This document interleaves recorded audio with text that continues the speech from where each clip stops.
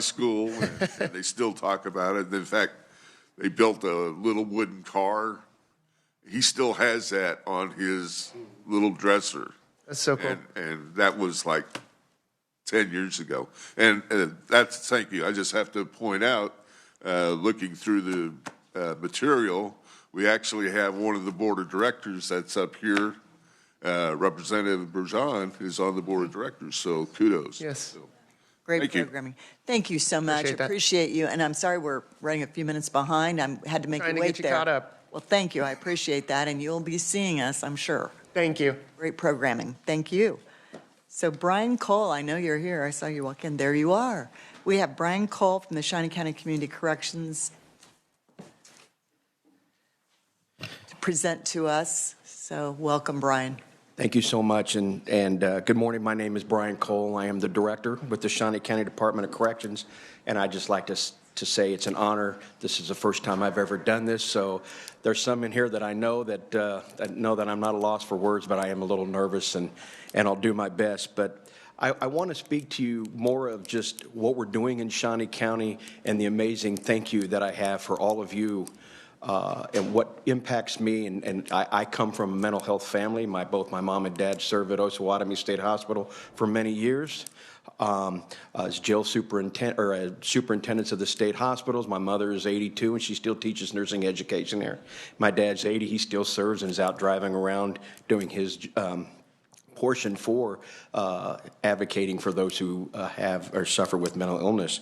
But one of the things that I wanted to talk to you is that in Shawnee County, our staff is faced with a tremendous challenge of managing those who suffer with behavioral health problems or mental health. Often these inmates are very combative, and a lot of times they refuse to take medication, and that is a tremendous challenge that we see in Shawnee County. While the national average of those who in jails that suffer with, when I say SMI, serious mental illness, it's about 17% in jails of their population. In Shawnee County, on a good day, it's at 50%. And if I speak with representatives of NAMI, that if you start adding in, and that's just your major, your schizophrenia, your major depression or bipolar, but if I start adding in things such as mild depression, anxiety, or sleep disorders, and we have those and treat at Shawnee County, we're looking at an average population of about 80% of our population would meet some type of mental illness. Our average daily population in Shawnee County is roughly about 560 adult males and females. It's much higher on the juvenile, and right now we're averaging about 30 juvenile residents a day in Shawnee County. In 2022, and I'll be happy to provide any statistics that you all would want, we booked in about 8,000 inmates. The average length of stay is about 29 days. You can triple that for those that have and suffer with behavioral mental health problems. When I look at the cost, and I have a company that comes in and looks at our average daily cost, it's about $100 a day to serve a general population inmate. When you're dealing with someone who suffers with mental illness, it's about $400 a day, and it's becoming more, and it's growing, the services and the demands. Some court hearings that we've seen in our judicial districts are saying jails are going to have to start resembling that of a psychiatric center versus a correctional center. And we're staying on top of that. And it's important when we talk about the average length of stay, because the average length of stay of those waiting to go to Larned sometimes exceeds well over a year. And those inmates, while we do the best, and I would put our agency up against anybody, and this is an agency I'm very proud of and I've been with for almost 35 years, is we still have concerns of those who are having restoration issues with competency restoration and things like that. And I'll talk a little bit more about that. I could come here today and talk about all the statistics that anybody wants. I have a very thorough and robust statistical system in Shawnee County, but I want to talk about the support that you all have given us and our Shawnee County Commissioner and the good things we are doing, that I'm hoping that by this, providing this information, that you can bring out to constituents and the community. One of the things is Shawnee County is an innovator county in the Stepping Up initiative. That means we have a home resolution. Our county commissioners, our county councilors, they support the mission of helping those with mental illness and who suffer, whether they're in jail or in our community. I have personally, and we will continue to travel other counties in the state to help them set up their systems to how to house and to treat and deal with those who suffer with mental illness and to set up their programs. Our statistics are very thorough. They're as thorough as anyone else, any county in the state of Kansas. And we're setting goals of trying to reduce the average daily population of those who suffer with serious mental illness, reduce the number of bookends of those who suffer with mental illness, reduce the average length of stay with mental illness, increase connections to care, meaning we're just not opening the door and kicking them out the door and say, go fend for yourself, and then reducing recidivism. We do a very good job of having a very low recidivism rate than other jails because we continue to follow inmates outside the confines of our facility. It's easy in corrections to say when you have the legal authority to hold them, but when they get out, they're not our problem anymore. But we follow them a little bit after they leave to make sure they're going to their appointments, to make sure they're taking their medication. We stay involved in the community. One of the things I'm very proud of is that we recognized the problem we were having with Larned, and I'm here to tell you I support Larned State Hospital. They have helped us out tremendously. But one of the things is, instead of arguing and complaining about it, I went to our Board of Commissioners, I went to Vallejo, and I went to our judges and said, I want to start a pilot competency restoration program in Shawnee County. We have the size, we're the capital city, and we should be doing something in our jail. So we started this, and basically what it is that we have inmates that are here, the courts work with us, we work with Larned, and they say, Brian, we believe this inmate can stay at your facility, and we'll send a doctor to you. And that opens up another bed for somewhere else. We've had 10 successful inmates have restored competency and been able to expedite their court case, but get the treatment they need instead of linger. That has been tremendous. We continue to do more, and we're going to continue to add on to that program. That is one of the first in the state of Kansas. And trust me, I'm not here for arrogance or vanity or something like that. I'm here to say I'm very proud that I had the support from you all in the state of Kansas, KDADs and everybody, and I'll talk about them a little bit more, and my bosses, the commissioners, and our county counselors. But I also want to say is that we're in the process of working with KDADs in funding and building a mental health facility that goes along inside the jail. This will help us to increase our services. This will be able to help us to keep our inmates here closer to family. This will be able to have the services here, and this will be able to help us to reduce the burden on Larned. And I think that this will help us to be able to help our community to be safer, to help us for the reentry, which that will say that is probably the biggest area that in Shawnee County we need to work on, is the reentry back into the community once they leave, is building relationships while they're here before they leave, and we can get them through the continuity of care, the warm handoffs, and things like that. So I would say that the biggest areas of support, and I know you all support what we do, is reentry, services in the community, and alternatives to incarceration.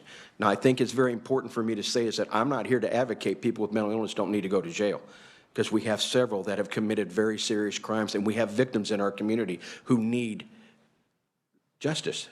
And so I believe that. And so, but we have to provide the services. We have very good services in Shawnee County, and we've made some great strides. Bless you. But I just wanted to say, to get us back on track, is that I appreciate each and every one of you. I may not have worked with each and every one. I've worked with several, and I know several here that have always been a friend, a mentor, and support of saying nothing else than, Brian, how's it going? What do you need? And I just want you to know that I am happy to assist you all in anything you need to be able to help out. I have a very busy schedule. I sit on many boards, but I think it's very important that I come here to say that we do have some troubles, but thank you for your support. These are the things we're working on, and I am more than happy to help out and assist and answer any questions you may have. And if it means I can send Senator Dietrich, I can send you our last stepping up statistics. We do them by the quarter. I am getting ready to work with our IT. We're going to put this information on our website. We will have a dashboard that will show these stepping up goals of reducing the bookends and things like that, but I'll have a link that shows all of the statistics we have for our behavioral health. So there's full transparency when somebody says, Brian, what's going on? We'll have that, but we're working on that. And the last thing I'll say is that we're working very closely with the city of Topeka on this troubling issue of homelessness, because a fifth of our population is homeless. So we're working on that, and we're providing them services as well. So it's an honor. I'll stand for any questions you may have, and Thank you. Well, first of all, thank you for what you're doing and your thank you. Your thoughts on how we can make improvements and what you've personally done. I mean, that's amazing. And I would say I think we're very interested in that mental health piece that you're going to be doing, the construction or the, are you relocating or are you building new? We will build new. It will be on the grounds of the Shawnee County Department of Corrections at 501 Southeast 8th. We're looking at possibly 70 beds of care to where we will have all kinds of care that will be, but it will be right here. We're going to be looking at maximizing space. You all will be invited to come see, and when we have an open house, I want all of you to be there to be proud of this is something we all built together. It will not look like a jail inside. I don't want it to look like a jail inside, because what we're seeing is, and this is not for me to say I'm being warm and fuzzy about inmates. What I'm saying is I want, it makes a safer environment for our staff. And that when you have inmates that are out of control, then that leads to staff who leave and quit. So this helps with retention and keeping staff here. But you'll come in, you'll see windows, you'll see bright colors, you'll see trauma-informed construction in this facility. And what about, if I might just to ask one more question, what about how are you going to staff it? Staff it? Yeah, how will you staff that? We will work with the commission, Board of County Commissioners, and I'm also working with KDADS on possible funding to look at, because that was a question that came there and said, you're going to have to look at staff. This will be specialized trained staff that will have to be both in CIT, recognizing trauma, recognizing different issues of behavioral health, crisis. They will have more training. Even though we are a union-based facility, I will be working with the union on making sure it isn't just first come, first serve, that we have specialized training. But I am working on that. And that will be, we'll probably have to have at least 8 people in there. Questions committee? I didn't want to take up all your time with my questions. Representative Bordon. I would, thank you, Madam Chair. I would just echo the comments of our chair and just want to say thank you for all of your leadership on this issue. I was recently at the State of the Community address and got to hear the commission and a presentation, and it's what you're doing is pretty incredible. He's also a really good soccer coach. He's been my daughter's soccer coach on the club level and has been a good role model for our young people in our community. So thank you for all that you do for Topeka. Thank you, Representative. Brian. Representative Alcala, can I go to McNorton first since he's brand new? It may be his first question ever. Would that be all right? I don't know. McNorton and Alcala.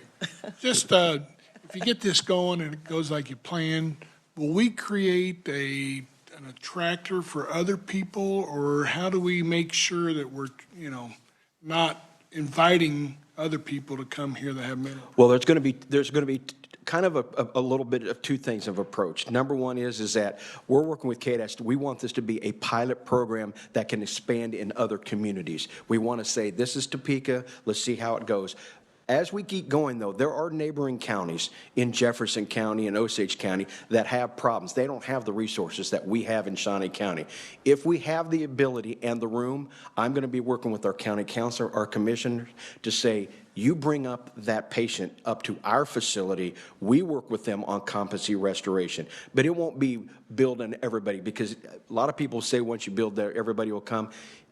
I want to be a good neighbor to our surrounding community, but I can't overload. I have to take care of our patients, our staff, our community first. But we want to look at this as a resource for the region to start out with. And we do house federal inmates as well, but more of a pilot and a program that others can resemble. And then I'm more than happy to work with KDADS to say, okay, now let's reach out to another, maybe somewhere out in northeast Kansas and southeast Kansas or southwest Kansas, and say, this is what we've done. Come here, don't reinvent the wheel. Let's put your community spin on this, and let's do our best. I hope that answers your question, sir. Just worried about us burdening the cost of it. Correct. Our And I'll keep a very good close eye on it, and I have very good bosses that'll make sure that that's not the case. Representative Akala. Thank you, Madam Chair. Hey, Brian, I was giving you kudos earlier when Vallejo was up here for the idea and thinking outside the box. Thank you, sir. And I did ask the question from Bill. Any idea what the reduction in intake for Vallejo this might create to create more beds on their end, but yet?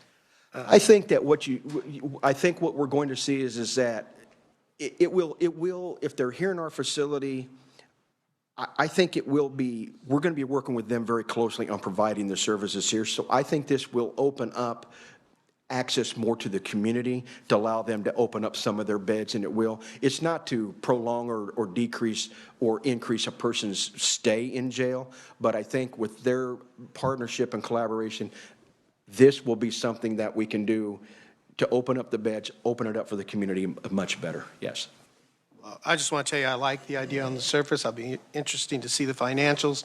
Absolutely. $8 million instead of a hotel would have been a good investment. Absolutely. In this, and also if you ever consider running for county councilor in the 2nd District, I'll help you. Thank you. Thank you. Thank you. Thank you, Brian. Appreciate your presentation. Oh, I'm sorry. You're to my left. Yes, Representative Miller. We have another question. Well, actually, I just wanted to follow up on Representative McNorton's question. By the way, it's a pretty good question for the first one. In response to his concern about, quote, attracting, there will be mental health services available in this facility, but it's not a mental health facility. It's a corrections facility, and you have to be charged with a crime to get there in the first place. So for somebody that's wanting to go there, that's all they have to do. Yes, that is correct. Yes, I don't want to do that, but yes, that is correct. This will be the Shawnee County. It will be another housing unit at Shawnee County. Yes, you would have to commit a crime to get in there and stuff like that, yes. Thank you for the clarification, Representative Miller. Thank you, Brian. Thank you for being here. We look forward to what you're going to be doing. Thank you. All right, we are only 15 minutes behind, but that's all right. County Commissioner, are you next? Bill Rippon.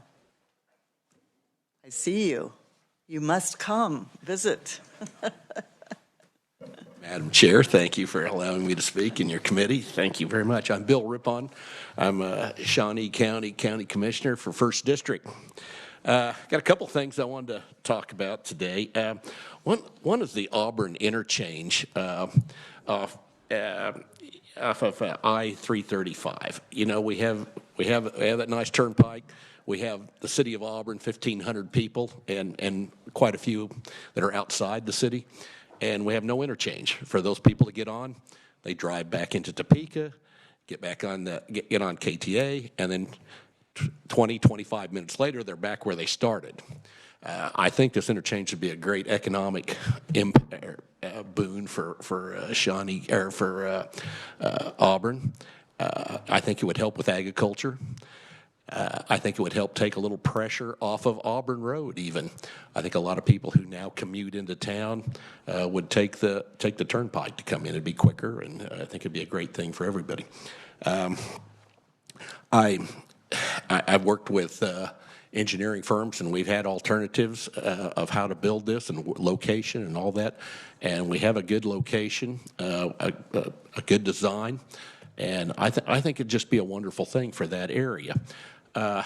And unfortunately, the thing that came up last year when we had the accident out there and we lost the lives of 3 little girls out there, it's now a safety issue too to look at, because once you go through the turnstile there at South Topeka, you either have a choice of going towards Topeka or Kansas City. If you make a mistake, then you have to drive a long ways down KTA before you can make a U-turn.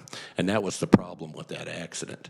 And that's the longest stretch between Wichita and Topeka without an interchange. And we'd love to see some help on that. A lot of people ask why we aren't using federal highway money for something like this. It's hard to get federal highway money for a project like this because the KTA has toll booths. They're kind of like an enterprise fund. They're bringing in their own revenue. So the feds don't want to fund something like that. So we're kind of between a rock and a hard spot. And it's probably, couple of years ago, it was estimated around $14 million. I suppose it's 20% higher than that now, but it's a project we'd like some help in getting established. Let me hit on a couple other things. The revenue neutral bill, I would like to see some revisions in that bill. It's a little bit cumbersome. There's some, the timing of it is kind of, the timing of it's a little bit difficult too. We're asked to vote on whether we're going to exceed our revenue neutral rate before we actually get into our budget, and which makes it difficult. And then we're sending out letters that's going to probably cost us close to $50,000 a year just to send those letters out. And that's, I know the state helped pay for that for the first couple of years, but now they're not. So it's kind of an unfunded mandate where we have to put that out. I also think the wording in the letter is a little bit cumbersome. I think it could be reworded to where it make it a little more clear what the letter's for, and I think that would help as well. Another thing I'd like to talk about is the LAVTR funding, the ad valorem tax. We could have probably reduced our mill by 4 mills this year if we'd received that amount of money. It's a bill that's already a law. It's already sitting there. It just have to be funded. And now I'm in favor of a lot of the tax bills that are currently being presented, and I think they're great. But if they don't make it through, this one's already on the books. It would help immediately, and I think that would be a wonderful thing for Shawnee County to be able to give people back some of their property tax money. It would be great for us. I was going to talk about mental health in our jails, but somebody beat me to that here, so very good. That's really all I have, but I'm open for any questions you might have. That's a good thing, because we got a couple. Are you ready? Yes. Okay, thank you, and thank you for being here today. And the Auburn Exchange, very, very important, so. It is. We will continue to work with you on that. So I have Representative Miller and then Representative Corbett. Go ahead. Thank you, Madam Chair. Commissioner, I just want to give you kudos. I saw you in action one day doing one of the things that I love to do, and that is take on the Speaker of the House. And you did a good job on the LAVTRF discussion. Don't remember where I saw it, but you were joined by, I think, a commissioner from Jackson County as well. The LAVTRF is probably, in my estimation, the most politically possible item that we'll have coming up in this next session as it relates to property tax relief. Some of us are in the process of introducing a bill, and I'm going to offer sponsorship to everybody in the House before I introduce it. It would go to the 3.63% part of the statute, not the fixed figure that's in there. That amounts to $130 million of tax relief to local units of government, and it will be directed under this bill. It will be directed towards homeowners only, residential property only. So it will have even a greater impact than the 4 mills that you talk about for those people paying taxes on their homes. The other aspect of it is it will not allow you as commissioners to get your hands on it to spend. That's the objection that the Speaker has. That's the objection other people have made, is that if we give this money to the locals, they'll just spend it, and the taxpayers won't see the relief. But it's designed, this bill draft is designed to counter that argument, which, one, I don't subscribe to, but just to make it crystal clear, the money will be given to the local units of government, city, counties, townships, all local units, for the direct purpose of rebating property taxes. What I'm asking is, would you please urge your colleagues to take formal action on that in the form of a resolution and direct it to your legislators so they understand that you have complete support for the proposal. And I'd be happy to talk to you later about more particulars. Okay. Yeah, I would be more than happy just to use it for property tax reduction, nothing else. I understand, and that's That is what it's designed for. That is what I believe it's been used for. But again, people who don't know better argue that it's there for the locals just to spend, and I don't subscribe to that, but just to make it crystal clear, the bill's being written to make that clear. But thank you again for your support. Representative Corbett? You're spot on the Auburn exit. I think with the chip factory going in down at Beto Junction, I think between Beto Junction and Auburn, there'll be a lot of growth if this happens. And that'll be two ways for them to get out of there, I-35 or hop on the turnpike and go somewhere. Yeah, I think it helps more than just Shawnee County. I think Osage would benefit from this. It would get used. It'd get hammered. So The other thing that the delegation needs to kind of be aware of, we're discussing the implementation of if you want wind or solar in Shawnee County, and you can let your commissioners know how you feel about that, because you'll be getting some calls before it's over. So it's on the plan. We're talking about it in planning now, but kind of get yourself up to speed on that. okay, all right. Thank you, Chairman. Is there still talk about another exit at California at some point? There has been, yes. Is that going, or I don't know where that's at right now, but so your preference or would be Auburn first? right. Okay. Sure. So we were at the local consult meeting. So that was on the list of projects for KDOT to prioritize the California exit. So it's on their list. I just don't think we have an idea of when it might be funded. But it's still there, and it's still a priority. You think the Auburn exit would be more important than the California? Oh, that's my preference, but I'm District 1, and that's in my district, so we have to look at the geography there. But no, I really think it would be helpful. I mean, here you have town of 1,500 people, 4-lane road, no connection, and they're right beside each other, and we really need that. Commissioner, you brought someone with you that I'm not sure everybody knows. Could you introduce that person? Yes, that I see hiding back there? This is our new county attorney, Rich Eckert, and this is kind of a boomerang. He was there for, 16 years? 17 years, and now he's back. Of course, Jim Crowell, our old county attorney, is now a judge, and so he's moved across the street back into the courthouse. And so I would like to say I had a lot more hair, but Commissioner Miller did his best to make sure I didn't have any. Well, welcome. Glad you're back. Thank you so much. Any other questions for the commissioner? Thank you so much. Thank you very much. Appreciate it. Stay in touch. I will.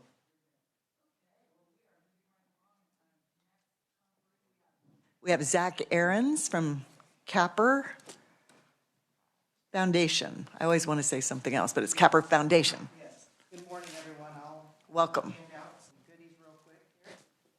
See if I can multitask. What you are receiving now is one of our coveted limited edition pins that are made in mass quantities. All right, perfect. And if you would follow suit, I would ask you if you would be so kind to do the same here. We'll get to that here in just a moment. Again, my name is Zach Ahrens. I am the president and CEO of Capper Foundation, and I'd like to just take a few minutes and first of all, thank you and thank what the legislature has done for Kansans with disabilities. There's been some amazing, I think, strides forward to be able to support the growing number of Kansans that have all abilities and being able to give those opportunities to everyone. The mission of Capper Foundation is to build abilities and empower people of all ages living with disabilities. And we have experienced tremendous growth in response to the needs of Kansans. And I just want to share a little bit about that background as we get into some of the legislative priorities for your consideration. We have experienced in the last year an exit of providers in the state of Kansas. For example, in Cali County, we experienced an exit of Mosaic from providing services to individuals. And one of the things that is important for Kansans with disabilities is that there is opportunity for choice and that there isn't a disruption of services. And when that happened, Capper was able to step up and ensure that there wasn't an interruption of services for adults with disabilities. Here in Shawnee County, I'll share a little bit about Capper Foundation. We have at Capper about 335 employees. People are surprised probably to hear that number. We have about 160 in Shawnee County and about 175-ish in South Central Kansas. That would be Cowley and Butler counties, where we provide day services and residential services. One of the things that we've really been excited about recently is our partnership and acquisition of Dialogue Coffee House. One of the things that, in working with KDADs and with others, we're really trying to work ahead and anticipate what the needs are. And in the spirit of really DEI, workforce development, providing all Kansans with opportunities to learn and to work and to invest those dollars back in the community, we dreamt a little bit. And Caitlin Halsey, who founded Dialogue Coffee House about 5 years ago now, we were visiting, and we thought, what would it take to be able to expand your dream? And she shared that, and I thought, boy, with Capper, we'd be stronger. And so in about the 7 months we've been working together, we went from employing 12 individuals with disabilities to over 50 in Shawnee County. These aren't full-time equivalents, but these are people that want an opportunity to earn above minimum wage, to be able to be in their community, to be active, to learn those job skills. The hope is that they would either stay with us or they would go and fill other positions. And what we're seeing is an opportunity to expand this across the state of Kansas. And we're really excited about this program and what it really means for all Kansans. Capper Foundation serves last year over 2,000 individuals. We provide pediatric outpatient therapies, so speech, language pathology, feeding for kiddos that are not able to orally take food or have an aversion to the sensation of food, behavioral needs that kids have with autism and other challenges, as well as physical therapy and occupational therapy. And so you heard earlier this morning from representatives from our Shawnee County school districts. And where Capper steps in is what the school may not be able to provide because of the volume and some of the challenges that they've talked about. We are able to provide and enhance with one-on-one therapy. And so I picture in my mind's eye, my mom was a speech-language pathologist in the school system, and where she would have the kiddos around a kidney bean-shaped table. There'd be 6 or 8 kids. She'd have them for about 15 minutes, and then we'd go on to the next group. For some of the kiddos that are suffering from autism and other challenges that they have, what happens is it might take 15 minutes just to be able to connect with the kiddo. And so it's a very unique form of therapy, and it gets results. The challenge that we're seeing on a national level is 1 out of 33 babies born today will have a disability of some sort. And so we see this as a growing challenge that we have here. We have been faced, and you're going to hear this phrase a lot, waiting list, right? But a waiting list even for our kiddos in trying to get onto our services because we love being able to say yes. I'm excited to say with our stewardship, we have actually been able to increase over prior year. We have 41% more services. We are serving and seeing more kiddos because we've really tried to streamline our efforts.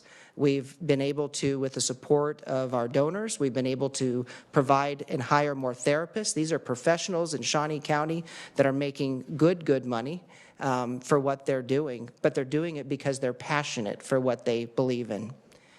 Capper Foundation right here in Shawnee County is ranked in the top 5% of all charities nationwide, and that's from Charity Navigator, 5%.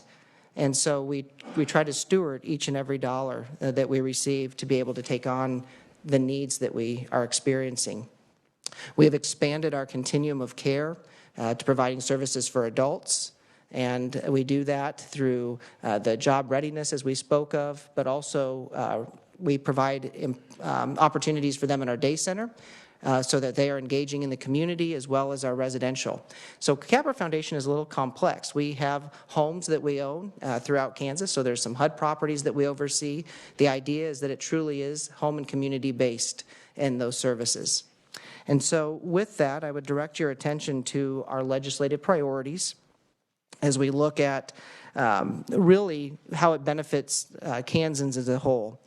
And the first one, and none of these are new, but I think they bear repeating, and that is, first of all, to expand our provider capacity. I spoke of the exit of services that we've seen, and I realize that the special committee on the IDD wait list is addressing those things. Working with KDADS, KDHE, and others, they've done a fantastic job, I think, of really listening to some of those concerns, and really we echo support on some of the things that are being brought forward in those discussions that I believe will help us to address the emergent needs of Kansans. Our goal and our recommendation is really to establish ongoing fiscal stability for the system. And again, this isn't a new concept, but it's something that we are in a position, because of our century-old strength, our ability to manage our funds very, very well, to be able to say yes and to be able to ensure that Kansans don't go without services that they need. We believe we can be in the forefront of that. And so if there's opportunities for a pilot or a demonstration to be able to meet these needs of Kansans with intellectual or developmental disabilities, CAPR would be one of the first to raise our hand and say, yeah, we'll definitely try that because we've had success. The other piece that I would encourage us to consider is looking at the reimbursement. We know that we experienced an increase in the HCBS reimbursement, and we thank the legislature for seeing that. That went right into wages, and we've talked about some of the true-up that's needed to be done in order to retain and attract people that are willing to serve people. What's interesting about what we do is it really is just that. It's people serving people. And while we talk about AI and the benefits of all that, it really is, it's hands-on, especially as we want people to be in the community, independent, guiding their own unique journey about how they want to live and play and be involved in the communities that are around us. We also are mindful of the waiting list, and I know you all are as well. It's something that is in the forefront of people's minds. And I think a lot of good work has been done, and I want to just encourage that effort to be creative. And I think there's a lot of creativity when we look perhaps to some other states and what they've done to be systematic in the approach of that. One thing that I believe is kind of a different way of looking at it is I've heard things like, well, we have a waiting list of over 5,000 Kansans that sometimes will wait 10, 12 years for services. There are some efforts, as you're probably aware, with the community waivers and some of those other pieces. There are different ways that it will probably present itself, and so I would encourage you, if you would, to continue to just be mindful of that. It is interesting to me how intertwined it really all is. As I've heard my colleagues from other agencies around our county, it's interesting how it really does touch education. It touches commerce. It touches the well-being and folks staying here in Kansas. And it's a growing cohort of individuals, with, again, 1 out of 33 people being born. And I think about the idea of even how does this impact other concerns that we've had: housing, affordable housing, safety, behavioral challenges. The people that we support are amazing people, first of all. But because we provide those supports, it allows resources to be spent in other ways. In other words, it is preventative to other challenges that there might be.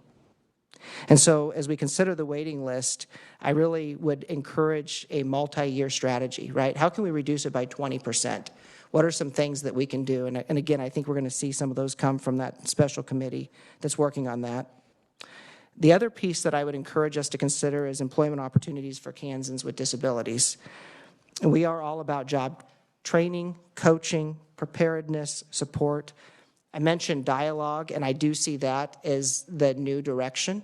When we think about what the Centers for Medicare and Medicaid, and we see as HCBS comes to our state, what does this look like? I don't see it as the future is not folks kind of being in a workshop setting, if you will, but being out in the community. And so we are really trying to be ahead of that, and it was born right here in Shawnee County. We're seeing it grow. I've talked with other states that are wanting to implement a similar dialogue model. And so I would ask for your support in making that a success. And here's really what it would look like. The Treasurer's Office has done some good things as they administer the ABLE accounts, right? The Kansas Achieving a Better Life Experience, the ABLE Savings Plan. It's interesting to me that in our Silver Lake store, location for dialogue, and our Fellowship Bible Church location, and we call it our OG store at 29th and Gage. It's interesting that some of the individuals that we support said, hey, we've got to step back on our hours because we're making too much money. And so, again, looking at the ABLE accounts and that as a shelter so that the benefits that they earn and deserve, they don't lose those, but we are still encouraging them, if they choose to work and to put that money back into the communities. And then finally, we are supportive of folks paying a competitive, integrated employment structure, but a wage that is beyond our sub-minimum wage, right? We believe that these folks have amazing skills and talents. They can run machines that I can't run. They can run registers that I don't know how to run, and they do it so well. They have the soft skills that we really desire. And so I want to encourage those employment opportunities. And then finally, expanding Medicaid. Now, I know there's a lot of conversation with that, and I've heard arguments on both sides. An interesting thought, and again, it doesn't work exactly as I'm saying it, but I've thought about this. It seems like the thought has been, well, it would be great, and we see it for people with disabilities, but we don't want other folks maybe to run in front, of those people that we really intended for. Wouldn't it be interesting if there was some way that there could be some expansion to resources for people with disabilities? Because there's a trickle effect that if we don't do something, it's going to impact every other sector that's speaking to you today. And it goes so much, as you know, beyond the individual, their family, the employer. We see the struggles that families and people have. This is the way to do it, and to make sure that every Kansan has access, opportunities, integration, choice, inclusion. Those are the things that we're all about, and that we would ask for your support. In the information that I handed out, there is a little card that explains about Dialogue Coffee House. Senator Diedrich, one of the requests that I would have, or I want to lay before this group here, our delegation, is we would love to co-sponsor perhaps a coffee or a breakfast with Dialogue, where our individuals that are earning a paycheck could help serve and to welcome folks as they come back to Shawnee County. And so that's something I'd love to visit with you about as well. But with that, I'll stand for questions. Thank you, Zach. Representative Miller? Thank you, Madam Chair. God bless the Capper Foundation. Thank you. I had to forego an invitation to be on a panel today, to be here today, relative to the IDD waiting list. I have a brother that's IDD, fortunately not on a waiting list, but the Reflector, I don't know if you reflect, I'm sure you are, they ran an excellent series earlier this year. For those who haven't read it, I commend it to them to review. The question I have for you, and the frustration for me whenever it's a discussion about the IDD waiting list, one, I need to hone in on how much of this is within the hands of the legislative body.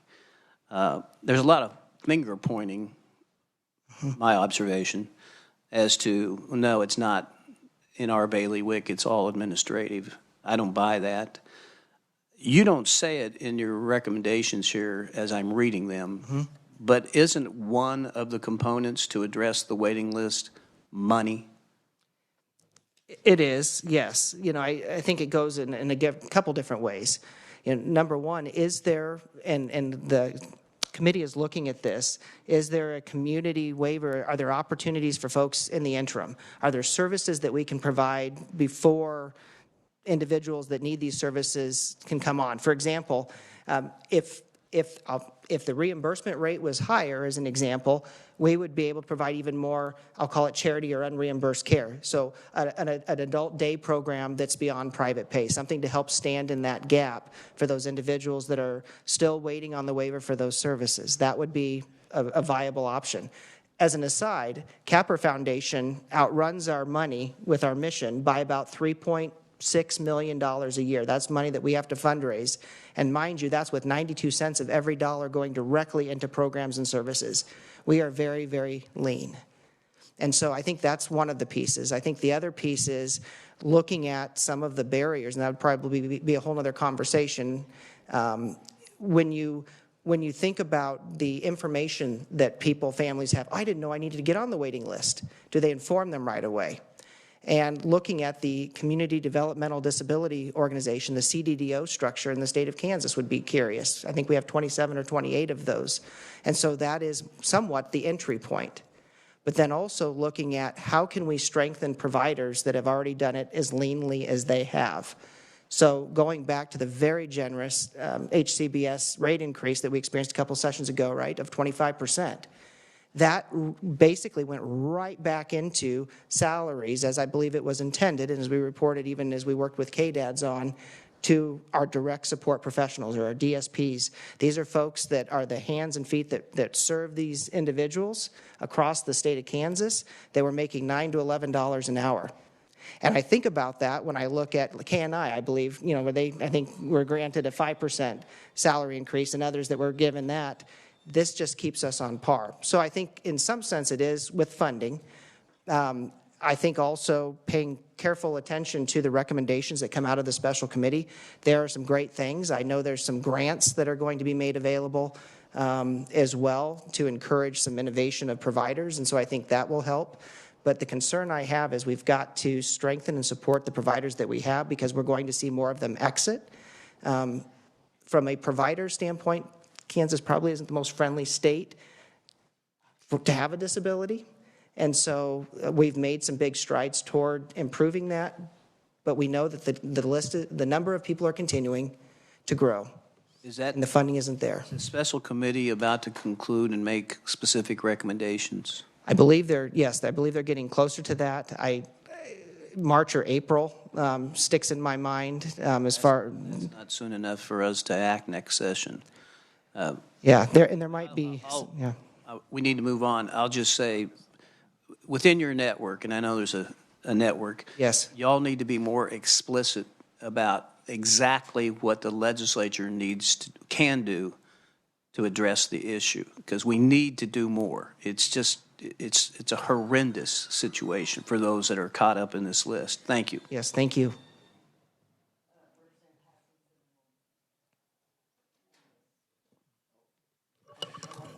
Thank you, Madam Chair. I'm always blown away when I see the sub-minimum wage for disabled workers, and I'm also amazed that employers have to have certifications in order to do that. And I'm just curious, what justifications are given to you to state that a person with a disabled person deserves sub-minimum wage over someone without?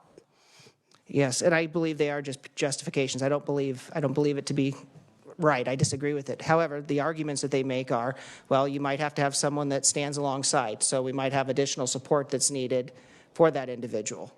So that might be one argument that people make. Again, you talk about soft skills. If come into any of our dialogues, the individuals with a disability are more dependable than the typical folks, candidly. And so we are making a tremendous investment in them. We pay a base, so some of them are making up to $14, $15 an hour, and I will tell you they are earning it. And so I think it's an excuse that people make. There are creative ways to work alongside people. For example, in Silver Lake, we've partnered with Brad and his team that you heard from earlier in the school setting. We have folks of all abilities working side by side, and that's also the goal. It's not to have folks that all have disabilities that are completely separate, but we want people to be integrated and to be successful working alongside one another. So thank you for the question. Well, thank you, and please note that I truly support this. It's just horrific. Just to state, I mean, the stigma that you can't even make the same amount of money and you already have struggles to be living a life with those that don't have the disability, and it's saddening. So thank you. Thank you. When you have Kansans that want to work, we want to give them every tool to do that. So thank you. Thank you so much for being here. You do great work, and we will. Thank you. Keep us in your loop as things as representative. Absolutely. We appreciate you all for your support. Thank you. Thank you. Thank you for being here. Okay, Frank, are you wanting to talk to us? We'd like to hear from you. Frank Burnham, Department of Administration, and Samir. This is the KDHE lab and docking building updates. There is no docking building. Haven't you looked? Okay, while Samir is passing out the handouts, I'll go ahead and get started to stay mindful of your time. Again, I'm Frank Burnham. I'm the Deputy Secretary of Operations for the Kansas Department of Administration, and part of my responsibilities is charged with design, construction, and management of the two substantial projects that are happening right here in our Capitol complex after many, many years of discussion and planning. So first of all, I want to thank you for your support in these projects, and I look forward to sharing these updated images with you and explaining a little bit about what's to come and some of the ideas going forward. So starting with the docking project, as you saw as you came in today, we're right on track for Christmas Day to have the building all the way down to grade. The new steel will show up the second week of January, and we will go vertical by the end of January. So as part of that process, we intend to have kind of a groundbreaking ceremony as we begin to go vertical. We will certainly make sure that the members of this team or committee are invited to participate in that, because this is, again, a big step as we move forward with our downtown and our Capitol complex and changing the skyline of our great city. We are also proud to report we are still on budget for our guaranteed max cost with our contractor, Hutton Construction. There have been slight deducts and additions as we've worked through the design. This was a design build project, but we are still tracking within our budget, and we are still on target for a delivery of June of 2025 for occupancy of that facility. Also, our heat plant is fully functional, as you can tell. I don't know, this room's a little chilly, but we were able to, again, maintain that. That was another big obstacle in bringing down the building and the reason for the means and methods in which it was taken apart. So the first slide there just kind of gives a visual representation of what Topeka Boulevard will look like with both new facilities there. Moving on, you see an image of what the new site plan will be. Again, we are building a 3-story building back on the existing footprint of that building, but it will have a height of roughly 60 to 65 feet, so it'll be similar in scale to our Judicial Center and the lab that's going in to the south. There will be a nice plaza that fronts the Capitol there. That'll be a heated plaza so that we can use that during some of our busiest times of the year, which might not be the most warm here in the state of Kansas. The other images just kind of show the adaptive reuse of the limestone and material and trying to stay with the original image and the vision of what the building was as it's reconstructed back with a lot of recycled materials. Moving on to slide 7, it shows some examples of some exterior elements. Again, we're wanting this to be an experience for our visitors as they come to the downtown Capitol complex. So you can see the bronze casting of the buffalo and some other things we're considering. We've also got the Liberty Bell that was here at the Capitol many years ago, pre-renovation. It'll be restored and put back on the plaza as a functioning site element. We'll have a heated water feature there with the Capitol in the backdrop, a stage there for a natural speaking podium for people that want to use that facility, that location. The south elevation shows the reuse of the reliefs that were taken off the building. All 3 of those are going to be reused as site elements. That one there on the corner will be right there across from the Walgreens. It'll be a nice addition to the corner of our campus. You can also see some of the security measures that are going in with the crash-rated traffic gates, the walls that'll go around the backside, again, taking in public safety of our building in the new design. Slide 12 there shows the west elevation of the building. That is the Capitol Police. That'll be their primary location. That'll be a secured area as well as facilities management access to that west edge. Slide 14 shows what our visitors will experience as they enter. The Kansas seal there on the floor, that'll be in the terrazzo. The terrazzo itself is recycled glass that came off the exterior of the building that has been crushed and pulverized and sent to the factory for mix for the new flooring throughout the building. which was, again, a nice adaptive reuse. The video wall that's kind of shown there with the straw bale, it's kind of hard to see in that image, but that is an interactive video wall.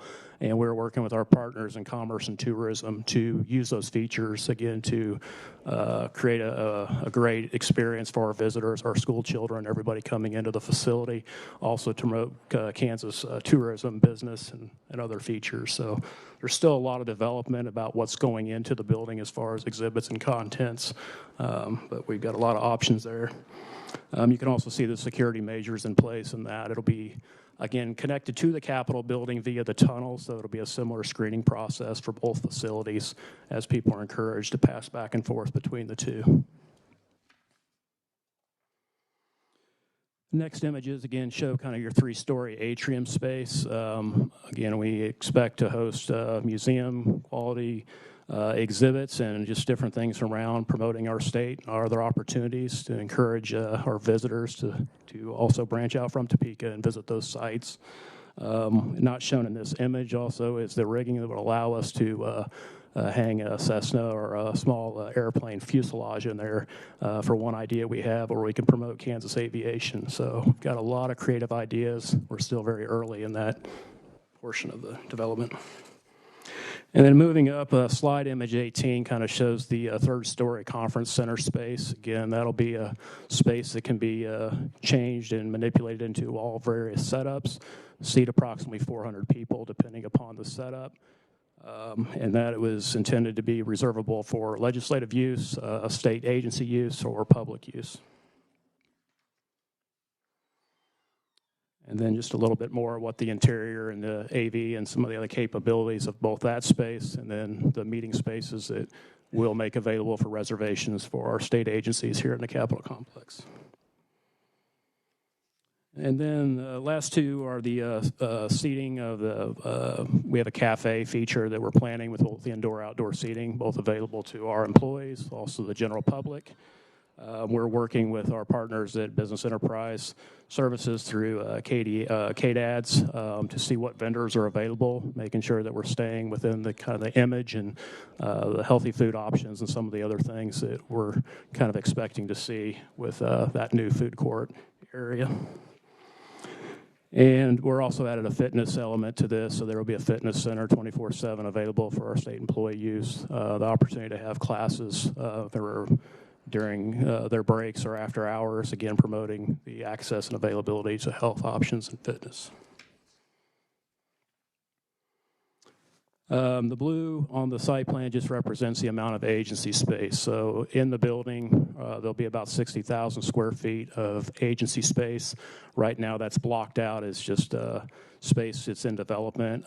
We are in conversations with agencies now that we have selected to be part of this new space, and we're not disclosing right now who those agencies are. This is still at a very high agency level as we work with our architect to make sure we make good decisions as we move forward with the new construction to accommodate those.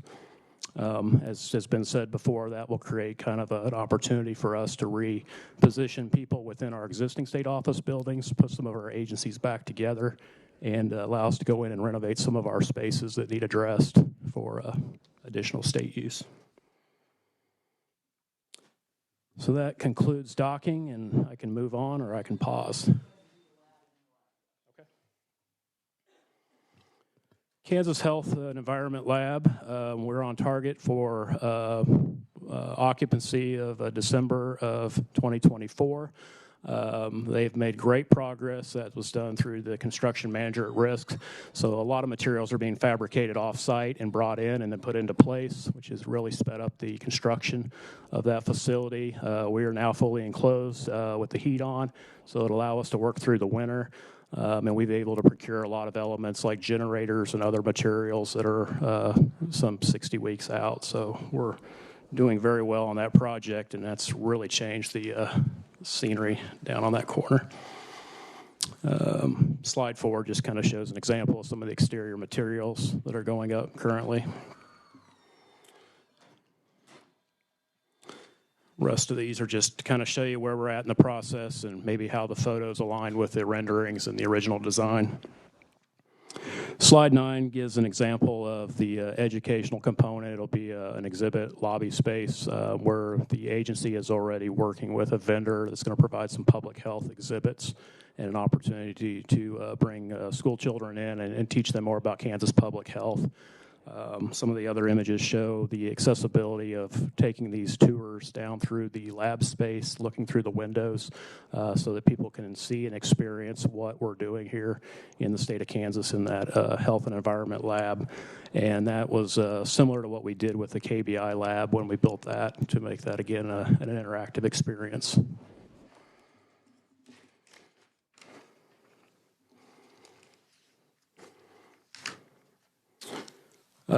In the end, that'll again bring about 90 positions into the downtown area. There's currently, I think, 80 is what they have now, but there's room for that expansion.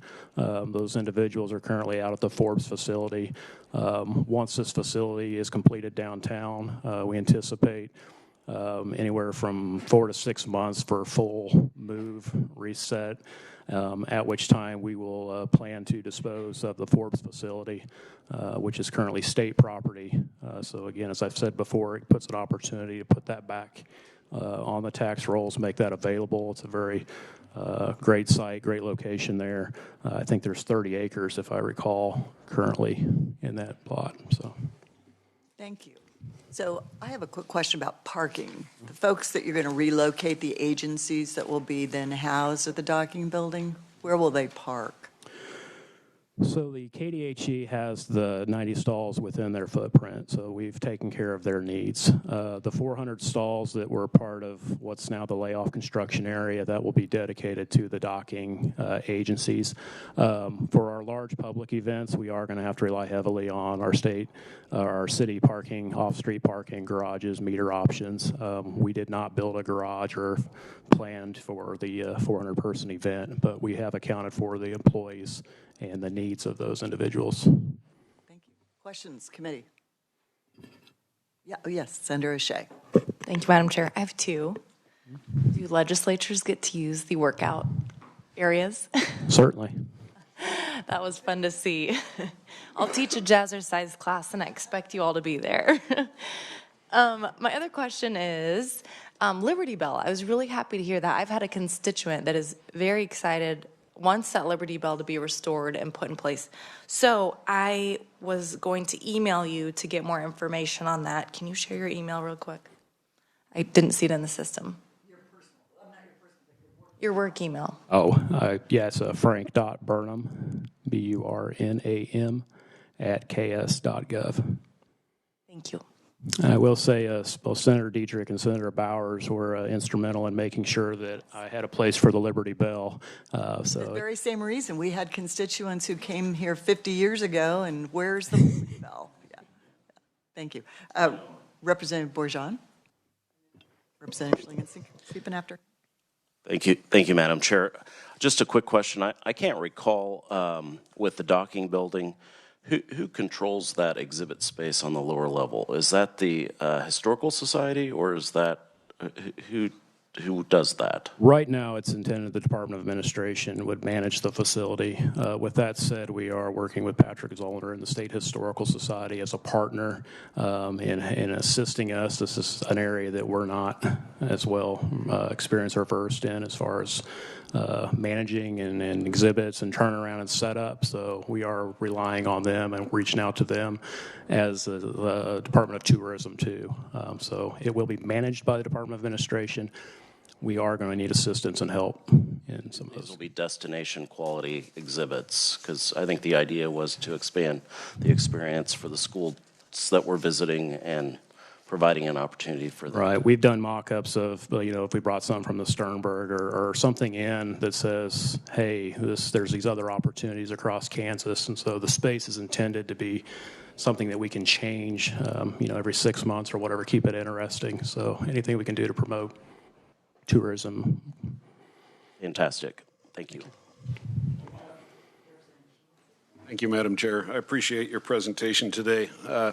I've had a number of constituents ask me about the artwork of the old docking building, and I think the answer is in the slides here, that those reliefs that were formerly, for example, the large one on the south wall, and others, that they're going to remain somehow integrated into this concept. Is that what I'm seeing? Correct, yes. Not only that, some of the building elements, again, we're recognizing at the time the original docking construction and just where it was at for the state-of-the-art construction. So we've saved portions of the windows and some other features, and we'll be working with the State Historical Society to make sure there is an area that's dedicated as kind of a permanent exhibit to maybe talk about both the docking building and maybe our Capitol complex and the history too. So got a lot of ideas.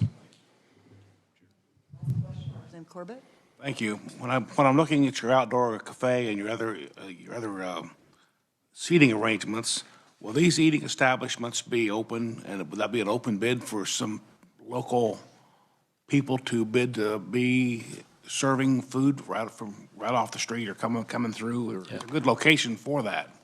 So it's either in statute or in reg that we first need to reach out to our partners, the business enterprise system that I referenced through DCF and KDADS. They have state preferred vendors that we should be reaching out to first. So we've provided them kind of with our concept and our design to see if they're able to meet that criteria, but we've made clear too that our next option would be to reach out as a part of a competitive bid process or vendor process like what the universities would do with their food courts.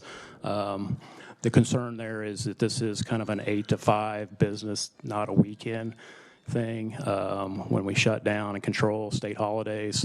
So there's a lot of things, and also not direct competition with some of our establishments downtown. So there's still a lot of things to consider in that area. I think you could probably tell me this, but just the foot traffic and the employees through this area would be, what, 1,500 a day or 2,000 a day? People would be able to come by there if they wanted to get something to eat? Quite possible, yes. I hope you utilize this for somebody locally to put a footprint there if it works out. Thank you. Thank you very much. Thank you, Frank. Thank you.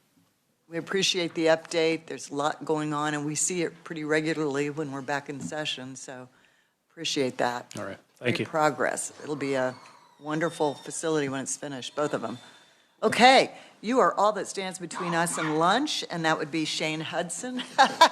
We're behind. It's not your fault. It's our fault. But that was the best introduction, I think.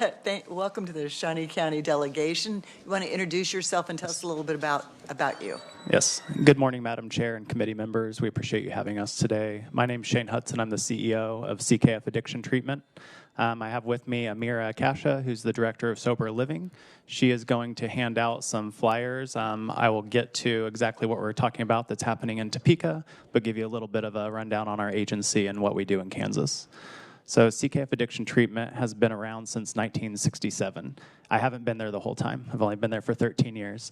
But we've been doing a lot of great work across the state to serve individuals with addiction or specifically substance use disorder in Kansas. We're part of the substance use disorder treatment system of providers as overseen by KDADS and members of the Behavioral Health Association of Kansas. We are providing services across the state via telehealth, in-person, partnerships with primary care clinics where staff are embedded in a few of those clinics. Otherwise, we support them and have telehealth linkages to clinics. We have staff in two acute care facilities in Kansas, including for the last 8 years, we've had staff at Stormont Vale in Topeka, providing 24/7 support through the ED, visiting patients on the floor, providing treatment services to patients in the behavioral health side of the hospital or location of the hospital, and managing support to acute detox patients at Stormont Vale as well. So familiar with the Topeka community through that aspect and our partnerships we built. As patients leave the hospital, they go to treatment settings to include CKF, as well as other treatment settings across the state. We transport patients there and back from the hospital setting. Residential services, detoxification services in Salina, Kansas, where we have a 30-bed facility, and we have a transportation driver that gets patients from across the state to and from our facilities in Salina for our detox residential. We have medication-assisted treatment services across the state as well. 75% of our patients are currently choosing telehealth services via MAT Clinic. And what I came to talk to you all about today is our designated women's treatment facility. Specifically, we have one in Salina, Kansas. That's a 24-bed facility. We've seen about 16 women on average per day over the last few years. We started in February of 2020. Women bring their children. Women without children are also welcome to come. When they qualify for an intensive outpatient treatment level of care, they come and live with us for free for 90 days. If they have children, the children come and live with us as well. They get addiction treatment on site 5 days per week. We have a peer mentor, a licensed counselor, support staff, as well as a child care staff watching over the kids during treatment groups. We partner with other agencies to get primary care, mental health services, access to community resources, support women as they find employment in the community, and help them really stand up in the community during the 90 days that they're staying with us for free. Some women can stay longer. It depends on insurance approval for that level of care as they're staying with us. So in Topeka, we've purchased a building, 900 Southwest 39th Street. We're renovating half of that space, currently working with the city, our architects submitting everything to them to get everything up and going. Half of that space, because we know we need 6,000 to 8,000 square feet for a 24-bed program. That building has 15,000 square feet. We'll have 26 beds in that facility. The goal is 18 to 20 women per day on average, plus their children being with them for those who have children during a 90-day stay, and having that service in Topeka as the first such service in Topeka, which is shocking to me because of the size of the population here. There are only 8 facilities like this in the state, so this will be the 9th facility, and it will be in Topeka. We're currently working with some partners in Kansas City to try to get one going there because there are also 0 in Kansas City, which is also shocking. So a very good service and a needed resource. We have partners in Topeka and around the area who very much want to see this service come. We got to know a lot of community partners as we've been here the last 8 years with services at the hospital, and we, of course, need to link to partner agencies, make sure women get services from other agencies as well. As I mentioned, primary care from an FQHC and mental health services from the mental health center, and children getting services, whatever those needs may be. In the community, strong partnership and relationship with the YWCA as well, the rescue mission, et cetera. So excited to bring that service to Topeka. The goal is I'd love to say it's going to be up and running by March, which was the initial plan, but everything takes longer and costs more. You all know this. So I think probably April, May, June is more realistic. It'll probably hit in that second quarter of 2024 that we'll actually be able to start our facility here. And to close, I would like to say that we do appreciate the additional $6 million that was given to the SUD system through the last legislative session. We will, through our association, Behavioral Health Association of Kansas, be asking for another $6 million to the substance use disorder treatment system again this year. And also, we're supporters of Medicaid expansion. I will tell you that over the last 4 years, we've gone from serving 1,900 individuals, so those are not counted twice, 1,900 individuals at CKF, to serving over 3,000 individuals this year. That's been growing every year. That is not to say that there are so many more people with addiction now than there were 4 years ago. That's saying that those 1 in 10 that could be diagnosed with addiction, ages 12 and older, and the 1 in 10 of those 1 in 10 that actually show up in treatment, I believe we're actually seeing more of the individuals who could be diagnosed with addiction in our setting versus more people having addiction in total. Medicaid expansion would allow us to continue that growth and see the people who actually have the need that aren't being seen in treatment settings. The influx of state opioid response dollars and the effect of sparing some block grant dollars to serve more patients has really helped us grow, but Medicaid expansion would help us continue that growth and sustain it. I'll stand for questions. Thank you so much, Shane. Do you think you could give us maybe like a little fact sheet of who you're going to serve? I was trying to take notes as you were talking. Yes. You talk very fast. Sorry. It would be just good to have, good yes. to know. And can you tell me what was in that building that you currently are renovating? There's pictures of like military people on the windows. I think it was like a tactical gear sales place. 900 Southwest 39th. It's by a Walmart. There's a water tower there and a bus stop, and it's a large 1-story building that I believe it looks like military tactical gear, police military gear, based on the just out of stuff that I curiosity. saw on the windows. There's still stickers on the windows right now that show some of that.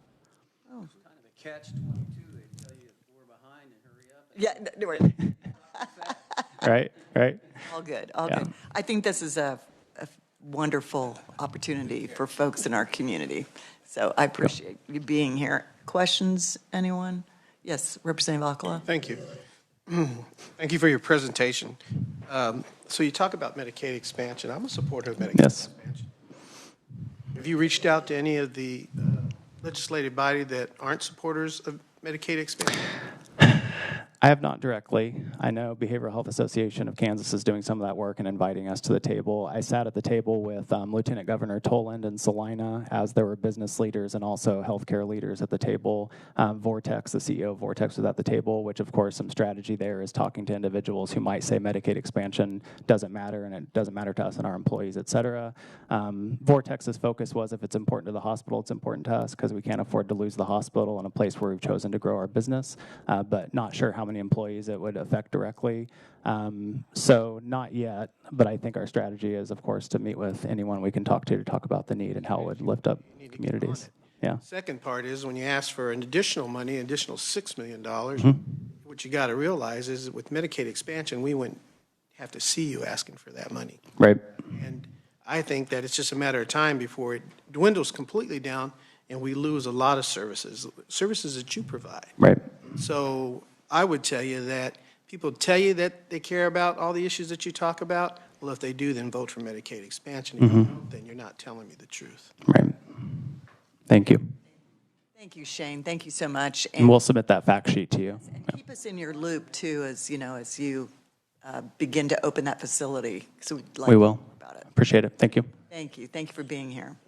Well, delegation, supposedly lunch is outside, but I haven't looked. It is, okay, and it's provided today by Federico and Durst, so we've got until 12:30, so you've got about 20 minutes, and feel free to have a relaxing lunch.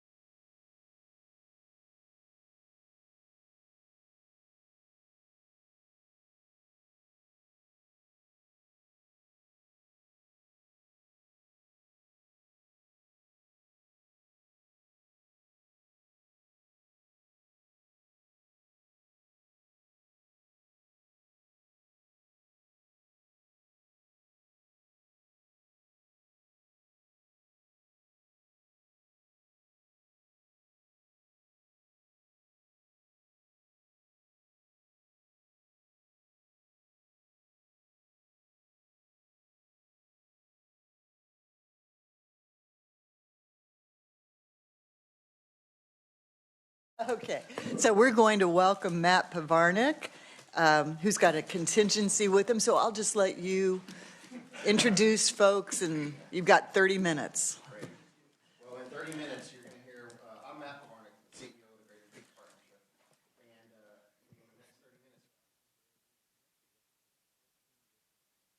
30 minutes, C6s, 501c3, political action committees. And I did try to lobby for more than 30 minutes, but Senator Dietrich was pretty rough on me in saying that we will stay within 30 minutes. So we will. And I also want to welcome Representative McNorton. The only thing I've heard, really, McNorton, the only thing I want to tell you is the only thing negative I've heard about you came from Marvin Spees, but everything else has been very positive. But I want to thank you, and I want to thank everybody else, actually, for being our elected leaders. In this day and age, and with what's going on and all over the country right now, this is not for the faint of heart. And so I just want to tell you how much I appreciate you putting yourself out there and doing it and stepping up to lead in a time when I know that some days are more fun or not so much fun compared to others. The Greater Topeka Partnership represents Go Topeka, Topeka Chamber, Chamber Political Action Committee, Visit Topeka, Topeka Area Sports Commission, Downtown Topeka Incorporated, the Riverfront Advisory Board, Evergy Plaza, the Greater Topeka Partnership Foundation, Small Business Council, Forge Young Talent, Leadership Greater Topeka, Topeka Youth Commission. So that's really 14 entities with a lot more that are out there. I would say this, every single thing that we do and any of these entities that they do somehow, some way ties back to creating economic prosperity for the citizens and the businesses in our region. So if it can't meet the economic prosperity measurement, that's probably something that we shouldn't be working on. So again, economic prosperity for businesses and for citizens, and our focus very much is our region in Shawnee County and Topeka.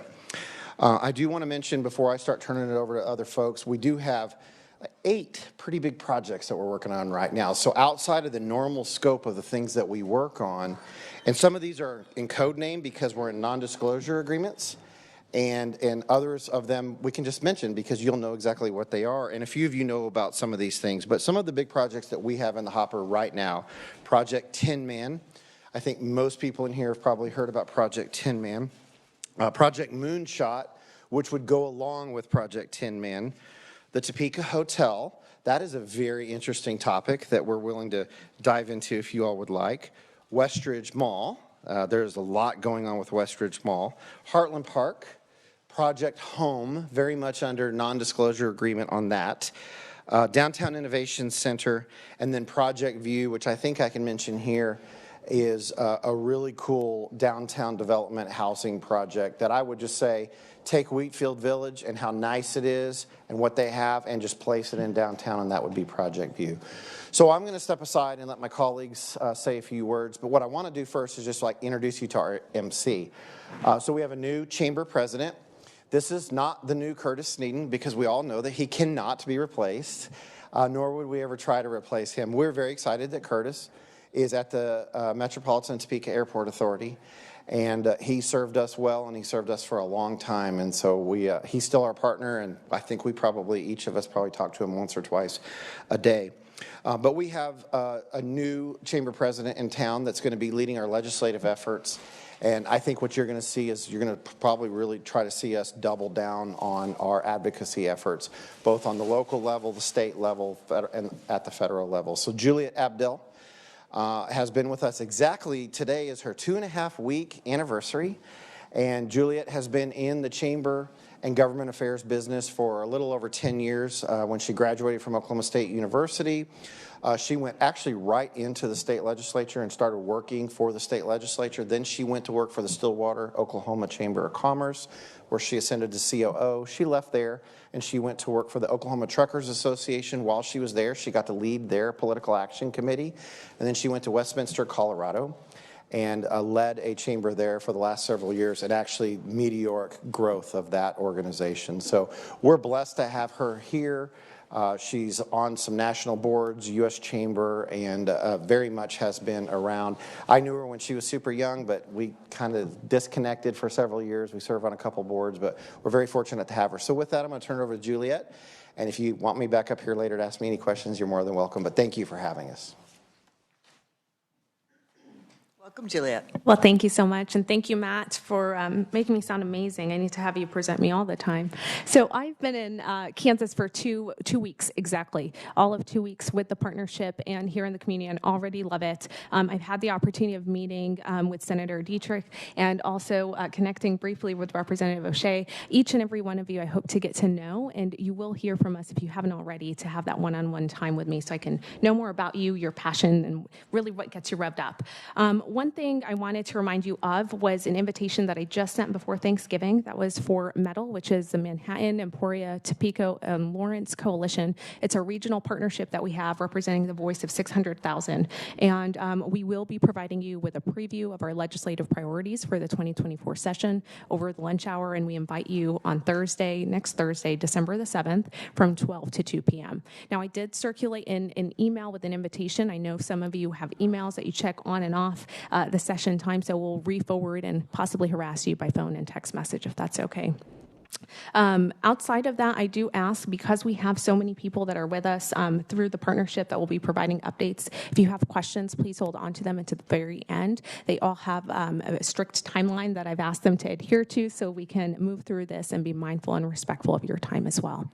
With that, I'll turn this over to our Momentum 2027 lead, which is Michelle Cuevas-Stubblefield, to share updates with us. Michelle. Thank you. It's so nice to see some familiar faces. First off, Michelle Cuevas-Stubblefield, Senior Vice President of Strategy. I am a lifelong Topekan and very proud of that fact. Momentum 2027 is the community strategic plan. The partnership is in charge to make sure that that plan stays top of mind as the community works to create Topeka as a better place to live, a better place to prosper, a better place to learn, and a better place to belong. Okay. At that is a center of equity and ensuring that greater hope, health, happiness, and prosperity is at reach for all who live, work, and play here in Topeka and Shawnee County. Now, this plan contains 21 strategic initiatives. One if you'd like. And these are audacious goals and challenges that many in the nation are grappling with. The collective we are tackling these initiatives head on. Some of these initiatives that are being worked are to establish, are to see the impact that is being made and to make sure that when we measure these, we are reaching economic or educational attainment, population growth, job wages, household income, and even our own net promoter score. Some of the initiatives that you'll see include the 21st Century Riverfront. Why are we working on that? We are the only capital city with an undeveloped riverfront in the United States. It also includes housing, childcare, career navigation, downtown Noto master plan, innovation district, active recreation initiatives, just to name a few. I'm happy to visit with any of you at any time to give you an update on where we stand and all the work that's at play. I simply want to thank you all for the work that you do, because the work that you do directly affects the success and these initiatives in Shawnee County and Topeka. Thank you. Our next speaker is Mr. Sean Dixon, visiting with us about Visit Topeka and the Topeka Area Youth Coalition. Welcome, Sean. Hello, all. It's good to see you. I feel like I've seen a lot of you a lot here lately, so it's good to be back in the room with you. I'm Sean Dixon. I'm the president of Visit Topeka, and our organization is responsible for the advocacy and development and promotion of this area as it relates to travel and tourism. We do that through a couple of different verticals. Primarily, which is pretty standard across the board, a lot of destination marketing organizations like ours, we're responsible for advertising this community outside of this community. We are often the vanguard of first awareness for the fact that we exist, what we have to do, who we are, and we partner with a lot of people to get that done. We partner with downtown, we partner with Noto, we partner with a lot of area organizations that have stakes in the ground as it relates to tourism. And we've been really, really successful at that here so far. Part of that, I will just call out, who's not here, Bob Ross from our team, who handles marketing and PR for the organization, has done an amazing job for us in terms of public relations for this year. Topeka has found no shortage of national headlines that are positive about us because of the work that's been done by this incredible team. One of those that we are particularly proud of, if you recall back early this spring, the mayor of New York, in a prayer, thanked the Lord that he was the mayor of New York and not a city like Topeka, Kansas. So we, of course, took that personally and responded accordingly and created a sweepstakes for New York residents. 2,000 people entered that sweepstakes, and we had 4 New Yorkers come out here last month and enjoy Topeka. They had a blast. They're already talking about coming back.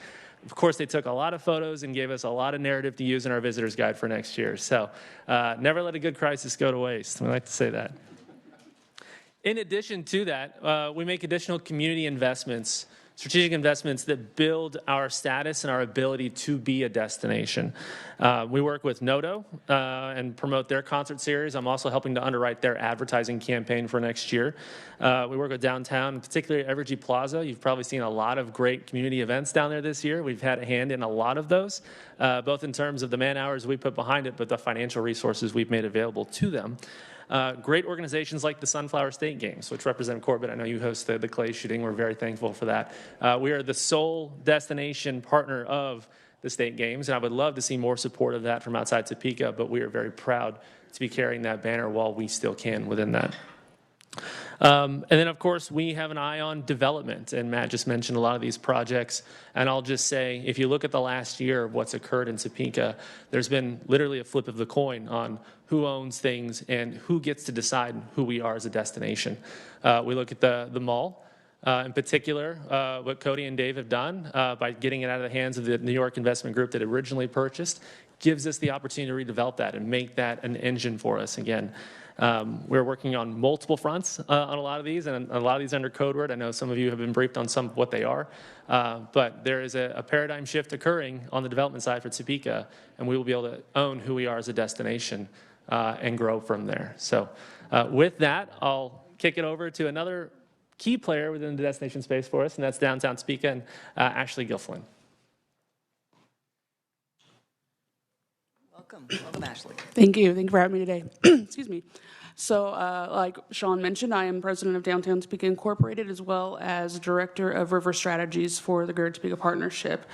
On the downtown front right now, we've had a lot of great wins over the past 5 years, and we saw exponential growth occur at a rate that I don't think anybody could have ever anticipated. So right now, what we're doing is working solely on trying to quantify what that is with hard data. You know, we know what it looks like to have all these changes, but what is that doing for us economically? How is it helping to retain? How is it helping to attract? And what does that do? One of the big things we have noticed with many major cities or in other cities throughout Kansas is that we have had a little bit of an uptick in homelessness throughout the downtown area. This is something we plan on addressing through our Clean and Safe Task Force at a later date, because Clean and Safe is a wide, broad initiative that many downtowns have plans for. It's not new. It's 30 to 40 years old. It's on many people's websites. But when we saw that uptick in the spring, quite a few community leaders came together actually and decided to start that task force prior to what we had anticipated. They took the reins. They determined that time was now, and we didn't want to be as reactive as possible. We wanted to be proactive. So with the help of our chair, Seth Wagner from AIM Strategies, we created a 7-person task force in which we have lined out initiatives to help not only prevent but react to the homelessness and the clean and safe perceptions of downtown. Because while we know that our downtown area is safe, you guys are here every day, the perception of some might not always be that, and that's king. Perception is king. We can't control how people feel when they see somebody that might not be sheltered. So we want to make sure that everybody knows that our local area is the cleanest and safest around, and we've seen tons and tons of strides. Nobody's going to come and do that for us. That's our area. This is our backyard. We're something we have to do on our own, but with the help of the city and the Topeka Police Department, as well as the county commissioners at this point, we've really started getting some initiatives rolling, and I'm sure at some point they will roll up to the state and federal levels, because this is obviously something that we're never going to solve on our own, but it is something that if we don't play a big role in it in our own backyard, then who is?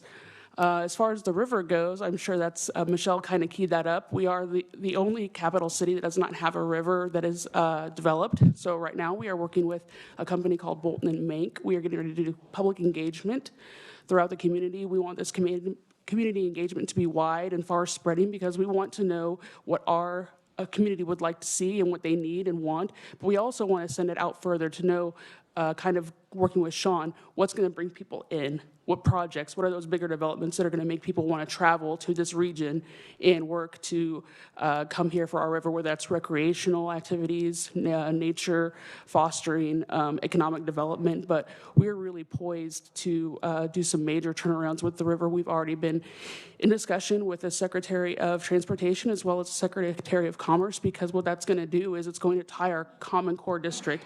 We're going to see Noto to the river, to Polk Quincy Viaduct, which is a huge project coming online, connecting downtown. And that's going to create one fluid core that's going to bring Topeka and Shawnee County together to allow us to start capitalizing on some of those things like you guys did last year, like common consumption, and starting to grow. But it's going to take a little bit of time. It has to be organic, but we're really looking forward to all that coming online. Well, thank you so much, Ashley. Now, many of you may know Molly Howe, and she is our lead for Go Topeka. Molly is out of the country, if I'm not mistaken, so we have a valuable team member of hers, Trina Goss, to provide an update on Go Topeka. Welcome. Thank you. I am the Director of Business and Talent Initiatives with Go Topeka. So to tell you a little bit about Go Topeka, it is the economic development organization within the Greater Topeka Partnership. We have several different departments that focus on innovation, small business, entrepreneurship, minority and women-owned businesses, and then workforce development and young talent. So just to kind of give an update on new business attraction, this year has been busier than the past several years with companies looking to potentially move to Topeka to expand their businesses. Over the last couple of months, things did slow down, but just recently we had several more RFPs come through, so we are much busier this time of year than we normally are in responding to RFPs. We currently have 32 projects in the works, so what that means is those are RFPs that we have responded to, we've submitted proposals, and we are fielding questions, kind of in the waiting stage. There are various levels, but there are 32 projects. The bulk of those are still in manufacturing. However, the second largest group of proposals that are out there are for aviation, which is very exciting because we are really trying to utilize the asset that we have out at Forbes Field in a better way. To talk a little bit about housing, we currently have, the city has approved 2 rural housing incentive districts so far, and there are 2 more potentially in the works. We do have a housing task force at the GTP, part of the Momentum 2027 strategy, and the task force is currently exploring unique options for affordable housing, for workforce level housing, and one of those is an up-and-coming concept of panel homes, which is different from the pallet homes that you may have heard of, but they are highly sustainable and affordable to build, so thus creating an affordable price point. So that's something we are looking into. You may have heard also about the child care grant that the Greater Topeka Partnership recently received.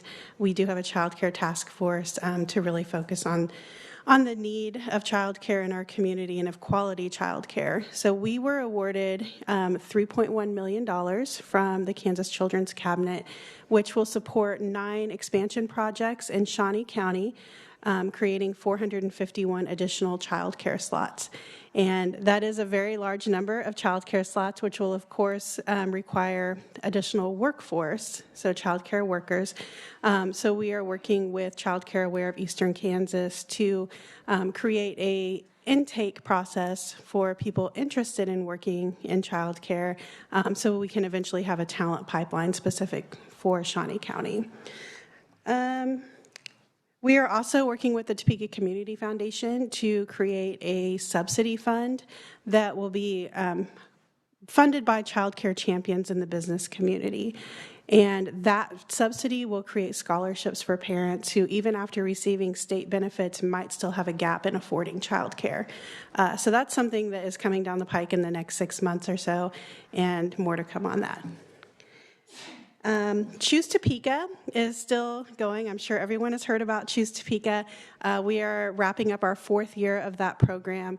And last month, Telemundo, which is the second largest syndicator for the Spanish-speaking community, did a feature on Topeka. And since then, we have, just in our office, have received over 2,500 calls, emails, and visitors from other states who are interested in coming to Topeka to grow their families and to enter our workforce. So we're trying our best to stay up on all of those calls and then connecting those people with employers who may need their skills.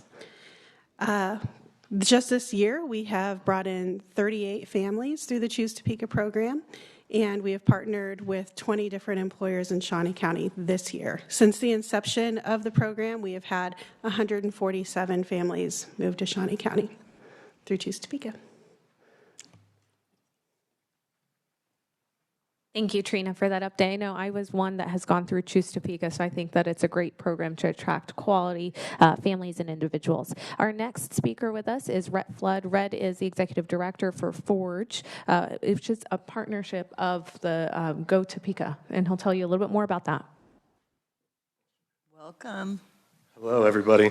Like Juliet said, my name is Rhett Flood, and I am the Executive Director of Forge Young Talent. Forge is Topeka and Shawnee County's young professional organization, and our role in economic development is to attract and retain young talent to Topeka and Shawnee County.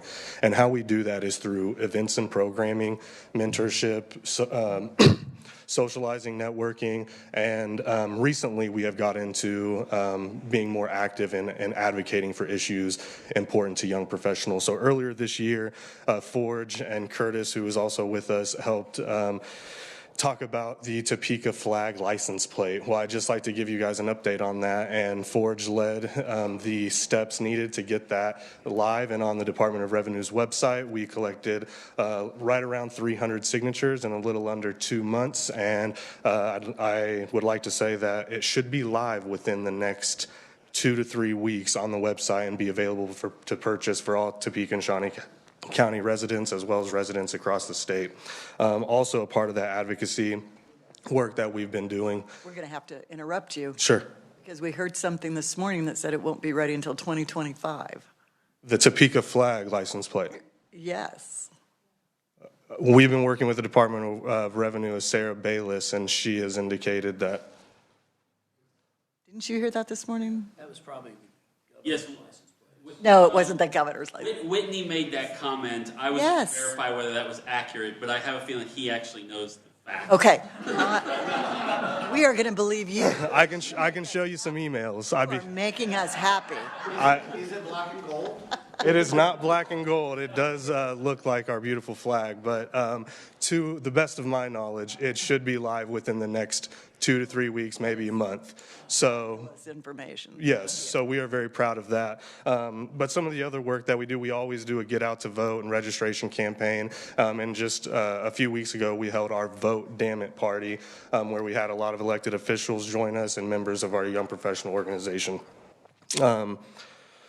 And then earlier this year, we also debuted the first ever in the state of Kansas, the Young Professional Day at the Capitol, where we got to talk to several of you, and we debuted our first ever advocacy agenda for the young professionals of Topeka. And so we have renewed our advocacy agenda for 2024, and we hope to see and talk to you all about some of those issues at the beginning of the year. So thank you. Thank you. Absolutely.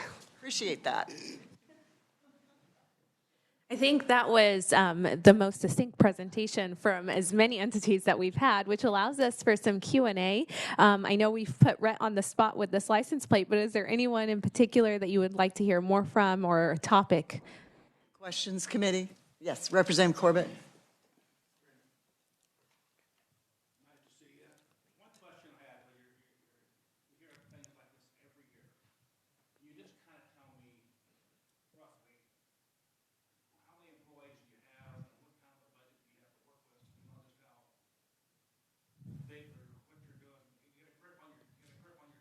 Absolutely. So I'll ask Matt to come forward and share more about our organizational structure. So actually, when we created the partnership in 2018, we when we woke up on January 1st, 2018, we had over 50 employees because we merged a lot of different organizations. We're super proud to tell you now we have 40 employees. And because we've kind of figured out the pandemic kind of forced us to, but also just economies of scale as well. Our budget is kind of big. It's $20 million annual budget, but that is full of a lot of public dollars. And so when Go to Topeka does projects, so for example, if we have incentives in there for Mars and the Walmart distribution center and things like that, if you take all of those incentives out, really it's about a $10 million budget. And that's made up of about $3 to $4 million in private revenue, and the rest of it's public revenue that comes from the transient guest tax for Visit Topeka and from JADO for Go to Topeka. So just one more question. You know, we talk about Westwood. Yeah. We talk about the racetrack. We talk about the hotel business. Mm-hmm. That the city owns. I mean, I've been here a long time. And it seems like you can make a big list of items. Things that just seem to cost that drain dollars out of this community that never, ever get there. Yeah. And it seems like to me, who can only handle one shiny object at a time. You had Westwood, you had White Lakes, you did what White Lakes done. So that's what I'm trying to get with you is, where do you think we're going to bring that $300,000 or $400,000 other people for destination cash and make this city a better place? Yeah, I might ask Sean to add to it, but I will just say I feel like that we're swinging for the fences on a lot of things, and I'm not really satisfied with hitting one home run in a game. I think sometimes you can hit 2 and 3 home runs in a game. I do think that Westridge is a blessing for us. We had bad owners for a little while. I'm just gonna be very blunt with you. Same with White Lakes. White Lakes had bad owners. We have good owners now. So that one is just a blessing for us that Dave Callanan and Cody Foster and Advisors Excel has stood up to do that. I think the conversations we're having on youth sports, that is something I think is really extremely valuable. And then some of these other projects, I would say out of all those 8 projects I listed, the housing is likely to happen. The Westridge we know is going to happen. I don't feel all that great about the Heartland Park right now and where we are with that project. And that one's gone a little bit silent. But, Representative Corbett, I think we're fishing for big bass, right? And I hope we catch more than one. But if we catch one, we could eat on it for a little while. I get emails every month from the commercial real estate people listing commercial properties available. Yeah. In this city, it's over 100. I mean, there's just enormous opportunity. If you wonder why there are so many opportunities, you wonder why everybody is gone. I mean, what's it going to take, whether it's taxes or what it's going to take to turn this around to make this place grow like it should? Yeah. That's what I'm trying to ask. What does it Yeah, take? I appreciate you bringing that up because really, not to go too far back, but Topeka had its opportunity to really grow in the 80s and 90s when the population of the world in the United States was actually growing. The population is not growing in the United States right now. And so we're trying to, you hear we're talking about bringing Ukrainian refugees here. They're already in the workforce. So we're talking about bringing the Choose Topeka programs and the number of people that we're bringing into the workforce. Growing the population is extremely important because we need those commercial properties can't create jobs unless we have the people to fill the jobs. Right now, I think we have 3,000 open jobs in the community. So we have to continue to work on quality of place and quality of life to grow that. But at the same time, I will just say, we want to grow our population, but we also want to grow our prosperity, right? So we want to grow our average wages, we want to grow our median income, so we want the people that are here to be actually more prosperous. I appreciate that, Representative Corbett. Thank you. Akala, and then Representative Haskin. Thank you, Madam Chair. I have several questions. I'll be real quick. Matt, I have a question for you. So when you initially got up here and did the introductions, you talked about 3 or 4 priorities and how either JEDO or Go to Topeka invest in Topeka, and one of them was economic impact. What were the other 2? Well, every single thing that we're looking at ties back to creating economic prosperity for our citizens and our organizations and companies, yeah. Is that why you guys didn't invest in the hotel, because it didn't meet those qualifications? Well, actually, we're not the city of Topeka, so you mean us invest in the hotel? Yeah. Were you approached? I don't even think we have the financial wherewithal to invest in the hotel. But Visit Topeka was asked to weigh in on that. And I will tell you, for us, and Sean can correct me if I'm wrong, what we were trying to do was lobby to not have another repeat of Westridge Mall or White Lakes where the wrong people owned it. We know there were some people that wanted to buy the Topeka Hotel, and it would have been an absolute disaster. And I asked that question because I do get asked, why didn't we use? Mm-hmm. I didn't know the answer to it. Yeah. I didn't know if you were approached or you guys just said, we're not going to take that risk.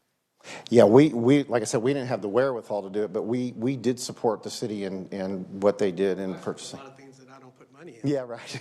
My second question to you is so people that are here on work visas right now, like at Research, do they qualify for the choice program, choose program? Okay, I'm going to have our workforce person answer that. So they're probably 60 days, 90 days, I don't know what they are, but they're not permanent. Do they qualify for that program? They would qualify if their work visa is sponsored by an employer. The Choose Topeka dollars actually come directly from the employer first, and we reimburse the employer. So yes. Okay. Yep. You're welcome. My second question, real quick, is for the young lady from DTI, and I don't remember her name. Ashley. Ashley, my question for you is, and correct me if I'm wrong, when you were identifying the homeless problem in downtown Topeka, did you say we have a little bit of a homeless problem? It was putting it lightly. I mean, I think it's everywhere. It's not dancing around it. Everywhere it does, but we have seen a drastic reduction since we implemented some of these initiatives. So the only reason I call you up here is not to put you on the spot, but I don't want to downplay that issue. I've met with Seth, I've met with Cody, I've met with some businesses in downtown Topeka. It is in my district. There's more than just a little bit of a problem down there. It's gotten better since they went through the alley cleanup. What's that project called? That's part of our Clean and Safe Task Force, which is a champion from AIM Strategies, which is a Cody Foster. But by no means think it's a little bit of a problem. Businesses down there are still very concerned. Seth with his organization and Cody with his organization are very concerned that we are still having major issues down there. It's lightened up in some of the alley stays because of the cleanup. And so I would just ask that in the future. And I think, Michelle, you've been to some of those meetings, haven't you? Some of the homeless meetings and so I would ask you to visit with Michelle because I think she gets it. I'm not saying you don't, but I think she's in the loop more internally in the homeless issues downtown. And I think you've done a great job on those committees in speaking up. So I would say that we do not want to belittle that it's a little problem. It's a large problem. Correct. We work hard with TPD as well as Vallejo Behavioral Health Center to make sure that we're trying to find, we're treating a symptom. Homelessness is a symptom, essentially, and we're trying to find what those root problems are so we can treat the cause and not just the symptom. So you are correct in that it is. I totally understand that, and I meet with the chief on a regular basis about that, and I meet with Bill on a regular basis about that. My thing is this not belittle it, that it's a little problem, it's a large problem. Correct. Thank you. And it's a problem that's being tackled, and I can honestly say I live in the middle of downtown. Yeah, you live downtown. Yeah, I feel a little safer than I did 3 months ago. Yeah, well, that's good.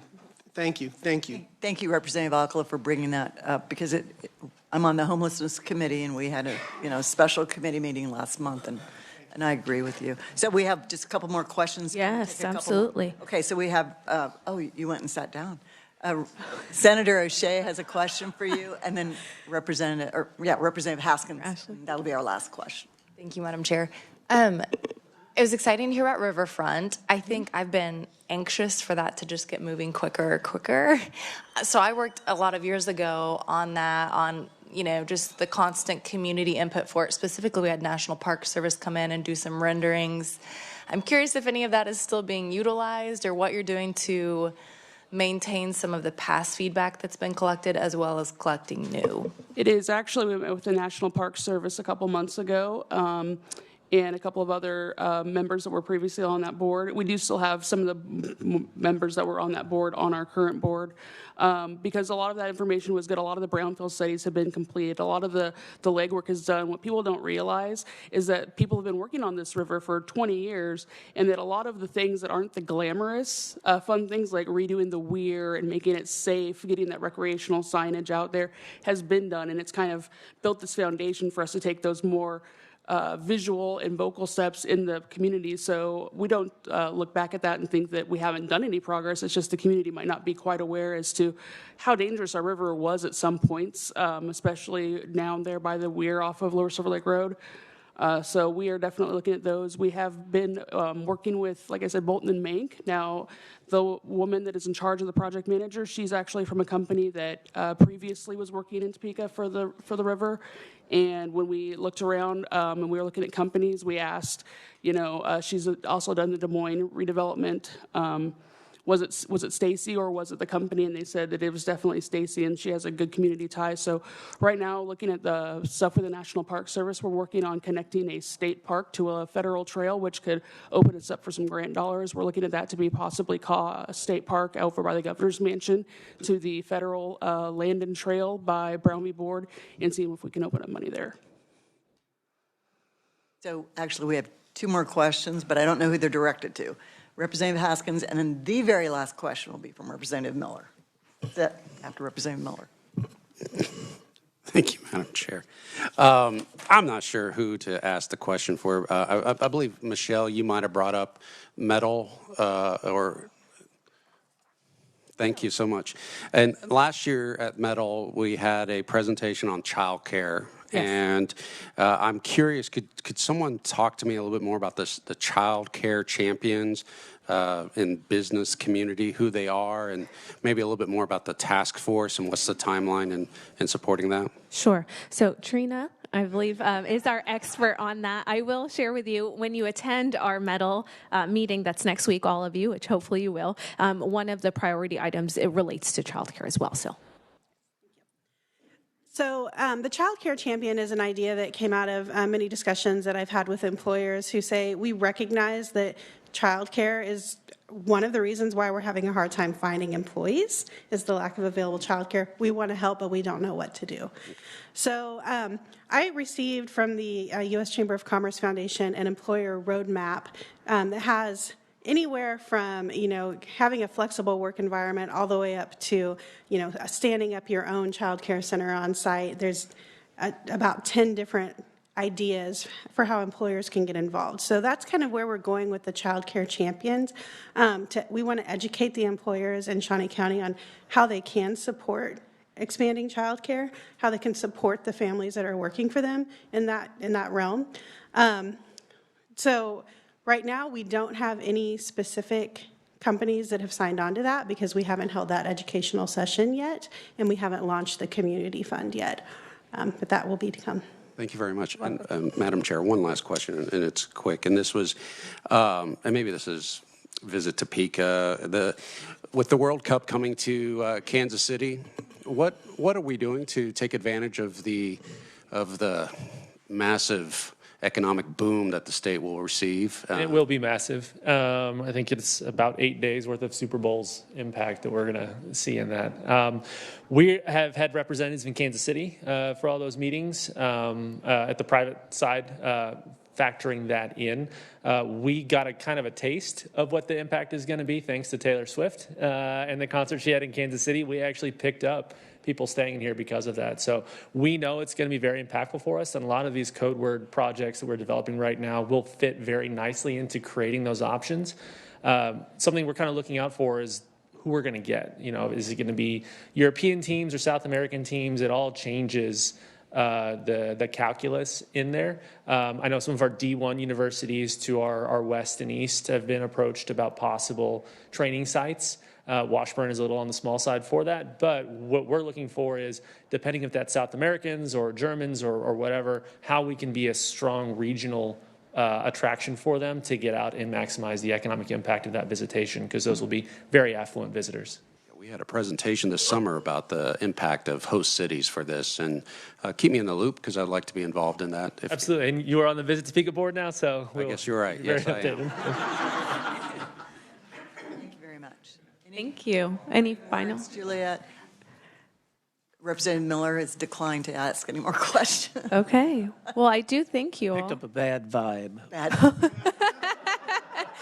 Well, I do want to thank you all for the questions. They're very insightful, and when you have an organization like the GTP, there are so many moving parts. They cross-collaborate. They all rely on progressive efforts to move it forward, and I want to thank each and every one of you for your ideas as you have been serving, from various tax credits that you looked at for childcare all the way to looking at these public-private partnerships. It's truly important that we always reassess and reevaluate ourselves. So I know moving forward you'll see more of me, but please, in the meantime, if you have any questions that we didn't get a chance to reach tonight or today, make sure that you shoot us an email or let me know how else I can continue to be of service to you.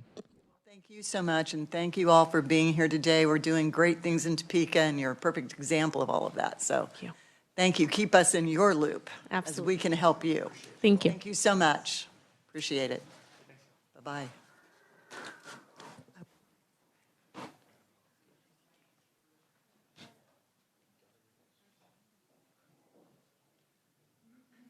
Very good. So on our agenda next, we have Brandy Brown and Jamie Jalil, Beefield of South Topeka. Please welcome and introduce yourselves, and make sure you press the microphone button so we know that you're on.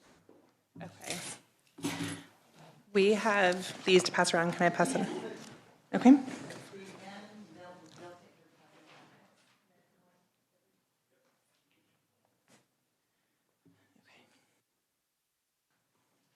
All right, is it on? Okay, so I'm Brandy Brown. I am co-founder and executive director of Beefield of South Topeka, and this is Jamie Jalil. She's deputy director of Beefield of South Topeka. I'm not sure how familiar you guys are with Montara community and the needs and barriers out there, but as you see, there's going to be some information coming around to all of you. What we do out at Beefield of South Topeka is we are a food pantry, a community closet. We have some resource classes and recovery support groups for the extreme southern Topeka area. Out there, they do have some barriers with lack of public transportation. So if they don't have a vehicle, they're not as able to access the resources and supports that the inner city can offer them. So we decided a couple years ago to take the resources out to them and make it more accessible. Currently, right now, they also have really high water rates. The standard is around $200 a month for a family for a water bill. That's really hard for low-income families to meet those bills. There's also corporations, out there like Walmart, Bimbo, Home Depot, Mars, things like that that could use inner city employees that are unable to have them come out. If they don't have transportation, they can't get out to those jobs opportunities either. I'll take that one step further. Over the last year and a half, we have been working really hard with those companies. We have, introduced ourselves. This is us. This is what we do. Who are you, and how can we help you, and how can you help us? Part of that conversation has been the number one complaint with all of those big businesses that support Topeka. The number one complaint is getting employees out to them. It's 3.5 miles away to the nearest bus stop on a very dangerous road where numerous people have been hit trying to walk to and from Walmart, Topeka Boulevard. The speed is too high, it's too long of a walk, just dangerous. They said that was the number one issue. If we could figure that out, they could help all do whatever we need. So that is their biggest and strongest issue, which is part of the reason we're here today, is to try to get support, ideas to help us along that avenue. So, ladies, can I explain something to the delegation? Absolutely. You may not be aware of this, but this area of Topeka is outside of the city limits, and so that's near the Commerce Park where you have Home Depot, Walmart, all those distribution centers, and no one can get there because there's no transportation, because the transportation is City of Topeka only. And so the other piece, I was just talking to Representative Corbett about the water issue. Because they're outside the city limits, they contract, if you're renting or leasing or owning a home in this area, the City of Topeka provides your water to you. They cannot connect to a rural water district. We've tried that. and they have a tremendously large multiplier on their water bills that the rest of us don't have, because we live in the city or we have rural water.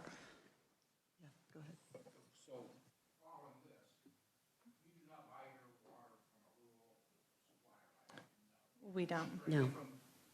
It is. Yes. And when we called to ask what the difference of rates were for the city versus the county, it was nearly double the cost. But when I was telling Senator, if you live outside the city like I do, that water district, they buy their water from the city. They get, it's not as bad as you're getting. So it happens all the time. It's just, you wonder why. Well, the issue for them, and we've worked on this quite a bit this last year, is that they cannot find a rural water district that will allow them to connect. Right. Then they wouldn't be paying the multiplier from the city of Topeka. They'd be working through a rural water district. And we explored the idea of annexation, which was annexation has Busing. not been an option either. Exactly. It would really help along all of our fields.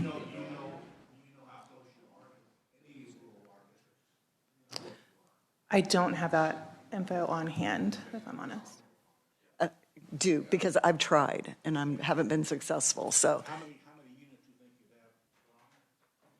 I believe there's approximately 1,500 in the Montero. At the minimum, yeah. So not to interrupt your presentation, but I think No, that no. background is helpful. No, it's Absolutely. very helpful. Thank you. Yes. Thank you. Yeah, so with that being their number one struggle is getting employees.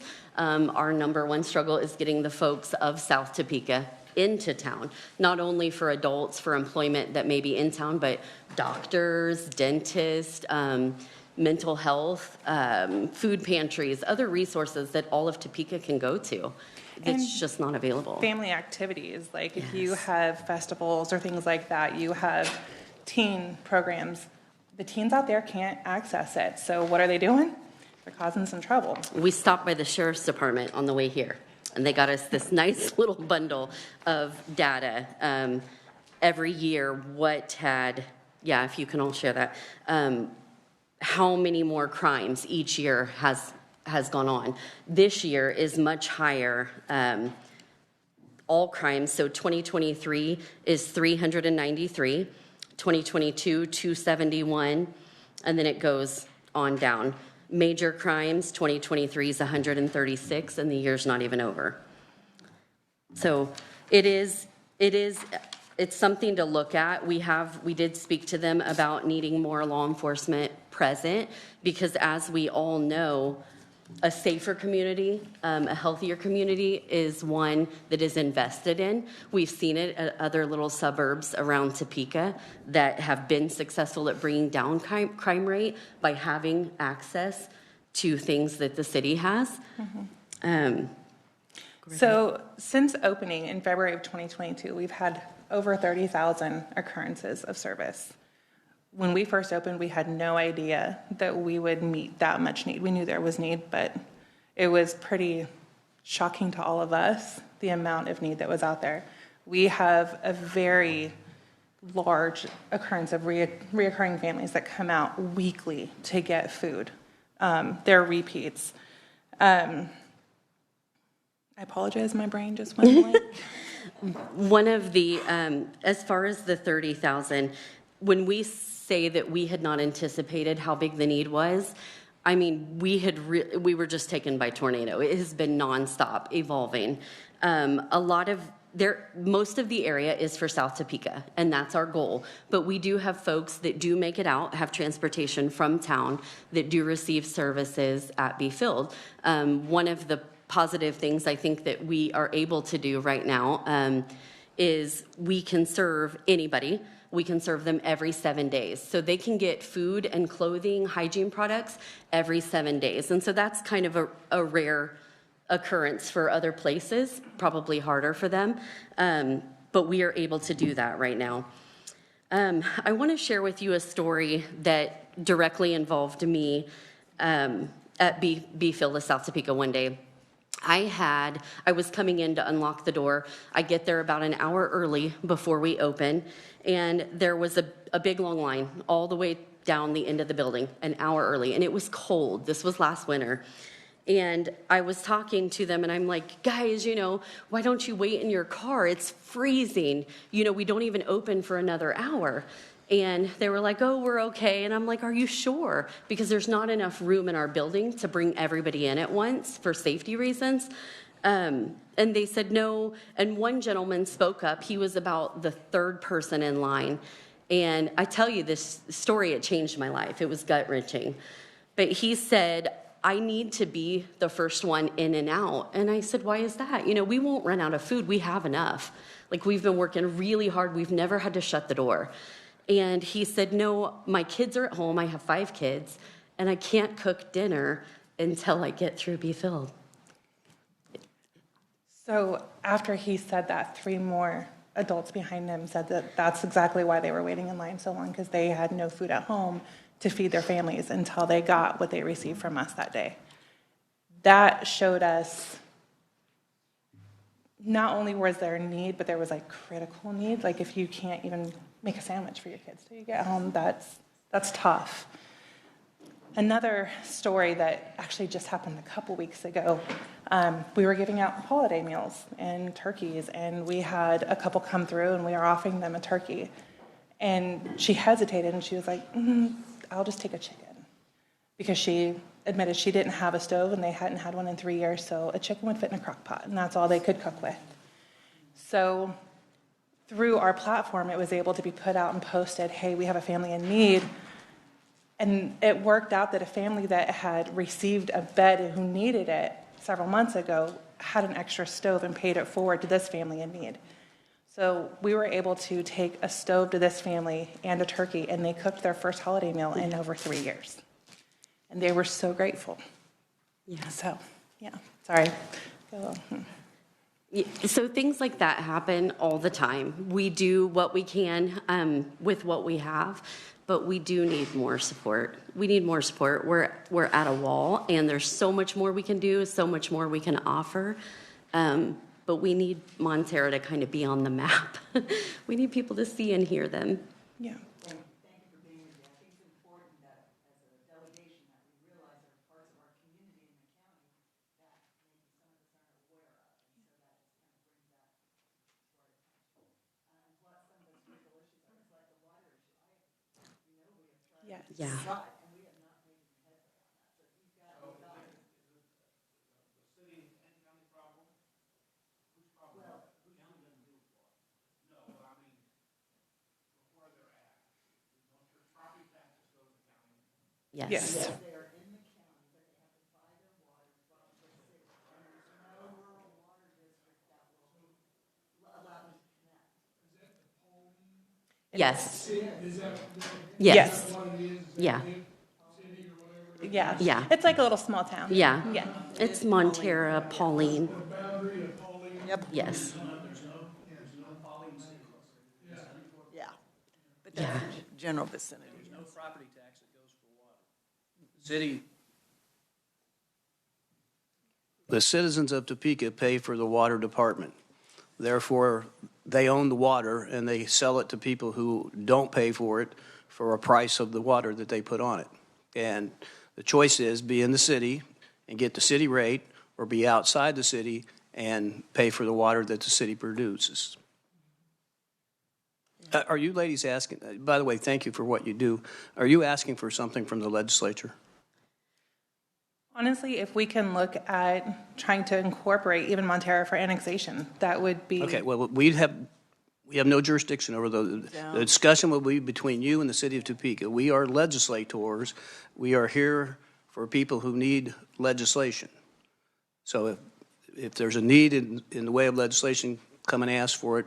Otherwise, keep doing the good things you're doing and work with the people you need to. And reach out to us to help you, even though there's nothing we can do statutorily. That doesn't mean we can't help you with conversations and connections. So appreciate that. Any questions for our presenters? Yes, Representative Weigel. Thank you, Madam Chair. This is a question. Have you heard of Topeka Jump? I have not. Okay. I can get you that information. They are working on several of the issues that you're talking about. They're basically a he could probably explain it better than I could.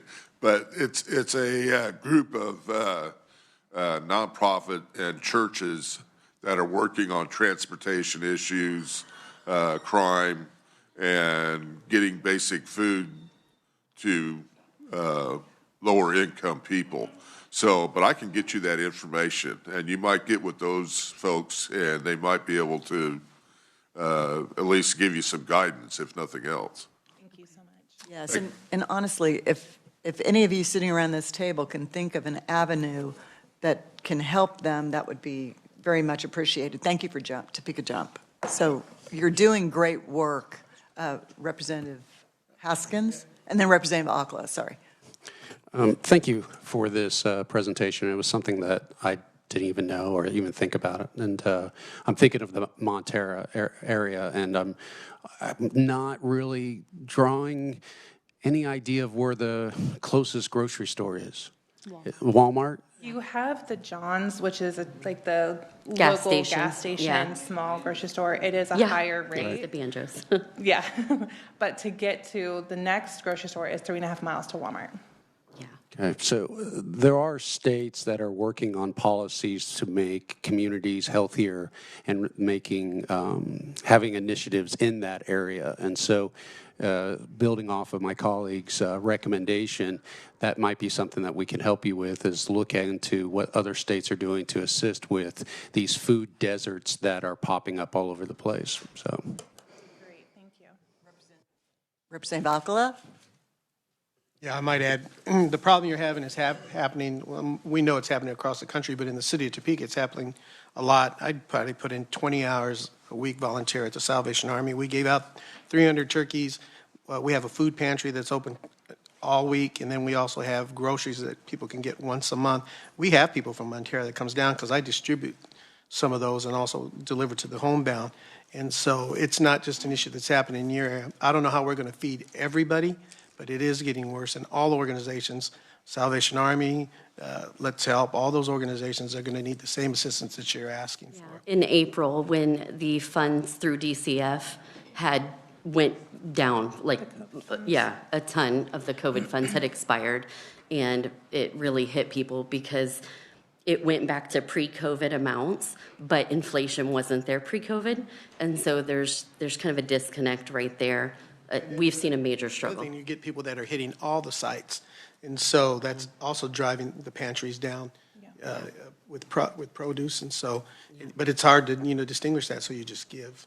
But those pantries and groceries are available at the Salvation Army also. So a call there, and they also have a coat drive that they're giving away coats this Saturday. So all those things are. But we do get people from Montera there. Wonderful. Thank you. Thank you. Thank you so much. Really appreciate you being here. Good seeing you again. Stay in touch. Thank you for having Absolutely. us. Thank you. Let's have a great day. Thank you. And actually, the timing is great because we have Jessica Lenher here from United Way. Welcome, Jessica. Good afternoon. Thank you. It's perfect timing. And then Lifehouse right afterwards. We just, we can kumbaya all afternoon with you. Thank you so much for allowing us to come and speak with you today. I know you've had, I'm sure, a full day, and hopefully it's not too late after lunch that the sleepiness hasn't set in yet. Coffee. Thank goodness for coffee. Yes. But no, we really appreciate this time. As you maybe are aware, or likely are aware, in the last year, we've had some really big changes at United Way. We have merged with United Way of Douglas County to become now United Way of Kaw Valley. So we are now serving 4 counties, Jackson, Jefferson, Douglas, and Shawnee. While we have merged with those organizations, we have still stayed very true to the importance of remaining hyper-local within our own communities. So we very much focus on each of our counties and issues that are happening in those communities. And we also adhere to making sure that donor dollars stay within the counties that they're raised. Unless the donor were to tell us to send it to another county, we can certainly do that. But we really wanted to stay true to that because we do value our local communities, and we know our donors appreciate that as well. But what the merger really did for us was to really help us be much more nimble. It helped us save some of those back office expenses that you typically have, of course. But really, it helped us share talent as well. We have an incredible two communities that have joined together, and we've already been seeing some great benefit from that. In this same amount of time, we've also been going through some major changes in some of our funding decisions and how we come to those and what we fund. As you likely know, over the last many years, we have focused on early education, on grade achievement, financial stability, and basic needs. But as we've had many conversations with all the incredible partners here and our community and looking at best practices, we really kind of took a different look and realized that we needed to look through maybe a different lens. And in doing that, we've been engaging for several years in looking at 2-gen or the whole family approach. It really is helping us look at, the impact of just one child. We may be able to give all the supports and services we can to the child, but if we aren't focusing on the whole family, are we really able to provide enough support and success for that family? So we've kind of shifted a little bit in looking at that. We have just issued our first set of grants with that whole family approach. We're now looking at childhood success, so it's still looking at early education and helping children enter kindergarten ready and setting them up for success, but looking at the support for the whole family. In addition to family success, and that is supporting children from kindergarten through 12th grade, continuing to support financial literacy for families, and then also youth literacy skills as well. While this last year we've just invested a little over $500,000 in those two specific areas, we know that that's not really enough to provide long-term, sustainable, real change. So we recently have been convening, I think there's over 25 different partners within Shawnee County that are having ongoing discussions about the whole family approach. In fact, I think everyone in this room at this point is a part of those conversations. But we, and also, so just to kind of really have that become a mindset and a way of looking at things a little bit differently. We submitted a grant to the DCF just maybe a month ago for about $4.8 million that will go directly to support 15 different partner agencies in our community that we're working in Shawnee County and Douglas County that is specifically focused on the whole family approach and how we can link services together in a more efficient and supportive way. A part of the broader network, and one other thing that we do continue to do, and I've talked about this the last couple of years, is we convene a weekly partner call that has many nonprofit partners, businesses, government officials, many individuals that come on each week, and we kind of talk about major challenges that are existing in our community. We strongly encourage, if you ever want to lend an ear or to have a conversation, it is an excellent opportunity to talk with many people within our community at once. I know they would all love to hear from you. And I will say that after sitting on that call, we, of course, we started this in 2020. We've tried to stop, but we know that it's too valuable, so we haven't done that. But we really have seen some things change. And what are the most common themes?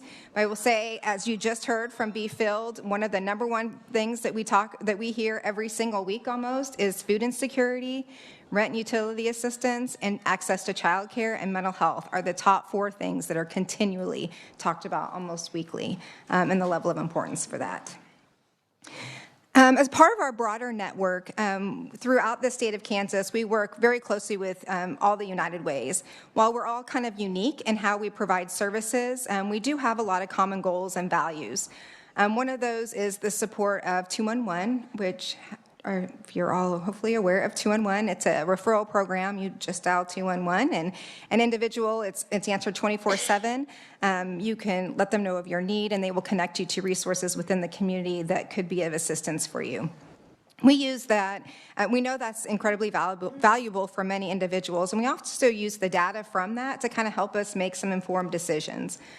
Just looking at numbers from last year, from 2021, or 2022, I'm sorry, in Shawnee County, we had roughly 5,000 calls that came in the last year.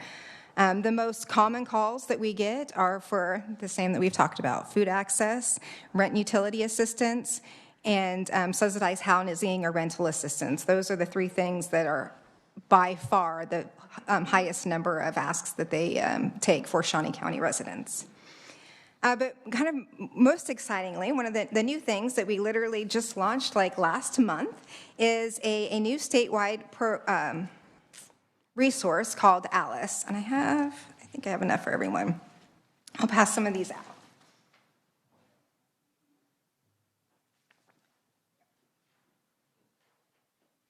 ALICE stands for Asset Limited Income Constrained Employed.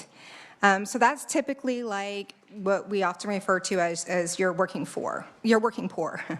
The ALICE households or ALICE individuals, they're families or individuals that are working, but they fall just above the federal poverty level, but don't quite make enough to make ends meet.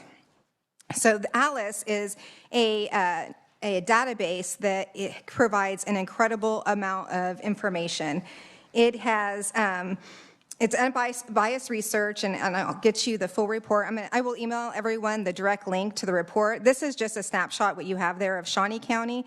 There is a statewide report that can drill down into just about any kind of information you're wanting on household budgets, demographics in the community. It even can drill down to there's a legislative district tool, so you can literally put in your district number and it will pull up how many households are in your specific district. It is really incredible information. If you love data, make sure you give yourself a little bit of time to dig in because you can get lost pretty quickly. I don't have enough time to really go through all of the information on that today, but I would love to sit down with any of you at any time to kind of talk about what that, how that information could be helpful for you and to just share just a little bit more of that. With that, though, I will highlight a couple of points that you've seen in Shawnee County. So when you're looking at ALICE households, we have, so those are individuals that likely are working but don't make quite enough to make ends meet. In Shawnee County alone, there are 17,506 individuals. I believe that's about 23% of the Shawnee County population that fall within this category. These are individuals, too, that they're likely working part-time jobs or full-time jobs, but not salaried. And so oftentimes, these are individuals that don't qualify for any additional benefits, likely don't have health insurance. So those are the individuals that we're kind of focused on. How can we support those families more with resources? Please, I would love to, I know you're behind in schedule, so I'm not going to talk longer, but I would love to really talk with you more about that and how that could be useful for you in this coming legislation session. In closing, I just want to say, we are really kind of focusing on two major priorities this session. One of those is, of course, I say of course just because I talk about this all the time, but that's Medicaid expansion is a big priority for us. We know that healthcare programs like CHIP and Medicaid really help reduce health disparities and ultimately drive down the costs of the healthcare costs and improve the lives of so many Kansans. In addition to access to high-quality public education, I've talked a lot today about the importance of education and how we know that really helps set families up for our lifelong success. So those are our two really key priorities this session. If there is anything at any time that we could do to support you or answer any questions that you have throughout the session, we'd love to be a lending ear or provide that support. And in closing, just say thank you so much for all of your hard work that you do as champions for our state. We really appreciate you so much. Thank you, Jessica. Can you take a question or two? Sure. Senator O'Shea.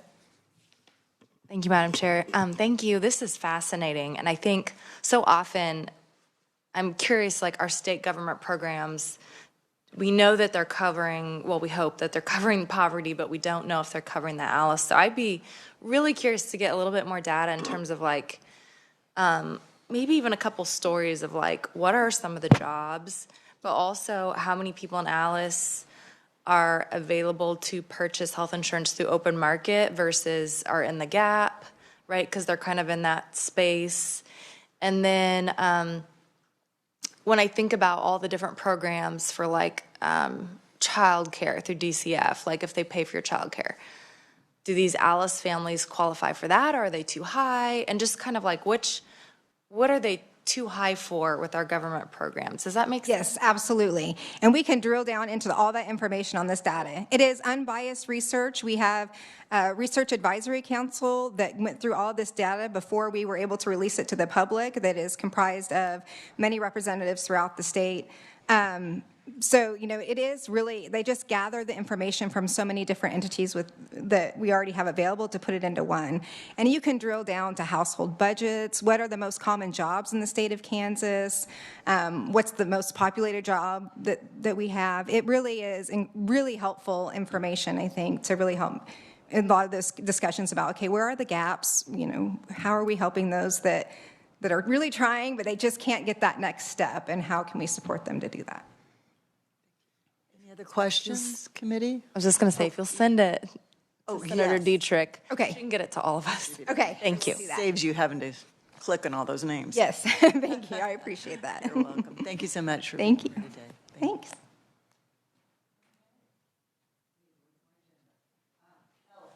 Our next presenter is Kelly Durkin, Executive Director of Lifehouse Child Advocacy.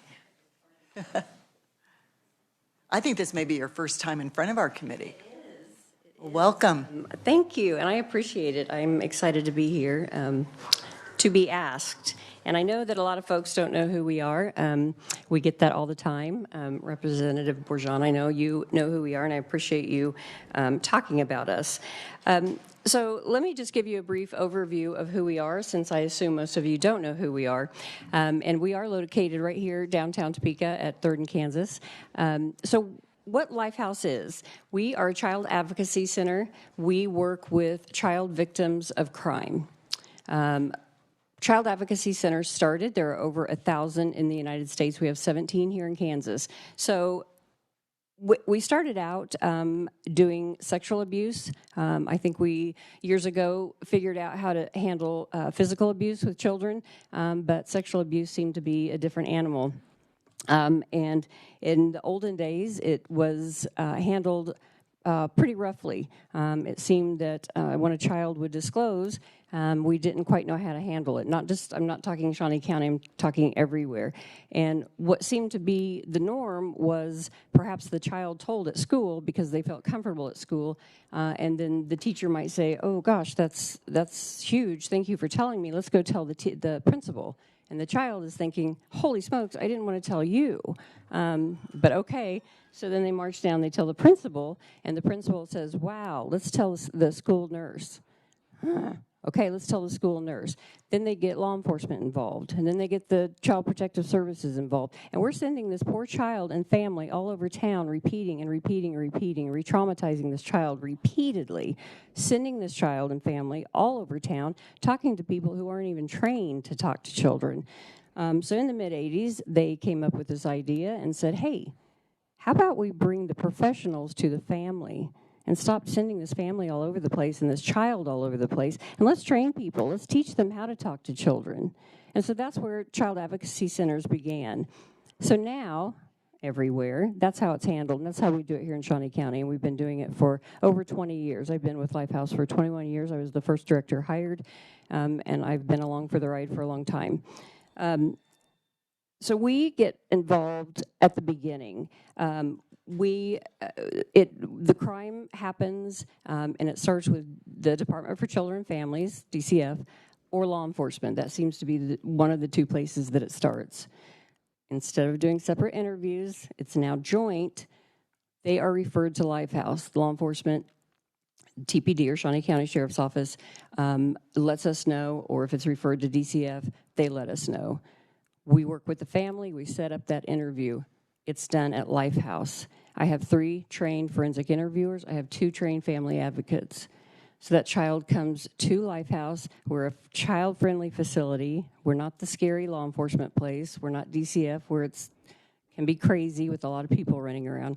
We're specifically built around children and teens.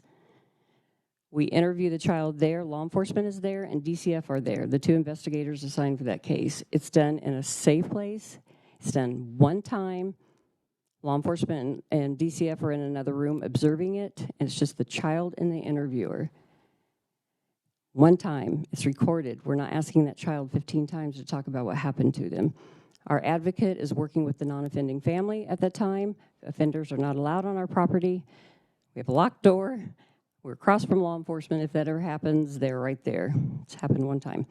And they came running. We go to court with them if necessary, but we are at the beginning where it's crucial to get with that family and that child in the beginning quickly to not only support the investigation, because ultimately we want bad people off our city streets, obviously, but we want that child instantly, quickly into and on their way to a healing path, so we can get them back to where they were before this started. We don't have therapy on staff yet. That's a dream. Hopefully will happen someday soon. But we work with therapists in town. We have a contract with therapy. When we refer a child, our kids move right to the top. So we can get them in quickly because of the horrible trauma that they've faced. So we do this, and we do it across the state. And I've got in your packet some local stats. And you can see the pie chart will show that we have the 4th largest in the state. Topeka does. We serve the 4th largest. Western Kansas is the 2nd, but they have 34 counties. So if you kick them out, we have the 3rd largest, that serves a normal size. But Western Kansas has some mobile units, so they go all over the state out there. But we serve quite a lot here. We are beginning a capital campaign and hope to be in a new facility because we have outgrown our facility, and hope to double and triple in size here in the near future. So we work with law enforcement. We work with Mr. Kage and his staff, DCF, Stormont Vale, and Family Service and Guidance Center. They are all every 3 to 5 years. I go around and speak to each of them with the sheriff and the chief of police, and they all sign my document that says, yep, this is how we're going to do it in Shawnee County because it's the best for our kids. And so they're all part of our team. We meet once a month. We review cases. We work very, very well as a cohesive team to make sure that kids are not falling through the cracks here in Shawnee County. It's how we do it. We work well together, and hopefully we're helping the kids that come to our centers. And we do have lots of success stories, so I do know that we're helping. We do have one program that we have just started. Last year, we reached 1,880 kids. It's a Brave Talk program. Washburn Rural School District was the first school district that accepted us in, and we spoke to 1,880 kids on body safety, and that our bodies are our bodies. And we've started in again this fall, and we've already reached 450 kids. Shawnee Heights District is pleading for us to come in, but we just don't have the staff. So that's what we're doing here in Shawnee County. Across the state, you can see some of the statistics across the state. So when Governor Sebelius was our governor, she saw what we were doing and said, you guys need some money from the state. And we said, thank you, we sure do. And she put $1 million at the budget for us. And that has been cut to about $750,000. We've had $750,000 in our state budget for 14 years. It's never gone up. We started with 5 advocacy centers, which we were the 3rd in the state. We grew to 5. We grew from those 5 after they put the money in to 17, and it was never raised for 14 years. We receive federal funds from the Victims of Crime Act. We call it VOCA. They cut us last year a tremendous amount, and our state chapter executive director worked with Julian Masca and you all in the state legislature last year, and you guys, thank you so much. For the first time in 14 years, you guys not only raised our funding, but we were cut 40% from our federal funds, and you guys stepped in and filled that gap of 40%. And saved all of the CACs from cutting about 40% of all of our staff and our services. So that was huge. First time, 14 years, we not only didn't get cut, we got saved. So thank you for that. Unfortunately, this fiscal year, we've been told that our VOCA federal funding is going to be cut up to another 40%. I talked to Casey Dahlke, who is our state chapter person who does come in and talk to you all. I don't know if any of you are on any of her committees. Some of that's over my head. But she did, I talked to her and she said that they will be asking for, I believe, another 1.2 million from the state to fill in that gap for another fiscal year. So I do know that will be being asked from the state. Thank you, Kelly. So, questions, committee? Yes, Representative McNorton. Yeah, Madam Chair, is that an additional 1.2 or? An additional from last year, yes. And I believe last year it was 2.4 from the 750,000. In past years, we received 2.4 million from you guys. Does anybody know that sits on tax or appropriations? Is that a line item allocation, or is it included within an agency budget? Do you know that? Okay, including the agency's budget. Thank you. Questions? I'm sorry. Yes, Representative Weigel. Thank you, Madam Chair. Does your organization work with the KBI, their Children's Victims Unit? We do, yes. Okay. Do you work with, like, interviewing kids that are involved in crimes against them, or do you just work with the agents? We work with the kids. They all received, when they built that unit here just a couple of years ago, they all received the same training that my interviewers received. So they built the room and got all the equipment. So they do their own interviews now. They will call us for advocacy.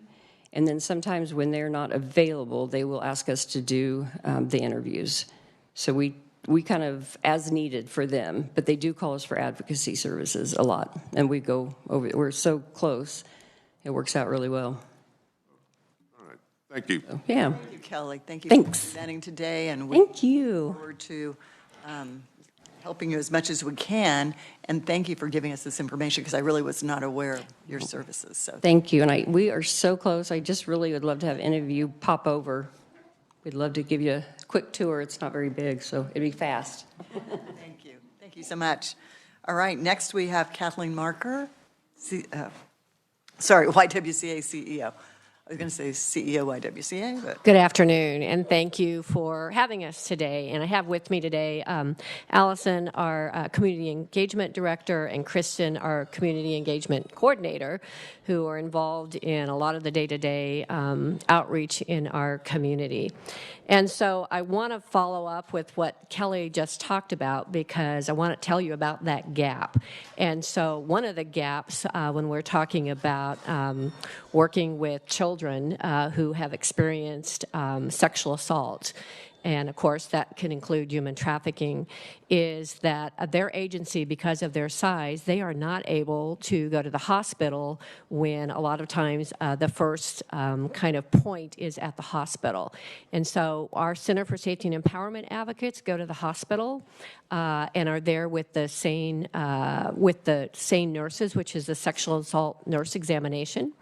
And this has been a real pull on our resources in this last year, because we have seen an over 300% increase in the amount of times that we are called for a SANE exam at the hospital. Although our staff are not trained to work with children, and we had tried working with these folks for them to come when it was a child, but they just don't have the resources to do that. So we do respond to those calls.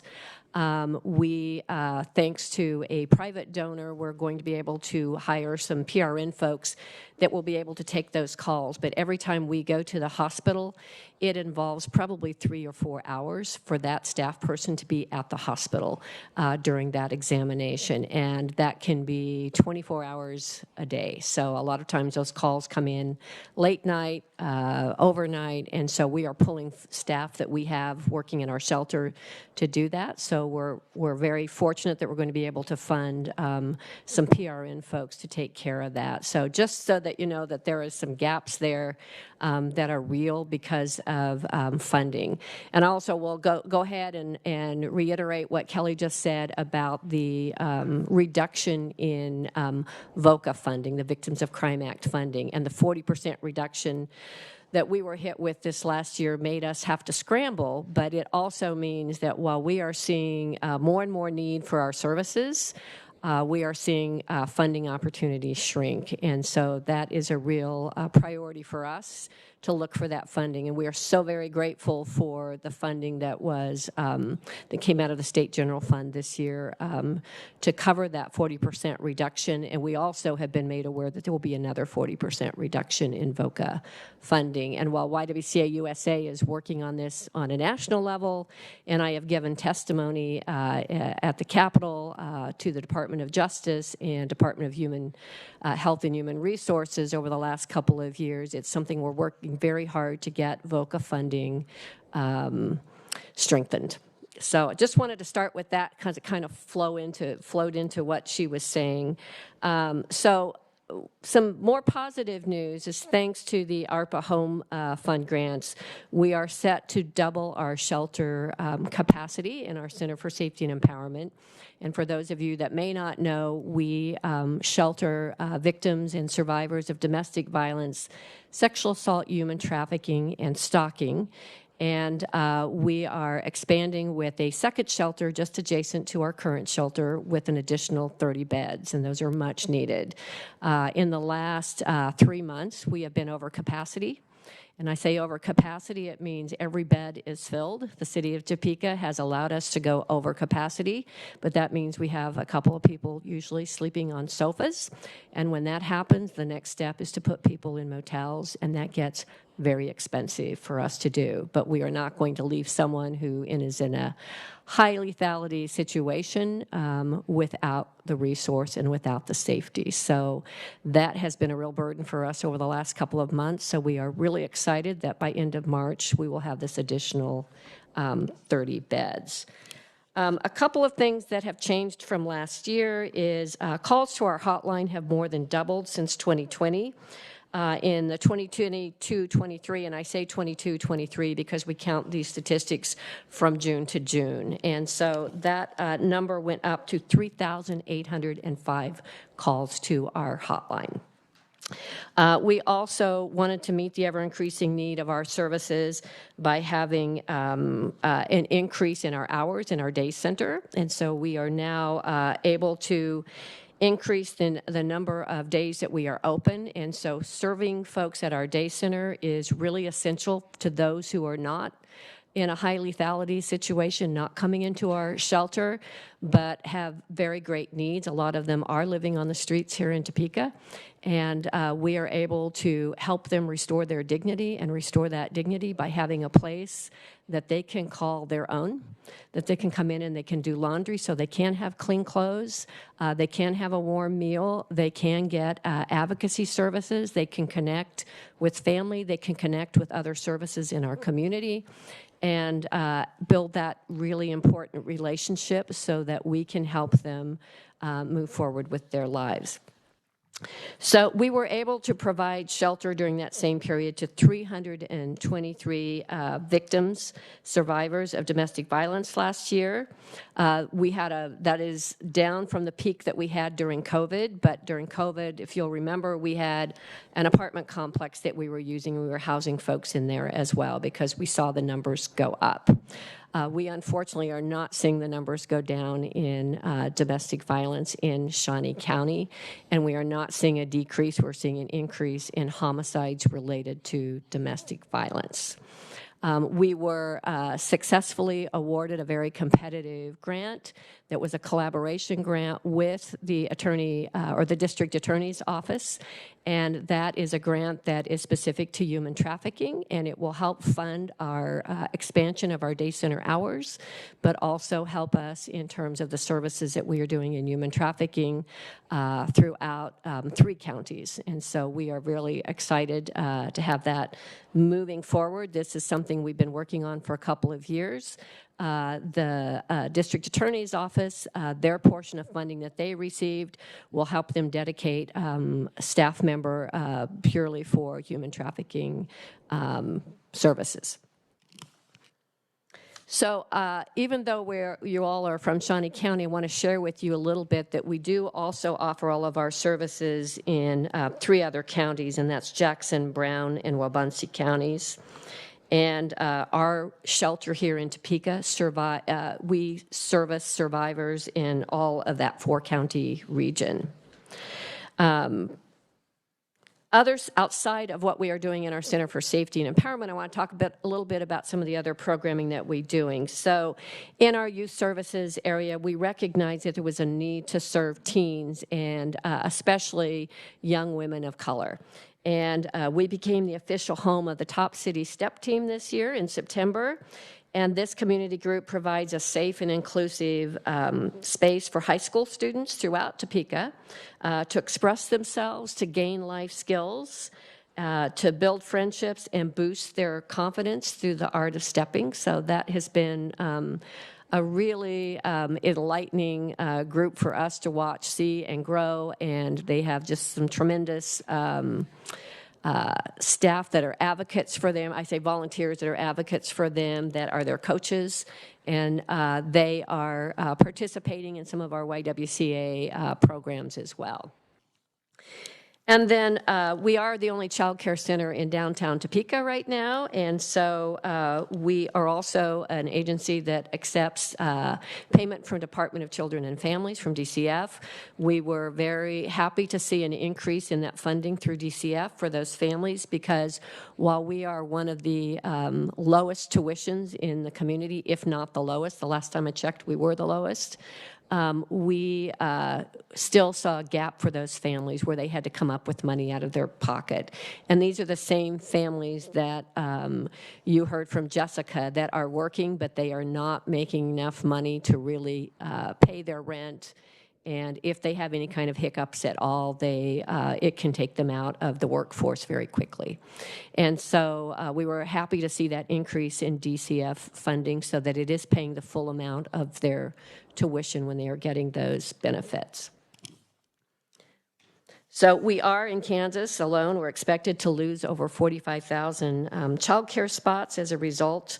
This will directly affect hardworking families' ability to work and provide for their families. So we really encourage any kind of funding for child care in the state of Kansas to move forward. And we've got some things we're going to leave for you on child care. In terms of advocacy, we educate the community to recognize and respond to signs of domestic violence. We know this is crucial. One group that is in a perfect position to spot domestic violence are practitioners in the cosmetology industry. And so one piece of legislation that we are interested in pursuing is a bill requiring all licensed cosmetologists, barbers, estheticians, manicurists, natural hairstylists, and technicians and instructors to be trained on the signs of domestic violence and how to respond to them throughout the state of Kansas. YWCA Nashville and Middle Tennessee was able to successfully work with the Tennessee Board of Cosmetology and the state legislature to pass a bill in 2021, and they have seen such a positive impact from that change in their legislation. And other states who've had passed similar life-saving legislation includes Arkansas, Washington, and Illinois. So we are hopeful that we will see that happen here in the state of Kansas. We have met with quite a few beauty operators and cosmetologists and talked about this program, and they are really eager to learn. We also know that statistically, a lot of times victims are in that industry as well. And so not only the folks that are providing those services in the community will directly benefit, but the clients that they are seeing, because that is the first person an individual might disclose to, is their person that they trust and go to for their hair. So that's what I have to share with you today. We've got a couple of things that we want to leave with you today, and I'm going to have You've already got them. Okay, so if you have any questions about the information that you have received, I would love to take your questions. Thank you, Kathleen. Committee, any questions? Oh, look to my left, I'm sorry. I've got this thing about Over not here. looking to my left. Thank you, Madam Chair. Just curious, you're the second organization we've heard from that federal funds are drawing up for your work. Do you know what's driving that? I'm not sure what's driving that, except maybe the inability for things to happen in Washington, and to be just really blunt. And I think that's really what's happening, because it has been out there for some time, for 2 years now, and there has just been no action to increase VOCA funding.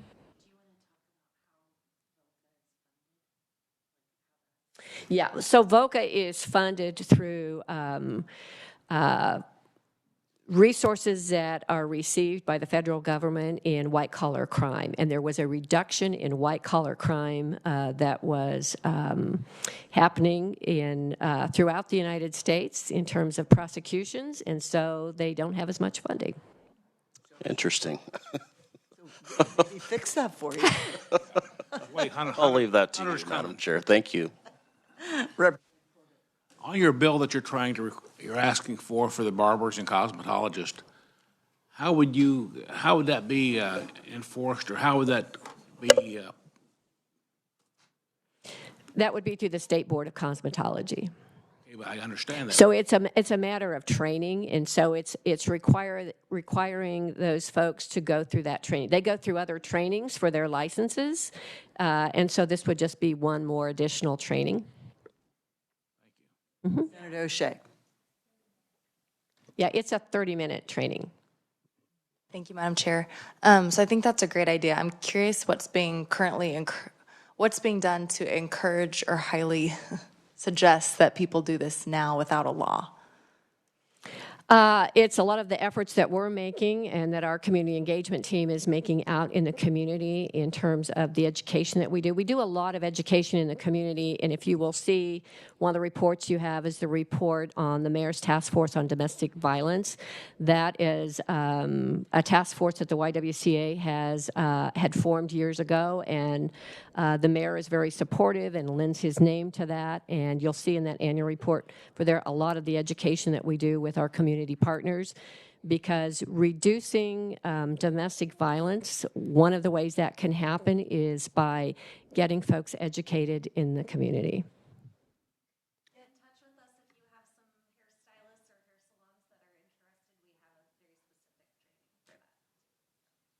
Thank you. Representative Haskins, last question.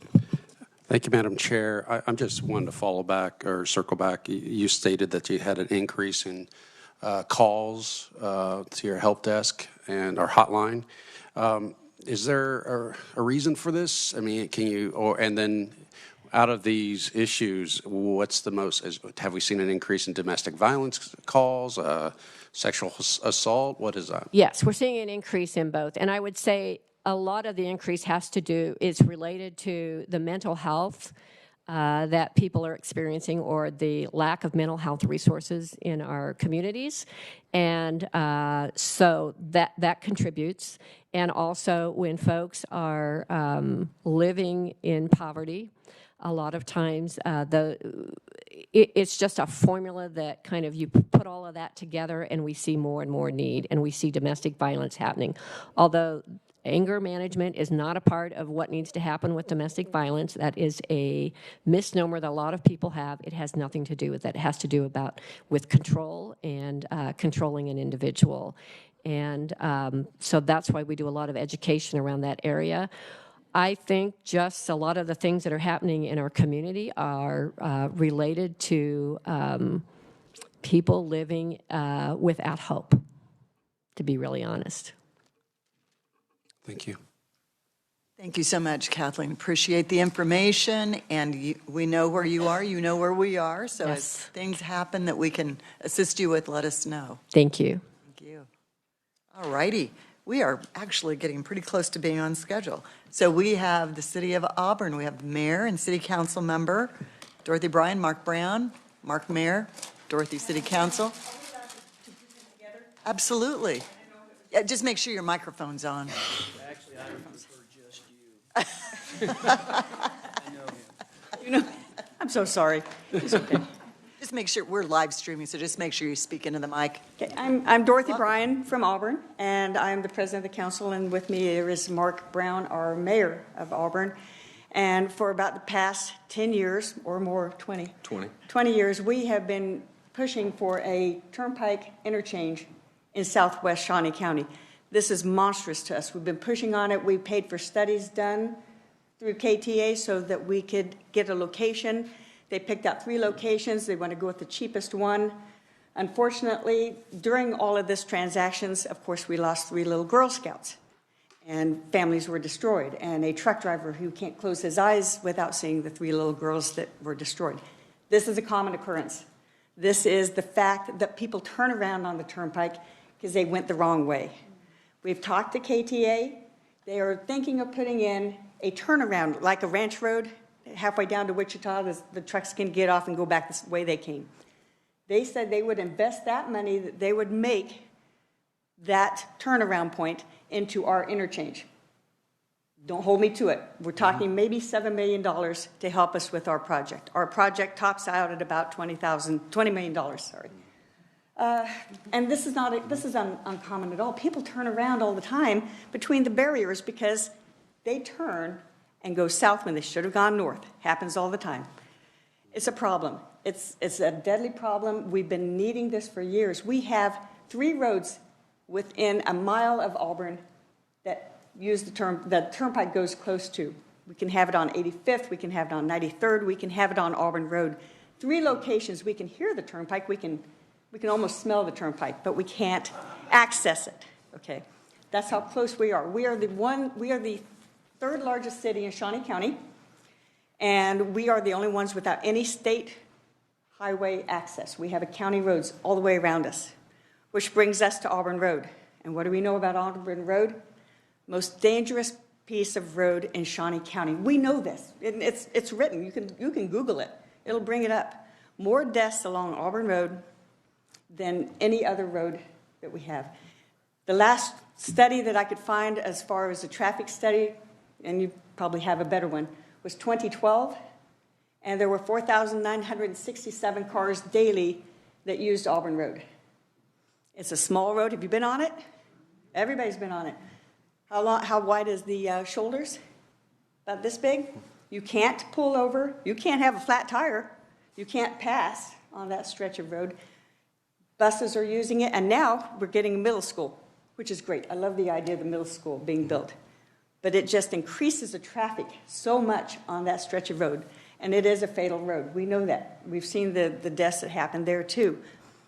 It's almost impossible to think about expanding Auburn Road from K4 south.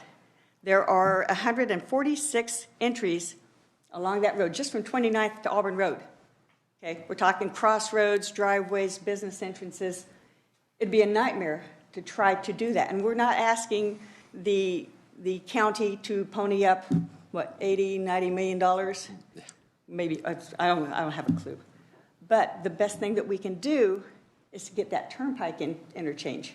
It is, by the way, the longest stretch of turnpike without an exit from Auburn down to the Admire exit, which has no services at all. So you're going from Topeka to Emporia with just Admire to get off on.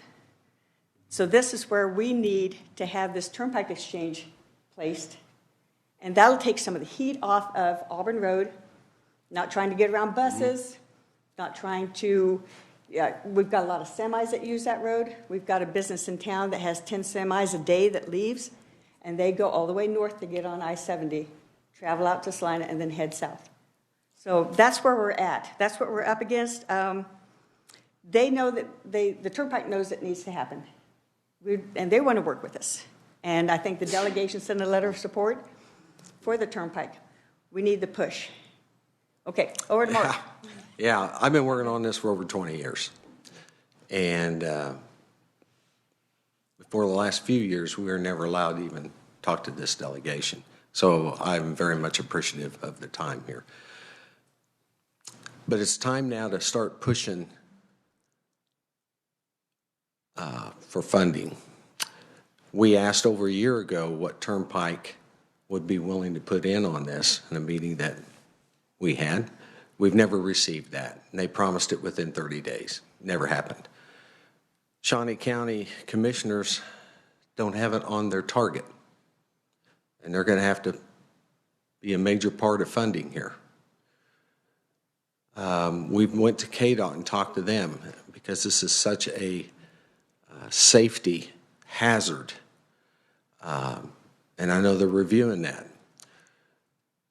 Any impact that you elected officials here can have in any of these areas would be greatly appreciated, even to the point that maybe we need to have a sit-down coffee with the governor. I don't think she's aware of what we're doing here. This isn't a political issue. This is a safety issue, first and foremost. And secondly, it's an economic issue. Shawnee County, well, let's see, Wyandott's moving forward. Douglas is moving forward. Sedgwick's moving forward. What are we doing in Shawnee County? We can expand Southwest Shawnee County and make a lot safer infrastructure. But this is a very important, integral part of that. We have a lot of cars come from Osage County that come down Auburn Road. It's the main thoroughfare from the south to I-70 and all the points in between. It carries more traffic than over half the highways in Kansas. It's unreal. If you're there at 6:30 in the morning, it'll be bumper to bumper for 5 to 6 miles. People are trying to get out of their driveways just to get on the road, and they're having to wait 10, 15 minutes. It's a dangerous situation. We've already lost lives at 61st and Auburn Road, 29th and Auburn Road. This last snowfall we had multiple cars down in ditches because there's no shoulder. So I think it's time to start asking for commitment from these agencies on what they can provide going forward as far as funding. We are somewhat limited because we're a third-class city, and there's certain rules that constrain us. But this isn't just about Auburn. Matter of fact, it's really not about Auburn at all. It's about Southwest Shawnee County and the safety of the citizens that live there. I want to thank you for your time in hearing our pleas. I will tell you that we heard from a county commissioner this morning, Commissioner Rippon, and he said that was one of his highest priorities. We know the funding is going to be an issue, though, because of the conversations that we've had. You know, KTA won't allow any federal funding to be used. So then there's that match between the city, the county, KTA, and I don't know what KDOT can do, but I would say you know full well you have our support. Representative Miller? Well, I'm sorry, but I'm confused. It's not uncommon. I understand you're asking for the additional exit off the turnpike, but don't you have a second request where you're asking for improvements to Auburn Road? Or are they one and the same? I'm not asking.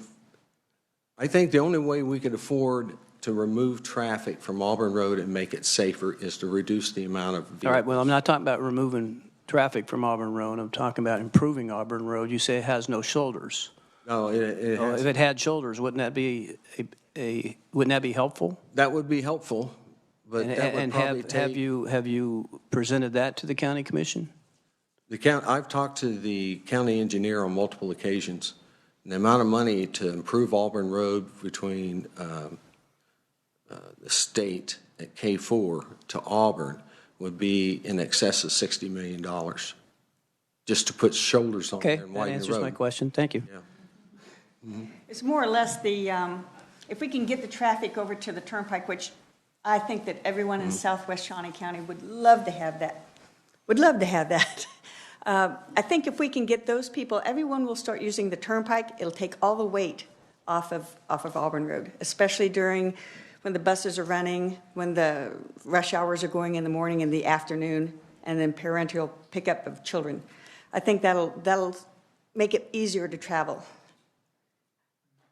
Again, I'm confused because it sounds to me that if you have an exit off the turnpike, you're going to put more traffic.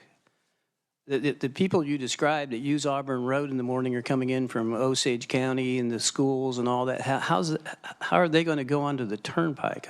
I'm confused. If you're on the south side of Auburn, which I've been numerous times, from 5:30 to 7:30 in the morning, it's just a line of traffic coming in. A lot of those folks work at Frito-Lay and work at other businesses on the south and the east side of the county. They would take the turnpike around to get to their places of work rather than driving country roads into Topeka and then through Topeka to get to their jobs. We would take it's been estimated by our city engineer of about 30% of the traffic in the morning would be reduced off Auburn Road. And people going to the south, Shawnee County, or east, we have a lot of people actually live out in Auburn that work in Kansas City every day. I can't imagine that drive every day, but they would access it there. So.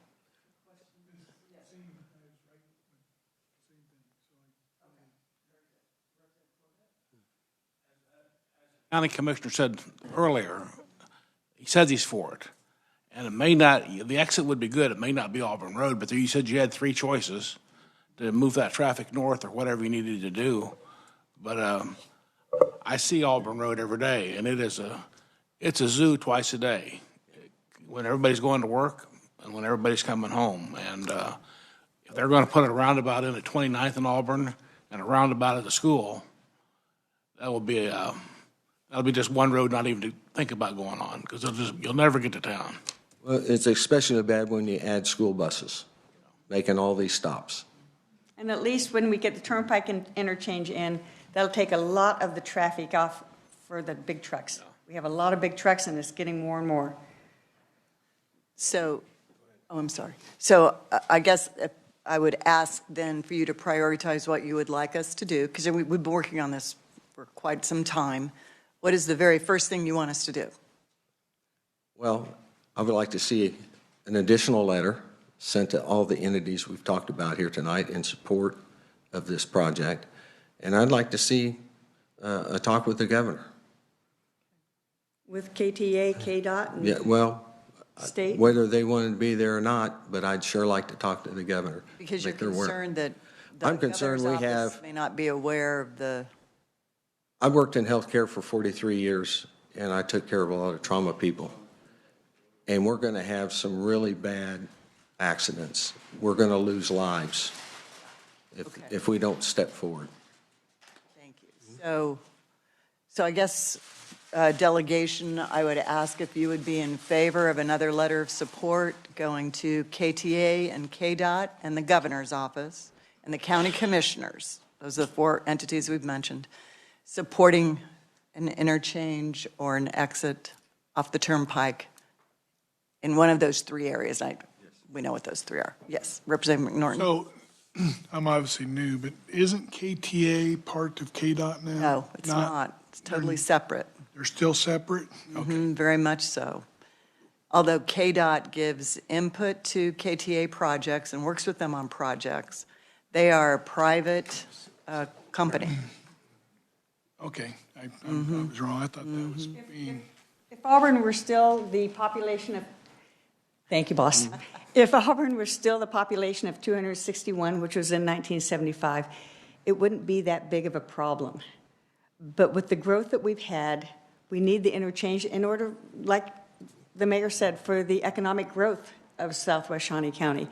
It's just the right time to do this, and hopefully we can get KTA to work with us on this and get this interchange in. It's a bad stretch of interstate or of turnpike. So, Representative Schlingen-Siepen. Thank you, Madam Chairwoman. What is the population of Auburn now? just a hair under 1,300, sir. You're under 13. Thank you. Thank you very much. Now, Weigel. Oh, I'm sorry. 1,300 inside the city. It's probably 4 times that surrounding the city. Good point, yes. Representative Weigel? Thank you, Madam Chair. I sat in on at least one of the sit-down meetings that we had, KDOT and KTA and probably you folks and some other people, some of us legislators here. I can't remember, was there anybody from the Highway Patrol there? There was not. Have you talked to the Highway Patrol to get, because obviously they're going to work most of the accidents, either the KHP Turnpike Division, or if it's on those county roads, I don't know, it's either going to be Shawnee County or troopers. Have you got any, talked to any of them about, got any input on what they think the solution would be? Well, I talked to one officer that used to, the Highway Patrol that does the turnpike is separate from the Highway Patrol that does other entities. Okay, they're both Highway Patrol. So I talked to an officer that was on Highway Patrol. He now is one of the governor's guards. He said, that is a long stretch, quote unquote, from him, from Topeka to Admire. And when people don't get on there, he says, nature is they're going to find a way wherever they can to get turned around because they don't want to go clear to Admire to come clear back and head to Kansas City or Lawrence. Now, when they come off that, KTA's done a great job labeling it. You know, they got a sign with an arrow, Wichita, Emporia, another one, Kansas City, Lawrence. But somehow, people go the wrong way anyway.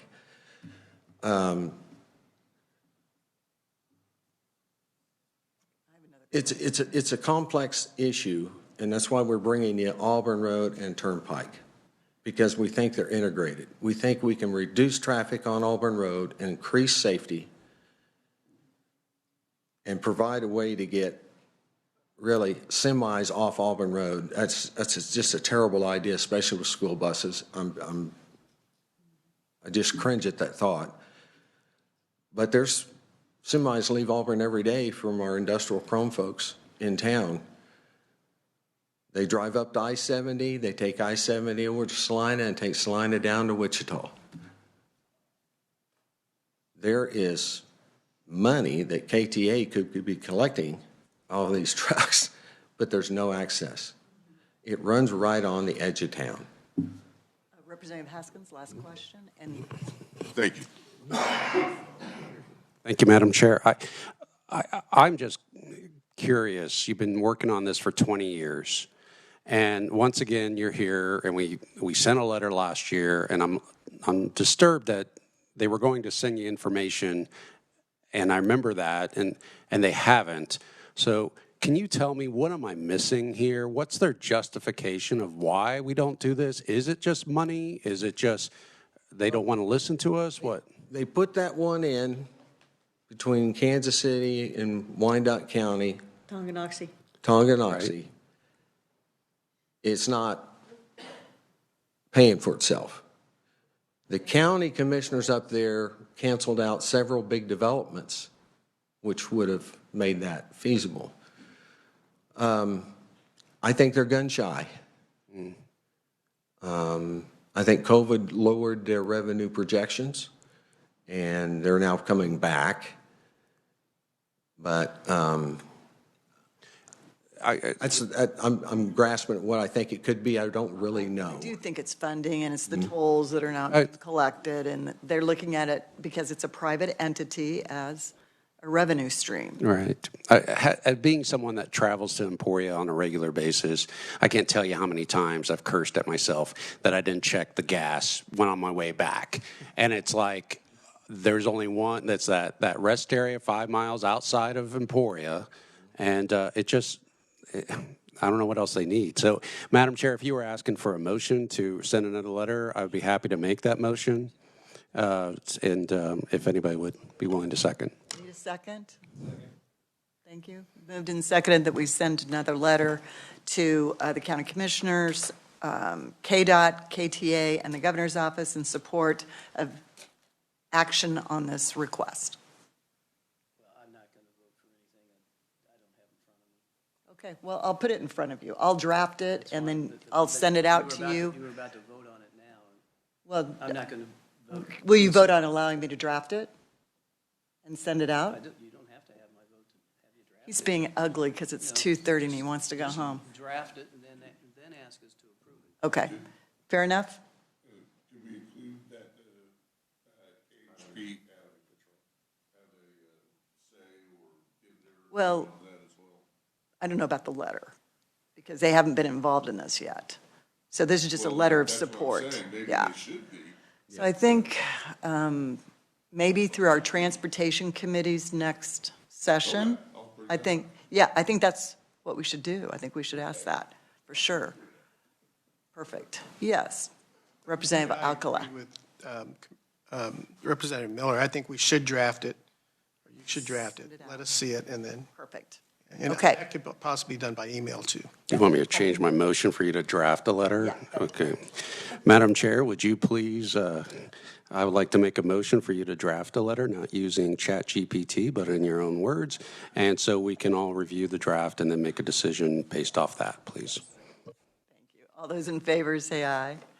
Aye. Okay, I will get that done this week. Are you not opposed? You didn't have. I know, because I need to move this along. Okay, we will do that for you, and I think we're all in agreement that's a huge issue. And we will pull in the Highway Patrol. This may not be the right time to do that and get some input from them as well. We will be very persistent.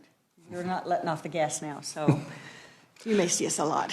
But I do thank you for your time. I know you've Thank been here you all. probably all day. You've heard from a lot of people, and thank you for your time and patience and consideration. Yeah, I have. Thank you. Appreciate it. Thank you. Appreciate it. Yeah. Very good. All right. Thank you, Mark and Dorothy. Lamanda Broyles. You're here from Topeka Rescue Mission. Hello. Thank you very much for this opportunity. I consider it a blessing to be able to be in front of you. I also have to be honest, with this being my first time doing it, as I was praying and preparing, it was also difficult. And I want to be transparent with you. It's difficult for me because there's a side of me that is passionate, God-called, thankful for what I get to do every day and to be in the midst of brokenness with 75 other employees who come back and they say yes after yes after yes, doing hard work.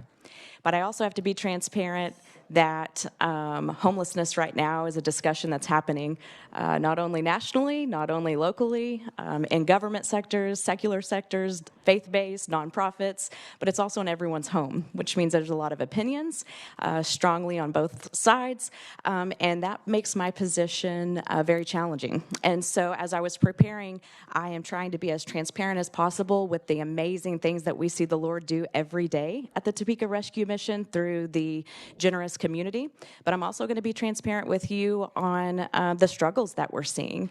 And before I go into any statistics or anything like that, I always like to set the stage. I'm going to give you numbers, and I should as an executive director, that's responsible. But I also need you to remember that every statistic that I give is a person. It's someone with a name. It's someone with a story. It was someone's son or daughter or still is. And so I want to be balanced today, and that balance that I want to be is one of compassion and one of empathy and one of advocating for those in need that are in the midst of brokenness. But I also want to talk strategy and talk logistics about what the Topeka Rescue Mission is doing and what I feel like we could do better as a community. The Topeka Rescue Mission has been in existence since 1953, so we just celebrated 70 years. And when you look at what we do, we have 6 facilities that operate in different capacities. We have 2 24/7, 7 days a week shelters that run. We have a men's side, and that capacity is around 120. And I will tell you, much like Kathleen was talking about earlier about being maxed out, we are too. We currently have 5 men that are staying on cots in a conference room, and all 120 bunk beds are filled. On the Hope Center side, which is our Women and Family Center, that gets a little bit more confusing. I get asked, what's your capacity there? Technically, if we look at numbers, it's 146. But if you will bear with me for just a minute, I want to explain something. Families can change that. So I could have a room that have 5 single women in that room. and then I have a single dad and a child come, and we are not going to turn them away. And so what happens is we take those 5 women and we try to find room 131 might have 1 bed open. 132 might have a bed. And so we take those 5 women and we disperse them in the other rooms and split them up so that that single dad and the child can be in that room. Well, what's just happened? I've technically lost 3 beds because I put 5 people and I moved them out, but then I can only fill that room again with 2 individuals, the single dad and the child. So at any given time, that can fluctuate and that can change. So looking at a total number isn't as always effective because it is literally like a game of Tetris every single day, and sometimes multiple times a day where we're moving individuals in and out so that we can take care of children. We are averaging right now in both shelters combined anywhere between 225 individuals and 240. That's on average a night. And I will tell you, of those 225 to 240, it fluctuates between 40 and 50 of them are children every night. And so on one hand, I am so grateful when I look at the Topeka Rescue Mission and I think of what we provide. But as a mother of 2, the other side of me, it breaks my heart that we have 40 to 50 children locally here that are having to stay the night in a rescue mission and in a homeless shelter, because we also know that is traumatic, and we also know that that does not help ACE scores and such. And so we are grateful, though, for our shelters. Inside of the shelters, we provide a lot of resources everywhere from case management. And I kind of think the case managers are a balance between that person's cheerleader and also the person's accountability partner. And so the case managers are tasked with learning what is that person's barrier, why is that person here, and then become partners with them to make a plan of how are we going to get from point A to point B. If you know anything about trying to change yourself, change takes time. And so whether it's something that is a small habit you're trying to break or maybe something new that is better for your health that you want to do, it's not easy. And so when we're looking at individuals who are coming to us in the midst of a domestic violence occurrence, or someone who has fought addiction, or someone who is abusing a substance, that is in the midst of darkness. And so there's not an average length of stay of the rescue mission. There's not an average time of someone being able to do it, because their individual lives, their stories, and that person might not be ready yet for healing. And so we let people in and out all of the time. We keep the accountability there, but the Topeka Rescue Mission has got to continue to be a place where we never believe someone is too far gone. And so our case managers do that for all of the individuals. We also have a housing navigating team, and we started that approximately 2.5 to 3 years ago. We have housed a little over 600 individuals and have a success rate in the 70s to 80% on that. We're still looking at different factors on that past 12 months or up to 12 months staying in housing. Our housing navigators not only help find, which is difficult, affordable low-income housing, but they also try to find it in safe areas so that we are not putting someone back in a risky situation because of location being close to known drug houses or domestic violence perpetrators, things like that. So our case managers and our housing navigators are a big foundation of what happens for our guests that are inside our shelters. But our services are not just internally in those 2 buildings. When you look at TRM being a staple for the community, we also have a distribution center. Distribution center is at 401 Northwest Norris. So if you have ever blessed us with donating linens or toasters or microwaves or things like that, you have gone to that building. That building alone not only does a community drive-through pantry, if you could say, every Tuesday and Thursday, but we also house those items that people donate to us, and we do what's called completions of programs.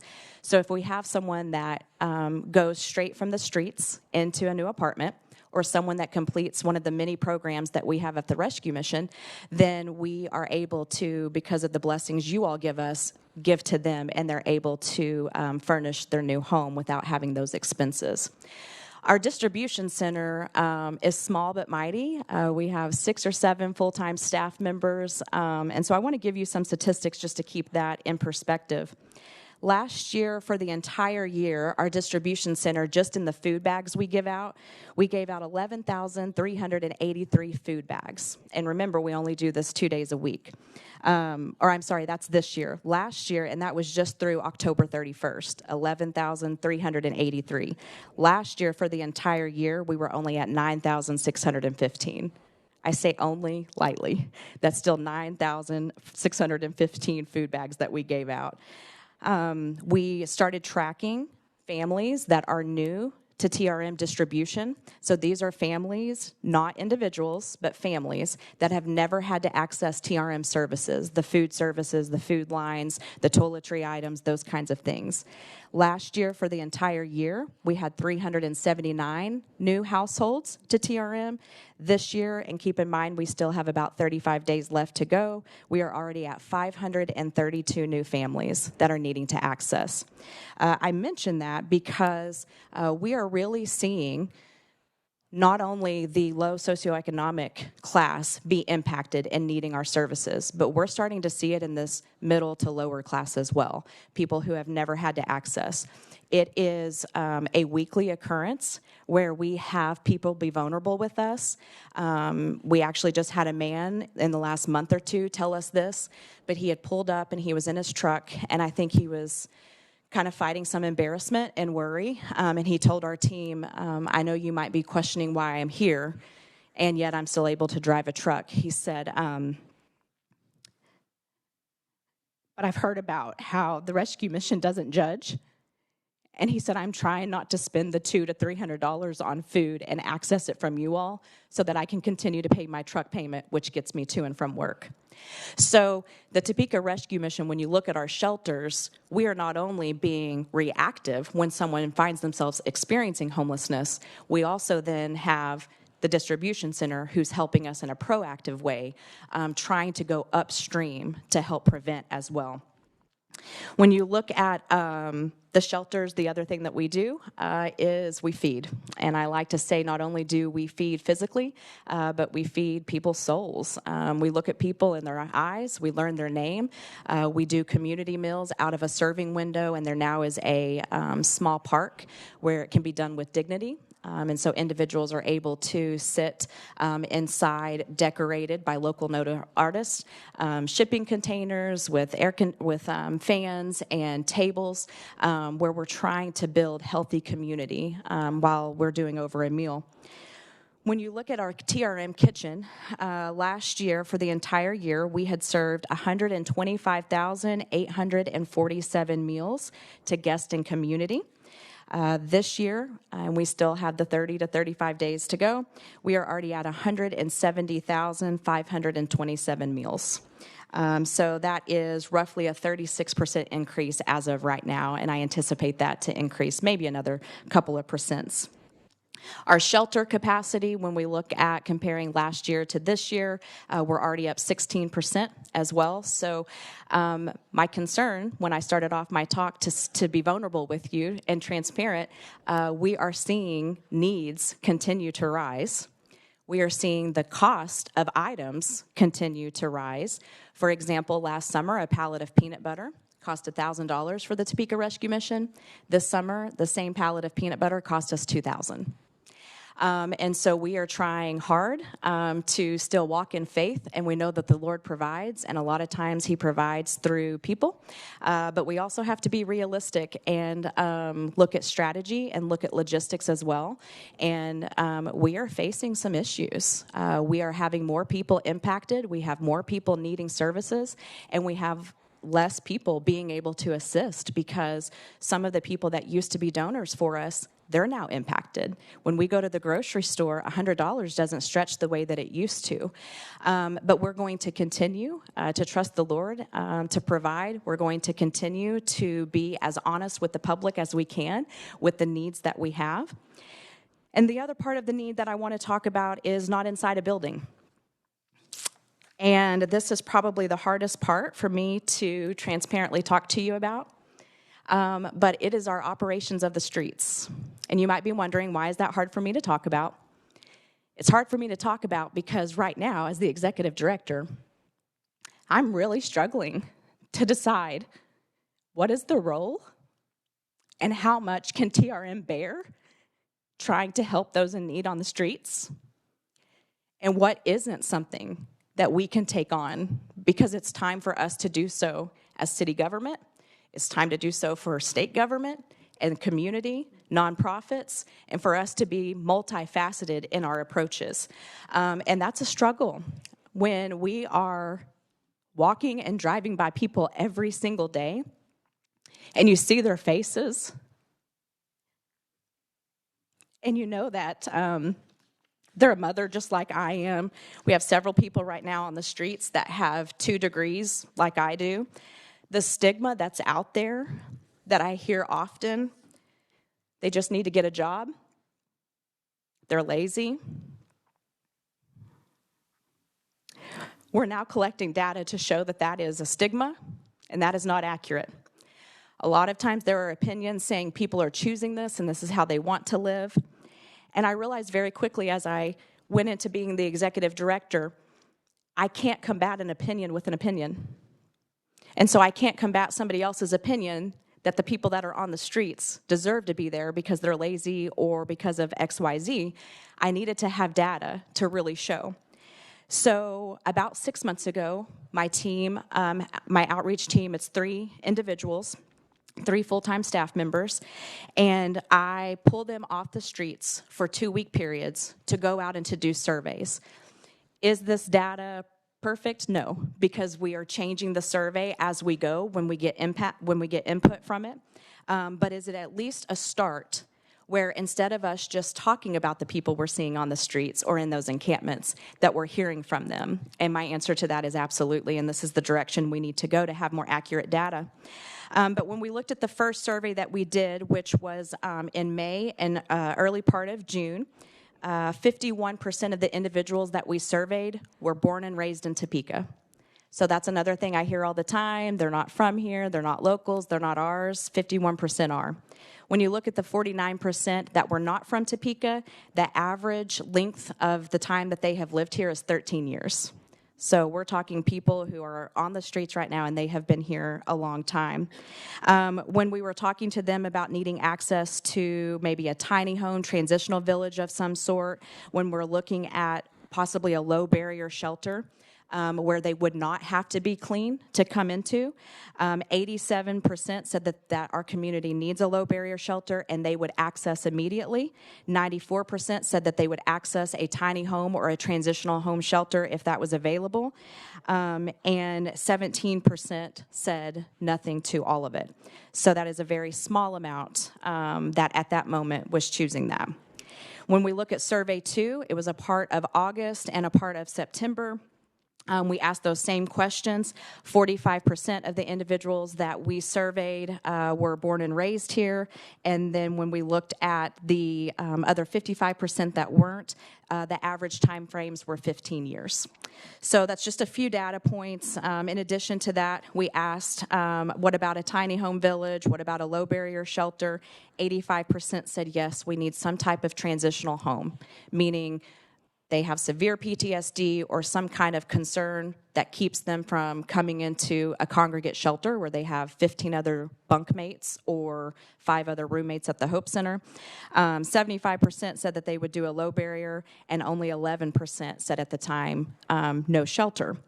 The other thing that I want to mention, and I'm definitely not an expert, and you may have heard from them already, but many of our individuals are on the city's EAS waitlist, so Equity Access Sheltering. That is something that started a year ago at the city, and so it is a coordinated one entry. It is a great start for our community, so everybody that is needing access to housing goes through this system with the city. They are small but mighty. I think there's only 2 or 3 of them that work there. They are incredible, good-hearted people. They work hard, but we can't stop there. We currently, on that wait list, have between 1,300 and 1,400 individuals. So I shared this with you to say we're talking a lot about the chronically unsheltered and those that are on the streets. Many of them, though, are on this EAS wait list. They have done what we've asked them to do, but we don't have any type of continuum of care options for them other than congregate shelters or living on the streets. Any questions? Thank you. Yes. Very much, Lamanda. We have time for a couple of questions. If anyone, lots of good information. We know that you're working very hard. Appreciate what you're doing. Thank you. And it is a very difficult situation. Thank you. Representative Corbett. Just a couple of questions. What is your average, the survey you did, how many people were in your survey on this? Yes, sir. So the first one, there were 78, and the second one, we had 75. The average age? I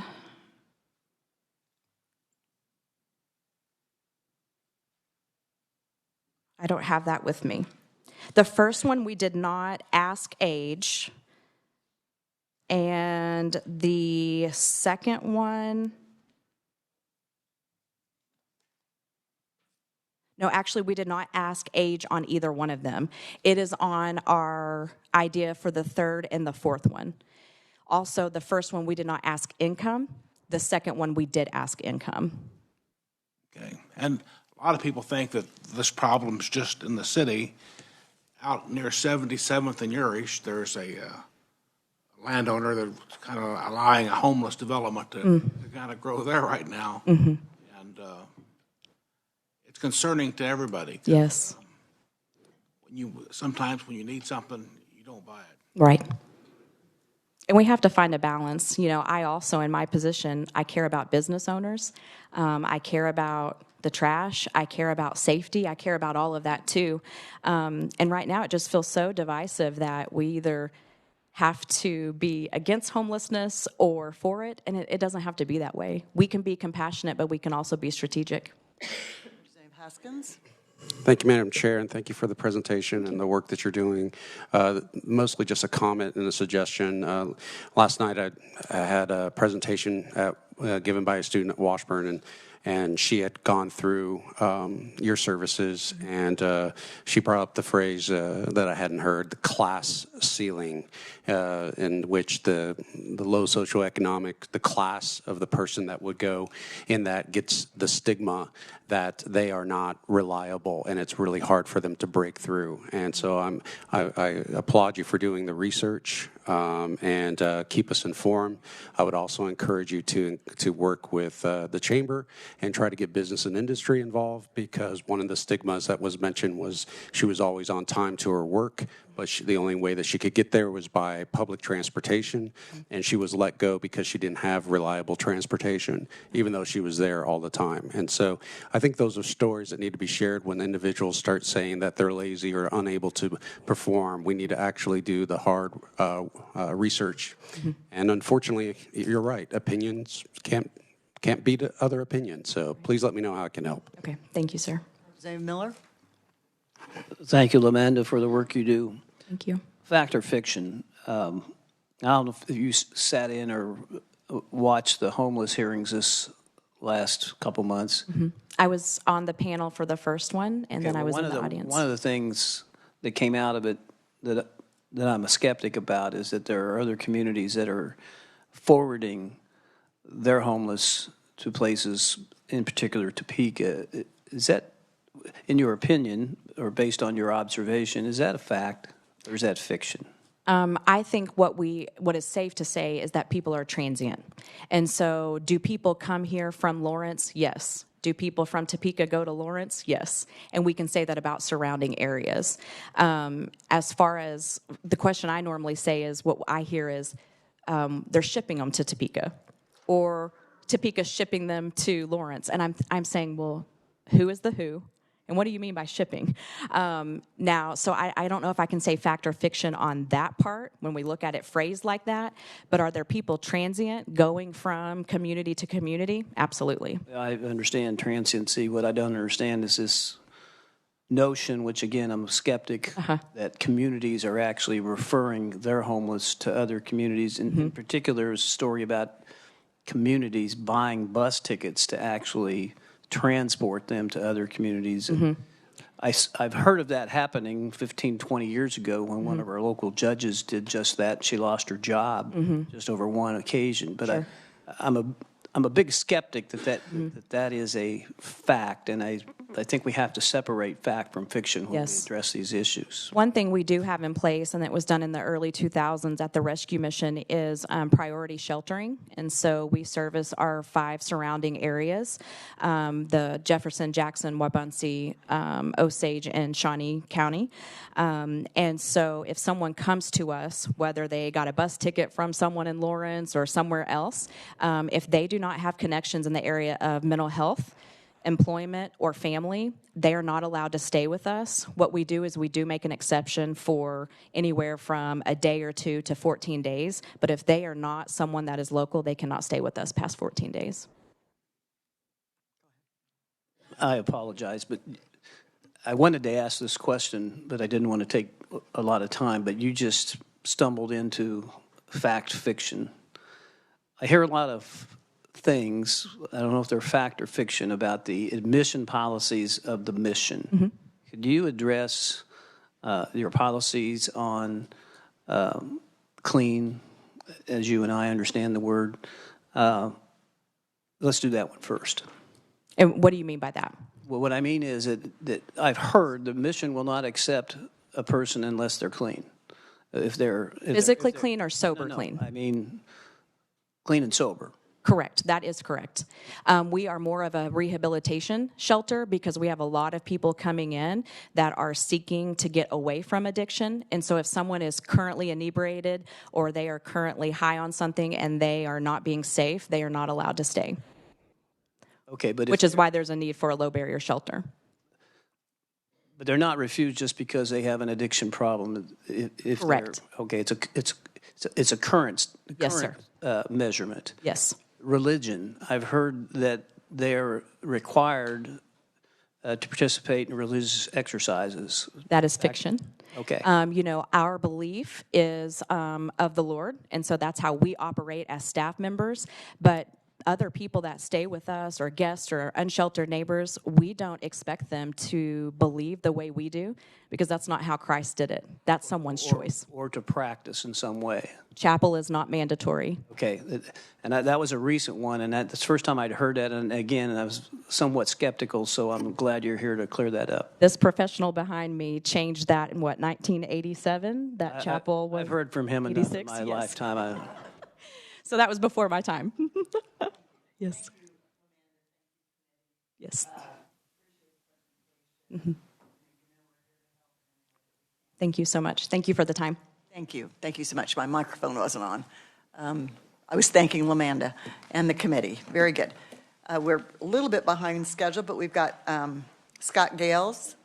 Are you doing the presentation, Scott, or Joanne, for the historic Jayhawk Theater? You want to bring us up to date on what's happening?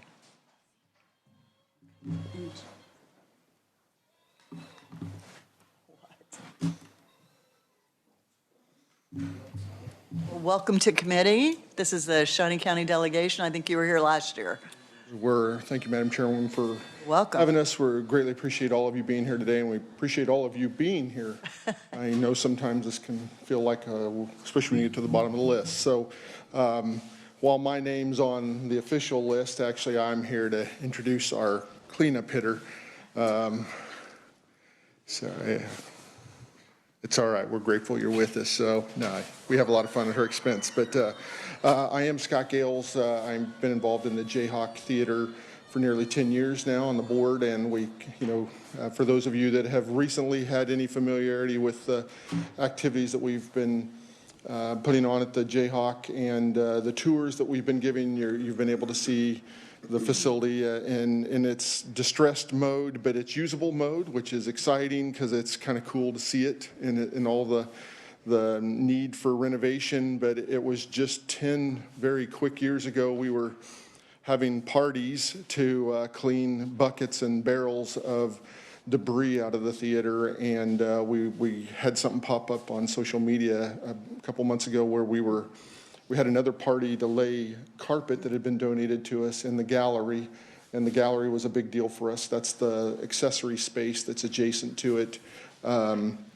we host a lot of the pre-events. And so we've kind of laughed, wow, that doesn't seem like 10 years ago that we were taking a space that had sat vacant for almost 40 years, since the 1970s and early 80s to, the early 2010s, and finally now we're hosting concerts where we're filling the place, which is part of what we're here to talk to you a little bit about today. So we're very thankful for the opportunity to be here. We greatly appreciate your leadership as representatives of our community, and that you helped us get to the position where we're at today, where we've received our grant, and we're in the process now of leveraging that, where you're going to hear from Joanne about how we're getting ready to start the work here in a very few short weeks, and we've stopped all of our scheduled events so that we can transition now to construction improvements, and we're continuing our capital campaign and moving into it in earnest. And then also we want to share with you just a little bit of kind of the game changer now that the Jayhawk Theater has the opportunity to be, not just for our community locally, but kind of regionally, as well as for our whole state, because we feel like it is the historic state theater of Kansas. We want to make sure that everyone has that opportunity to kind of leverage the value that has, and that when you do see it, even in its disrepair, to know that if we bring it back to that kind of grandeur that it was in the day, and that it was one of those destination venues that when the main kind of performers of our country 50, 75 years ago were touring the country, the Jayhawk was on the A-list. And we feel that the opportunity now is to be able to get back to that. And one of those things is going to be to leverage the monies that we've received now into increasing our seating capacity and making the improvements we need to from the life safety perspective. So thank you again. It's my honor to introduce Joanne Morrell, who's leading our campaign and has been a game changer for us, and our cleanup hitter. So thanks, Joanne. Now, do you need to leave? I will be rolling very quickly. Okay. Because we're going to try to catch you up and get you ahead of schedule instead of behind schedule, but Scott does have to leave, and I was hoping he would field the hard questions. So, and Scott's leadership, as most of you know, with his investment in downtown and helping with the redevelopment of Kansas Avenue, he's just been a great champion and board leadership and campaign. So we can't say enough and appreciate Scott and everything you guys did to help champion the request, and we're really grateful. As Scott said, it has been a game changer for us, and it's been an amazing year, and I want to share a few highlights and statistics with you, and just a little bit more detail, and then open it up for questions. Topeka is a community that suffers from being kind of 3 decades behind all the movements, and then when we do it right, and we see the success, and we want the restored State Theater of Kansas to be in that category. So we're working really hard to make sure so the advantage of being 3 decades behind all of the movements is we can talk and visit and learn those common denominators of success, where historic theaters are, how they're looking ahead, what changes they're making, so when we're restored, we're ahead of the curve. So we've been also taking that very seriously. Amenities are key, like arts and entertainment venues, to keeping our young professionals here, recruit, retain, boomerang.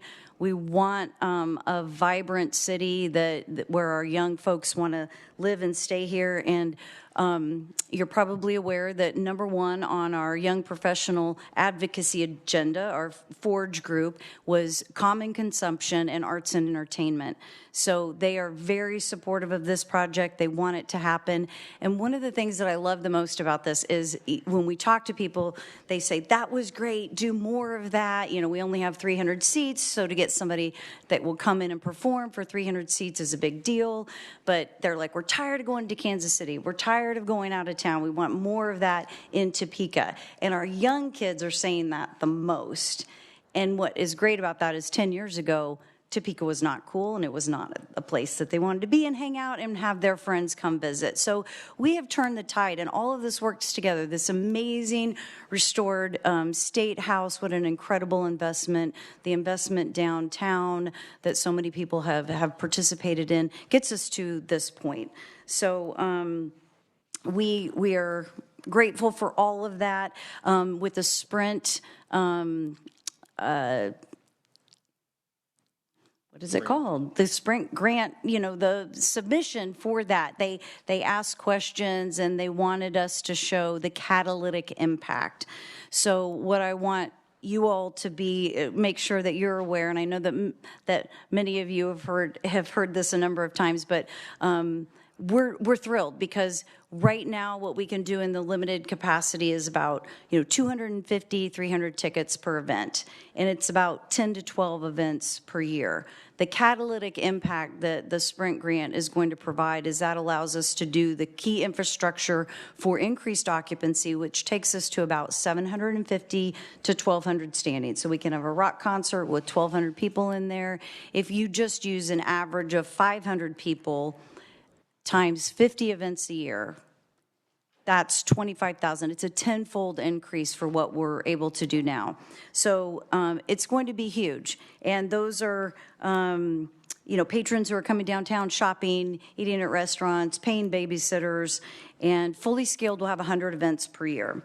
The patrons are not just buying tickets. They're eating out and they're having a good time and they're coming and visiting, and we know that the number one reason people move here is because they've been here and then they like the community and want to come back and stay. So the next $5 million that we're working to secure takes us to the next level, where that provides the infrastructure for bringing in national artists, and they have very specific requirements: direct stage access. They want, the tour buses and unloading and load in and load out, and private dressing rooms. So we want to have a facility where we can get the big names. We've been tracking all of the zip codes and the statistics, and it's significant. It's what we're seeing is very much in line with what other historic theaters are seeing. It's very exciting. 30% come from across the state and out of state. We average about 5 states every event. We know that this is only going to increase. Some of our events had up to 45% out of state, and they came from all over the nation. So we want to do this right and have a really great venue, something like the Stiefel in Salina and the Galois Theater in Springfield. They have $3 million a year in ticket sales alone. So one of the things that we did, and many of you were able to come to events, and that was wonderful. And for those of you who haven't been inside, we'd love to take you down and show you the potential speakeasy and give you a tour. So that invitation stands, and it is an incredible facility, the State Theater of Kansas, wonderful Kansas elements. So for 2023 stats, we had 12 big shows, 65 total events, 6,200 patrons downtown. We had 117 unique zip codes, drawing visitors from across the entire state, 86 Kansas communities, and out-of-state, 27 out-of-state zip codes. 23 all Topeka and Shawnee County zip codes. And most of those are repeats. They came a lot, all the time. Let's see, it'll have a tiered, and passed around the concept design plans, it'll have a tiered floor like the Midland, if you're familiar with that facility, that gives us the flexibility for standing or sitting and different configurations. We're really proud that we are serving the entire community. About 30% of our events support and serve our minority community, and that represents about 40% of our attendance. We are talking to local leaders and working to match the support that the state generously gave us, and seeking additional funding for public and private partnerships and matching grants. The theater has deteriorated for many years, and our team of volunteers, including Scott and Jeff Carson, and blood, sweat, and tears to get it ready for restoration. Those improvements, those incremental improvements that we have done up to this point have totaled about $1 million getting it ready. So we're proud of that work. It's been an important time to test programming, to bring people in, to help people understand what the Jayhawk is going to be and how it's different and how it's needed. The original research that we did showed that even with Evergy Plaza and even with the Jayhawk Theater coming online, we're just catching up with comparable and competitive communities in terms of number of seats per venue and number of venues. So this is really important. It's a very strict sprint schedule. We have the timeline. We have all of everything that's in motion. We're meeting with and Scott is volunteer. He provides a lot of incredible knowledge and expertise.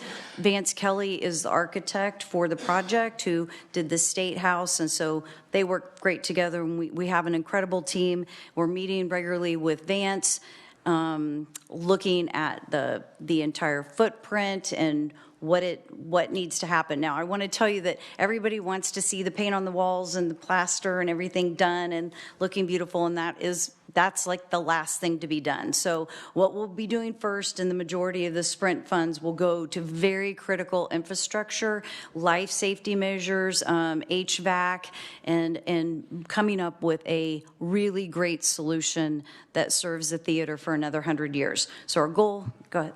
Okay, our goal is to have a wonderful celebration in 2026, which is the 100th year anniversary.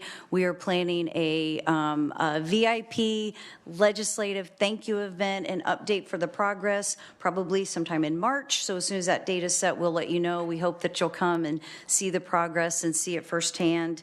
And in addition to all of the great live entertainment that we're doing, we're also doing a lot of youth education and programming and field trips and school groups and esteem building and working with Boys and Girls Club. We love Boys and Girls Club, and just have an event next week. We did STEAM on Screen last week. We have History Day at the J, which was Dawn's idea, History Day at the J. So that's very important to us. We're doing a lot of it that doesn't always, people are not as familiar with, but JAG-K and a lot of great stuff. So any questions? Thank you. Yeah, good. Scott's still here for the hard question. Does anybody have any questions? Representative Schlingensieben. I think it was 22 years ago that the Reverend Richard Taylor took me for a tour of the Jayhawk Theater and told me about his dream for the place. And it was, I'm glad folks then could hold on to the vision long enough for folks like you to get there and actually bring this to a completely different place. And he wouldn't approve, but you can drink wine there. It's really exciting. I've been there several times now in different parts, and what you can do with lighting in the absence of paint is pretty amazing. Actually, the lighting is phenomenal. You hardly notice, So it's really exciting, and I commend you on the work that you've done, and I'm very excited to see it progress. Very much so. Very exciting. Any other questions? We look forward to an invitation in March to see what you've done, and it'll be, I'll be there. Thank you. Thank you so much. Thanks again. Appreciate it. And I think your materials. I'll grab those. Thank you. Let us know how we can help you. Keep us in the loop. All right. Our next presentation is Don McWilliams, Boys and Girls Club. Good to see you. Good to see you. Thank you very much, Senator Dietrich. Don McWilliams. I am privileged to say that I have been the CEO of Boys and Girls Clubs of Topeka for the past 12 years. Wanted to officially welcome you, Representative McNorton. And also, I just wanted to kind of just do a replay of the last legislative session in order to express my thanks for your work and a lot of the important information that was put in front of you at the last delegation meeting. I would like to thank Senator O'Shea for her work in really generating the necessary work with KDHE that needed to happen regarding licensing. We have spent the last 11 months doing some very productive work, more productive than I've experienced in the last 10 years of our attempts to address some of those issues. So a new vision, a new enthusiasm, and really some common ground. So I really appreciate those efforts last session to address the self-imposed barriers in getting licensed childcare available for families throughout the state of Kansas. Also wanted to acknowledge Representative Alcala, Representative Corbett, I'm not giving up on you, but carrying forth our need and the importance for TANF funding in supporting youth that need us most throughout our club sites in Topeka and Shawnee County. And Senator Dietrich always just being a present force for our youth to see their value and their importance. I thank you for that. Boys and Girls Clubs of Topeka is a pivotal organization in your community for out-of-school time services. Out-of-school time accounts for 82% of a school-age child's waking hours outside of school. That's a lot of time. It's a lot of time to be influenced. It's a lot of time for decision-making. It's a lot of time for improper decisions to be made. We have 14 club sites throughout the county serving kids 5 to 18 years old. Our teenagers are in a teen center focused on middle school and high school development, positive youth development. We have currently served this year to date 2,487 youth. This is an 11% increase from my last year's presentation to you all. You know, a lot of times people will look at celebrating an increase in the number of population that you're serving. Unfortunately, behind those numbers, there are concerning trends in our community that we are responding to as an organization. Lamanda did kind of encapsulate the homelessness issue. We currently have 42 kids who are identified as homeless that are members of the Boys and Girls Club. We position ourselves in the City of Topeka's Impact Avenues program, where they have navigators. If there is a youth identified, to immediately get them into the club and allow them to focus on what they need to focus on, and then allow the navigators to focus on improving the health of the family, securing housing, employment, addiction counseling, etc. The needs of those kids are tremendous, but we are committed to not only serving those kids, but helping to embrace the family's health as well. We are working with all school districts, not just Topeka Public Schools with a homeless population. There are homeless case managers in each one of the districts, and of our membership that is comprised of the homeless population, they are at each one of the schools that we serve in each district. Topeka Public Schools does have the highest percentage of youth, but it continues to be a growing need. We are seeing more referrals than ever before, which is very concerning to us. But behind that are a lot of success stories. Once we can get those kids into services and allow families to focus on what they need to, the work starts. And we want them to be successful. We want them to be working. But as Senator Shea so eloquently addressed last legislative session, childcare is very difficult to access for anybody. If you are a family that is struggling, it's that much more difficult.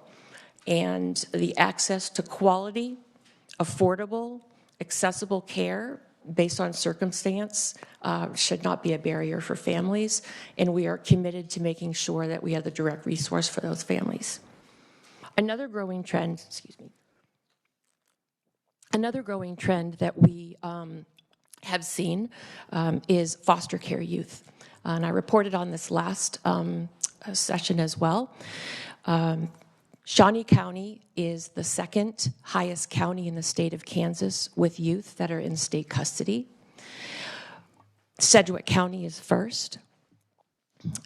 This past summer in our teen program, we had 187 teens enrolled. 87% of those kids were in state custody. And I say state custody because the highest percentage of those kids were not living in a foster home, they were living in group homes. We have group homes for young men, and there are group homes for young women. The highest percentage of youth in foster care or in state custody in Shawnee County are teenagers. This was a very complex population to serve this summer, and we have made great strides in our efforts to support these youth and positive youth development and really kind of address the areas that otherwise could alter their future. Lots of success stories, but want you to know that we're committed to that, but there continues to be an increase. Again, we are the direct referral source for families who are providing foster care because they need to work. We want more foster care families, so they need alternatives. And we want teens to be placed in homes as well. So we want to be that safe place for teens as well. Another increase has been families facing financial hardships, and that, again, is very broad across Topeka and Shawnee County. We have more families living at or below poverty level than we have had since I've been at Boys and Girls Club. It continues to be a challenge. All of our kids' families contribute to their membership fee, and we are working steadfastly on financial plans to make sure that that's not a barrier to access, because those kids are where they need to be. Our priority areas, especially with our meetings with the school districts, has been on academic enrichment and academic support, especially in the areas of reading and math. We're really starting to see some of the very significant, severe impacts of COVID, not only on kids' behavior and social emotional well-being, but academics as well. Another major focus for us is keeping kids in school. There has been a large truancy and an increase in dropout rates. Middle schoolers and high schoolers got used to not going to school, and we need them in school. And so there is additional supports being provided to make sure that that is continuing. We want to make sure that parents stay in the workforce because that's necessary. More parents are going through from remote to in-person, and that's what we're hearing from employers. We need a workforce. We need people to come to work. And then when you look at the school schedules, it adds to additional challenges.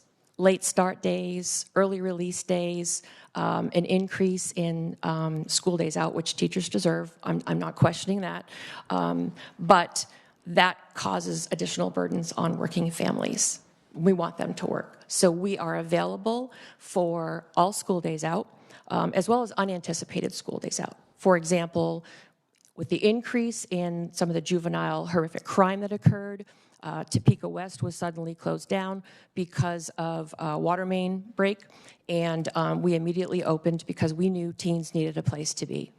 And we had more kids there that day that were non-members, but families and principals in the community knew that those kids needed a safe place. My hope this session, Representative Corbett, is a steadfast one to not only address some of the issues that we know that our community will face in the future, but respond to many of the needs that the workforce and leaders of our community are looking to Boys and Girls Club for. Another one of our major initiatives is workforce readiness. Our teen-focused program is on career development, leadership development, and workforce readiness. All of our kids will have a plan in place for their life after they graduate. We have businesses that are providing pathways, apprenticeship opportunities. These kids that we serve are the kids that remain in our community, and we want them to be productive. We want them to be good decision makers and adding to all the great things that are happening across our city. We have had a wonderful opportunity. I know I have to hurry up, but this is the best part. Our Adams Club, which is located at 27th and Adams, is our flagship. It's the oldest club that we have. Had property that became available immediately west, 4.3 acres. And Mr. Lewis put that in a trust for consideration for Boys and Girls Clubs of Topeka to consider first. We have a strategic plan to construct a teen workforce readiness, career, and leadership development center. And our challenges right now in our existing building is it's an old community center, very, very restricted in what we can train and teach. But we have businesses that are willing to underwrite a lot, and they're asking us, they're pushing us forward. We had a donor cover the cost of the land. I just had 2 donors 3 weeks ago push us into phase 2, which is demolition and a couple architectural things, because they want to see some movement in donating over $150,000 to move that. My hope this legislative session is we will be, and I know this is a really touchy subject, but we would like to seek a, look at you on your edge of your seat, Representative Corbett. We would like to seek a sales tax exemption consideration for the project and utilize that for the expenses that will be incurred in the construction of that project for that area. So, I lost your attention on that. Thank you for that. Yes. Question. He is on the edge of his seat. Mm-hmm. So, and thank you for your presentation. It's always what you do and for our community is really special, and thank you for that. Questions? Representative Miller? Thank you, Madam Chair. Don, I think the number you used was 40 homeless? 43. 43? Yes, sir. What do you do about that? Anything? Do you work with agencies to? Yes, sir. I was looking at the list of, there is not one agency or state entity on here that we do not partner with. In order to be successful in moving these families forward, it is a collaborative approach. We don't want to conduct ourselves in a silo, nor is it financially responsible to do so. So we are one of the lead navigators in pulling parties together to put everybody in place to identify and support all the needed areas. But we also do respond to the barriers that are in place for kids regularly and routinely coming to the club, and one of those is transportation. And so we do provide transportation back to the rescue mission. When you identify a homeless child, yes, sir, you immediately go to work to help that family find a home. Yes, sir. In collaboration with other agencies. Yes, sir. Okay. Yes, sir. Thank you. Mm-hmm.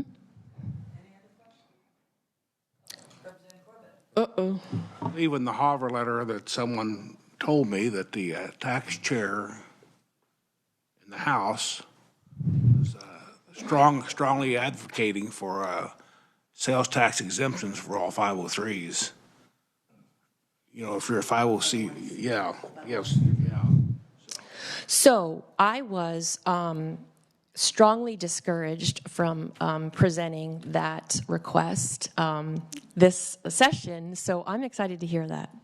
But it's very important to us, and I know a lot of the companies that we work with would be grateful for that opportunity as well. So any money you can keep away from this building is well spent. I think I gave Representative Miller an example. We just put in a new boiler at our Adams Club, a 1977 original, and paid about $10,000 in taxes for that. Thank you, Don. Thank you, everyone. It's always a pleasure hearing from you. So thank you. I'm sure you have an advocate in Representative Corbett. I'm going to get him there. I'm going to get you there.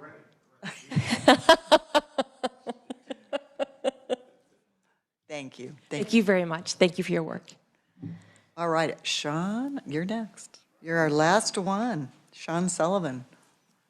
Welcome, and thank you for hanging with us. Yeah, no problem. Glad to be here. I think I'm the last, as you said, the last one. You are. Keeping you here, so I will be quick.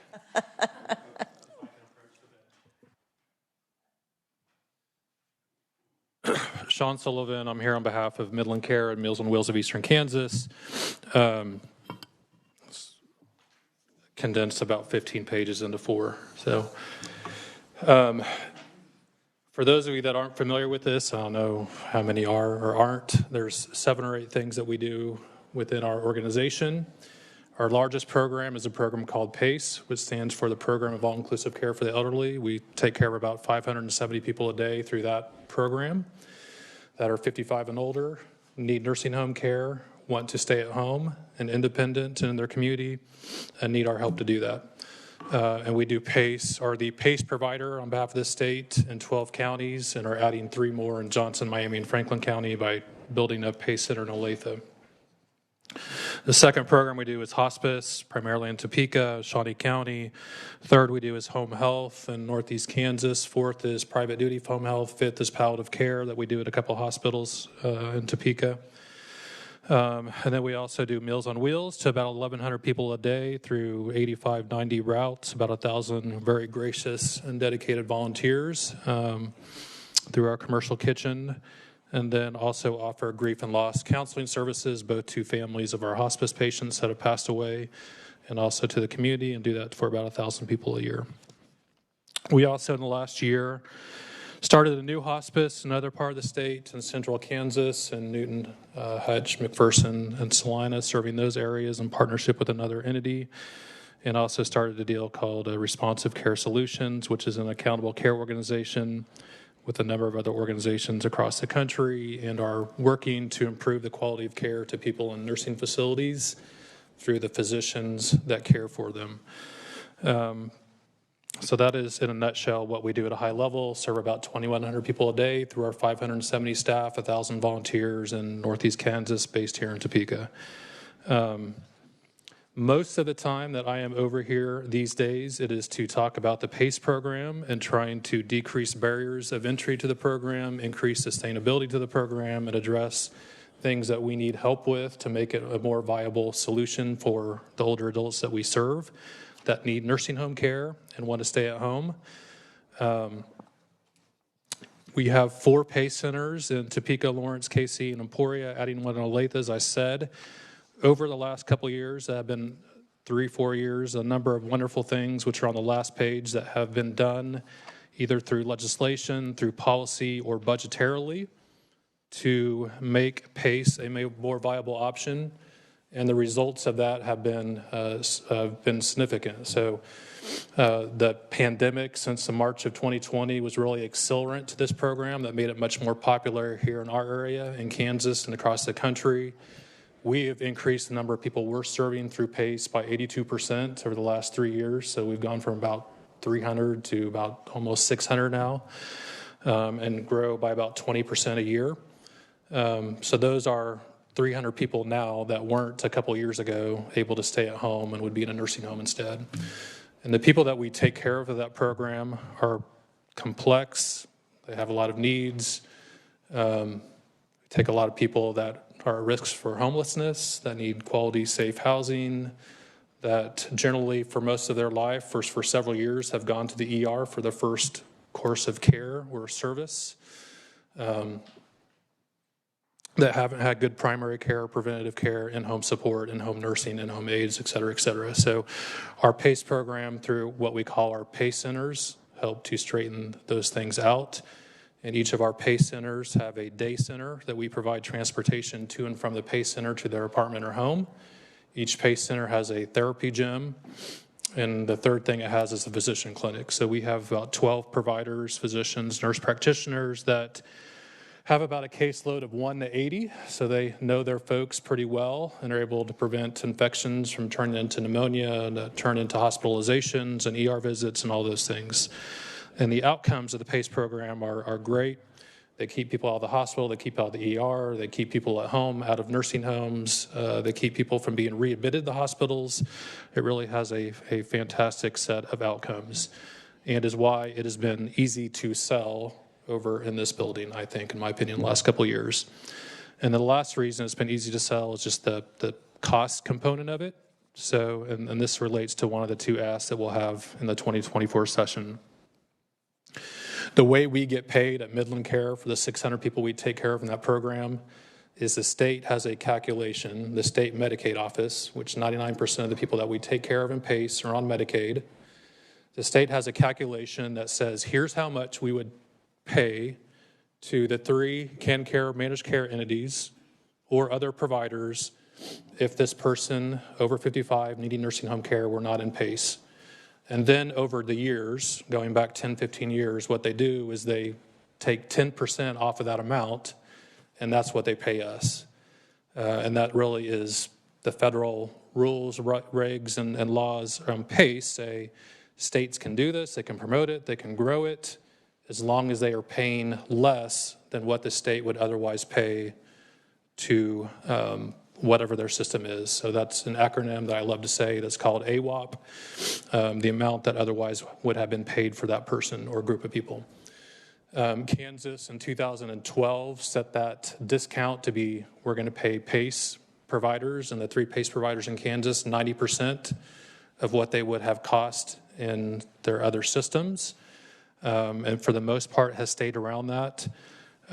Today we are paid somewhere between 77% and 85% of what the other systems are paid. So when managed care, the 3 managed care entities get increased to what they get paid every year, and it goes up like this, and we stay right here, then the gap gets bigger. So the feds require that gets updated, what we get paid every couple of years, and that gap goes to 90% instead of where it is now at 15 to 20%, or 10% discount instead of 15 to 20%. So our ask of the appropriations committees this year is to bring us back up to being paid 90% of what others are paid. And the way that the ramifications of that are just Midland Care alone, because of the huge increase in the number of people we're serving, we are saving the state Medicaid program $6.1 million just in our PACE program. So if we didn't have PACE, if no one had PACE here, the state would be paying $6.1 million more to the CanCare MCOs for the 600 people that we take care of in that program. So that is request 1. Request 2 is, for the first time for us, related to hospice.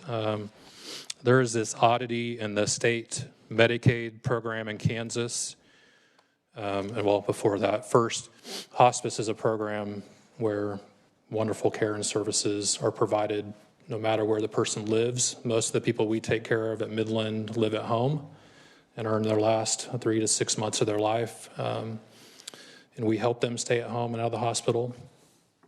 But we provide hospice in people's homes. We provide hospice care in our hospice house on our campus over off by 6th and Fraser. And then we also provide quite a bit of hospice to folks in nursing homes and assisted living facilities. The oddity of Kansas Medicaid is, for any of the patients, I'll pick on Representative Slingensiepin as a board member, longtime board member at Brewster Place, where I first met him 24 years ago when we were both much younger, when I was an intern there. For any patients that Midland Care has that we're taking care of on hospice at Brewster Place or Aldersgate, Presbyterian Manor, Lexington Park, et cetera, that we get Medicare, we get paid by Medicare for those hospice patients. If the person is on Medicaid, though, and Brewster Place normally gets $300 per day from CanCare or the state Medicaid program to take care of that person, when they go on hospice for Medicaid, they stop billing the state that $300 a day for that patient. Instead, what happens is we as the hospice bill Medicaid.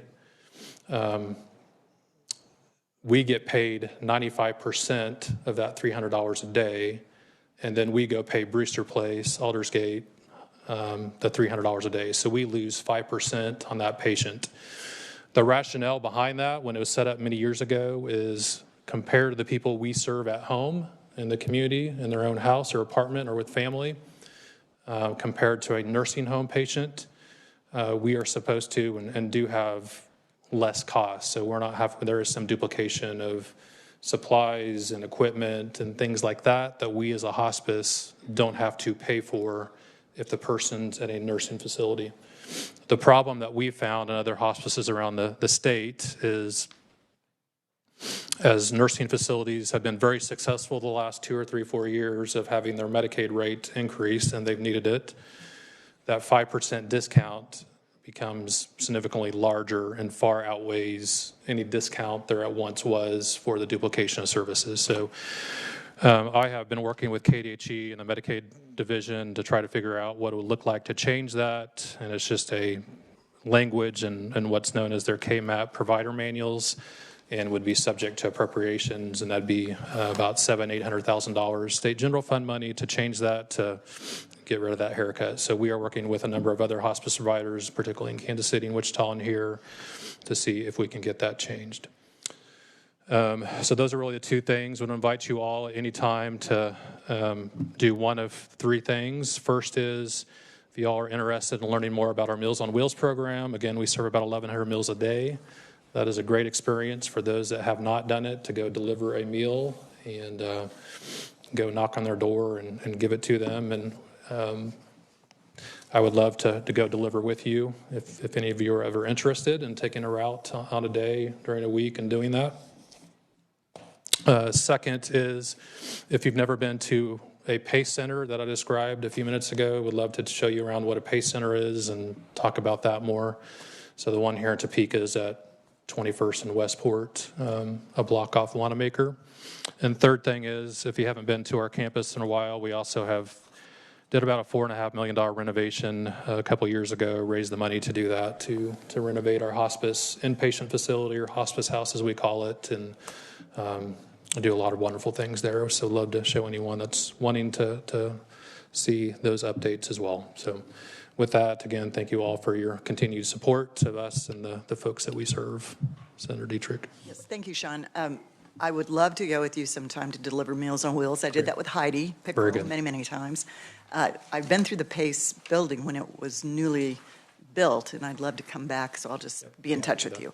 Quick question about this CanCare thing and the 5% haircut. How come, or maybe I'm not phrasing that correctly, is it not possible with the new RFPs that are going out for the CanCare folks that not be written in there? Can it not be changed that way? That's my question. Yeah, it would still be subject to appropriation for KDHE and the Division of Healthcare Finance at the agency. So they can change the provider manual pretty easily, and that's actually separate than the RFP and the procurement they're doing. Okay. It's just a matter of the appropriation process for them, at least what they tell me. Okay, understood. Questions? Yes, Senator O'Shea. Thank you, Madam Chair. Thank you. I was on the Senior Care Task Force, which you spoke to, and if I recall, something had just happened where Kansas was chosen for something with PACE to be an experimentation state, or we won some award. Can you describe what that was and what's come as a result of that? Yeah, at that time, we had a national rural advisory committee that advised Secretary Becerra at HHS and DC on how to improve access to rural health care. That committee of 20, which former Kansas Governor Collier is the chair of, took up rural PACE provision as one of their 2 study topics in 2022. So they came here, spent a week touring our PACE centers and others, and hearing from experts at the state and federal level as to how PACE could be carried out better on a rural level, and issued 8 recommendations to HHS Secretary on how to do that. There's been some progress on that. It's been pretty slow, as is most things at the federal level. So a lot more progress needs to be made. So my hope is that at some point, whether that's Midland or another PACE provider in central Kansas, could receive a federal grant to do a federal pilot project to carry out PACE in rural Kansas better than what we do now. And that's something that we're still working on. Thank you. Any other questions? Representative Schlingensiefel, and then did you have one, Representative Miller? No, but before we dismiss, I have a motion once we're done with Sean. Okay. And before you speak, if you don't mind, I don't have your contact information. So would you make sure, you can just email it out and I'll make sure everybody has it. I didn't see it on your document. It's on page 2, second paragraph on page 2. Cell phone number and email address there. Oh, my gosh. Thank you. Yep. Appreciate it. Thank you. Ignore that. Representative, go ahead. Thank you, Madam Chair. It's It's great to see the work that you're doing. Years ago, I was on that task force that helped bring PACE to Topeka, and it's very exciting. I've seen it now from church members who participated in that program and have really benefited from it greatly. It's a hugely successful and important model, and it's great to see that you're expanding it in the ways that you are. And I'd be happy to go deliver meals with you sometime after Very Christmas. good. That'd be fun. Okay, good. Thanks, Sean. Any other questions? Thank you so much. Thank you. Appreciate it. Thank you for staying with us here. Any other business before the committee? I just passed around, before you make your motion, a letter from Wayne Lukert, the Shawnee County Conservation person who forgot to get on the agenda, so I told him that he could give us a document, and you'll see though there will be a request for some additional funding from the state for the conservation districts in Kansas. So, Representative Miller. Thank you, Madam Chair. Consistent with the testimony we heard a number of times today, I would ask that the chair draft a letter and circulate it to the members who wish to sign on to it, urging both the Senate President and the Speaker of the House to assist in their respective committees holding hearings on the expansion of Medicaid and bring that matter to debate on the respective floors.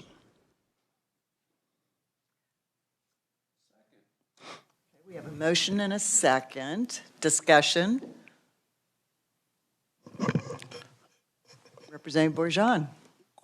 Question. So this will be a recommendation from the Shawnee County delegation? Those that wish to sign on to the letter, just like the previous action we took. Okay. And yes, it will be, no, we're going to make you sign it.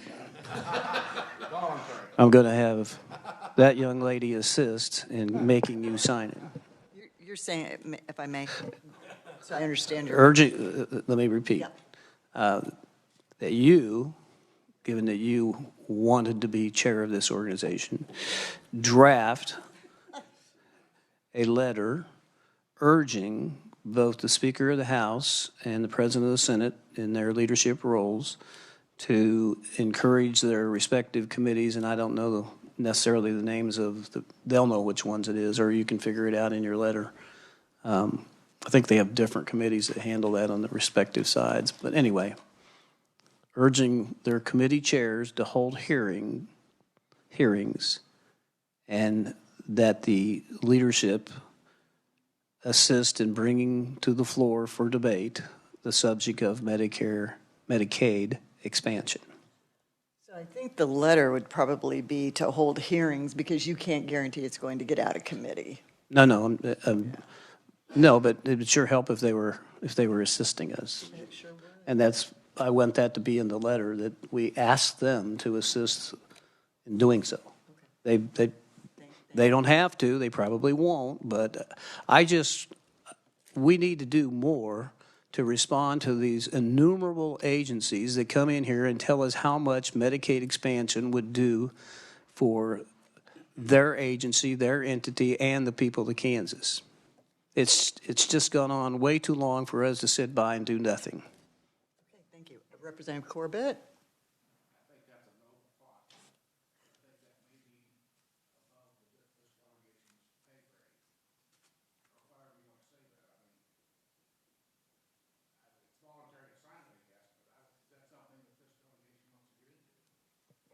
Well, as a member of the delegation, I do. Again, it is not compulsory. I, for one, get a little tired of people saying they support it and then do absolutely nothing to illustrate that they do. So this is one way to put your name on the line or not.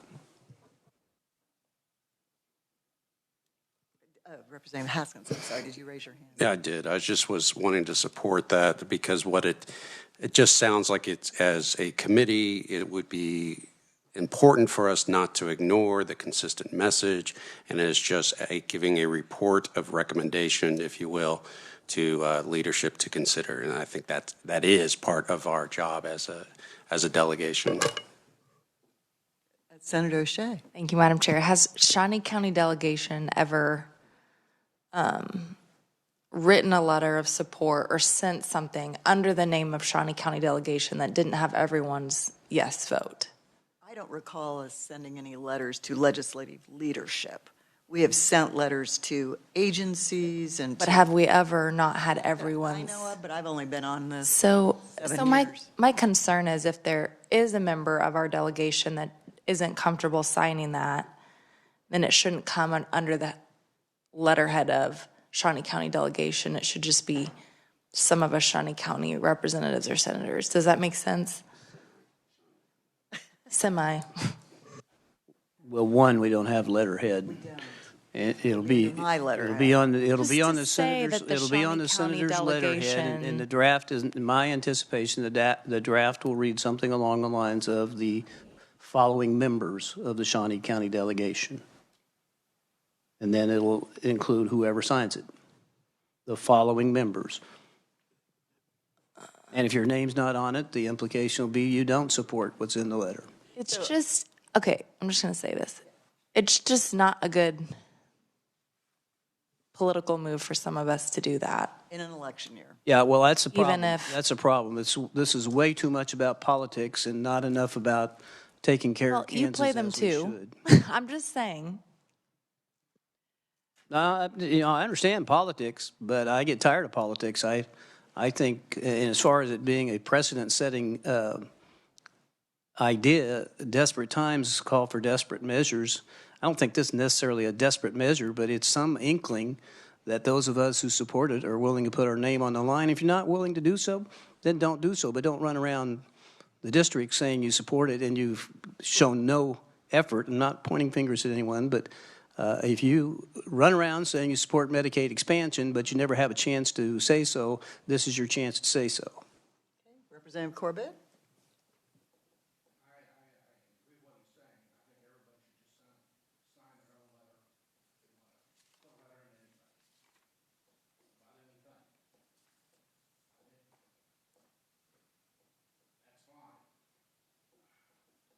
Well, that's my motion. We can vote. It'll go one way or the other. Okay. You have a motion, you have a second. All those in favor of putting this on my letterhead to send to legislative leadership on behalf of the Shawnee County delegation, say aye. Aye. Opposed? No. Let's do a hand count. I don't want to put it on my letterhead. So all those who say yes, raise your hand. 1, 2, 3, 4. All those who vote no, 1, 2, 3, 4. Tiebreaker, not on my letterhead. If we had Shawnee County delegation letterhead, that'd be a different thing, but not on my letterhead, even though I am a Medicaid expansion supporter. The motion accomplished what it needed to accomplish. Okay. Those willing to put their name on it and those not. Very good. Okay. Very good. Is there anything else for this committee, the delegation? So we don't have any other, scheduled meetings. There might be things that come up during session where, we want to call people together at lunchtime. I was mentioning that to Kyle since he's new. That, there might be something the chamber wants to talk to us about or something that we need to gather together. But, and we do have metal, but that's not just us. Yeah. So I encourage you to go to that. And we do have a dinner tonight for those that RSVP'd for that. You know what? I think there's free hotel rooms down by the Expo Center. You know what? This guy, I can't think of the guy's name, but he changed the name of Twitter to X. Elon Musk. I'm getting sick of reading X, formerly known as Twitter. My question is. That's true. That's true. Wait a minute, you've been calling Meeting me adjourned. for a year. Adjourned. How are you? You too. Different role. I know. You ready? Yeah, I mean, ready or not, here it comes. Yeah. Thank you all. Yes. Yes. Good.